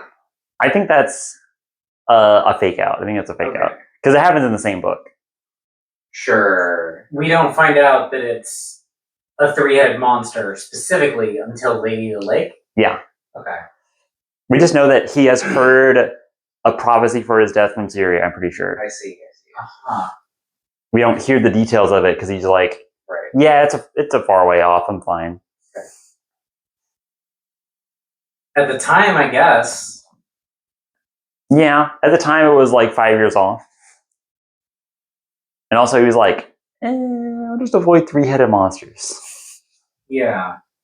But yeah, I think it's very clearly supposed to be Boneheart who has the three Witcher medallions and is like explicitly telling Ciri the whole time that he has her captured, yeah, whenever your dad shows up, I'm gonna fucking kill him and then take his medallion. But then what she thinks. And probably this also plays into a fate thing where like in early Lady of the Lake, I think, Geralt talks to some bug monsters and then renounces his Witcherdom and like throws his Witcher shit away. And like, Boneheart is a Witcher hunter. We don't ever get to see him kill a Witcher because technically, like Ciri hasn't gone through the trial of grasses. She's not like a full Witcher mutant. She's just like, she was just raised by Witchers. She's just a girl who's really cool. Yeah. Separately. And then at that point, Geralt is not a Witcher, so they don't fight. Do you think Ciri is an interesting character? I think Ciri is a compelling character. I like her a lot. Okay. Ciri's like probably my second favorite character, like out of all these. I like Regis though. Regis is just really fun. Regis is a character that you would love. Seems very interesting. Yeah. He often he is pretty much always the smartest one in the group or the wisest one in the group. Sure. He talks very eloquently. He's great. He's great at parties. He'll do tricks. He'll do goofy shit. He doesn't care. I can't believe they tell you to not read Last Wish, so you don't get to learn who Dunny is. Yeah. You don't get That's critical information. That is critical information. The entire story doesn't work if you don't know that. You don't know who Yennefer is. Yeah. It's pretty. Yeah, no, it's important. You gotta. It should be just 1 through 7, and like these are anthologies. They feel a little weird to start on when you're like, I want to read like a but the a first saga. The first Dark Tower book is also an anthology, and that sprawled out into infinity. Yeah. Do you think? By the way, Dark Tower's next. Oh, jeez, no, it's not. Yeah. Okay. Now my turn's over. Come do Dark Tower, and then you can do Homestuck. We'll just keep going. We need to sleep. I'm not actually that attached to the Dark Tower. Mm-hmm. All right. I think we're good. I think Siri met it out, okay? Yeah. She's a planeswalker. Yeah. That's why I'm like confused. I'm like, oh, that's another weird thing about Witcher 1 and 2. Ciri isn't in Witcher 1 and 2. Right. The video games. That's fucked up. She only appears in the third one. Yeah. That's real weird. It's really weird. I'm going to be fascinated when I'm playing Witcher 2. All right. Are you wrap a it. snort or a pirouette? Comment below. Yeah, comment below.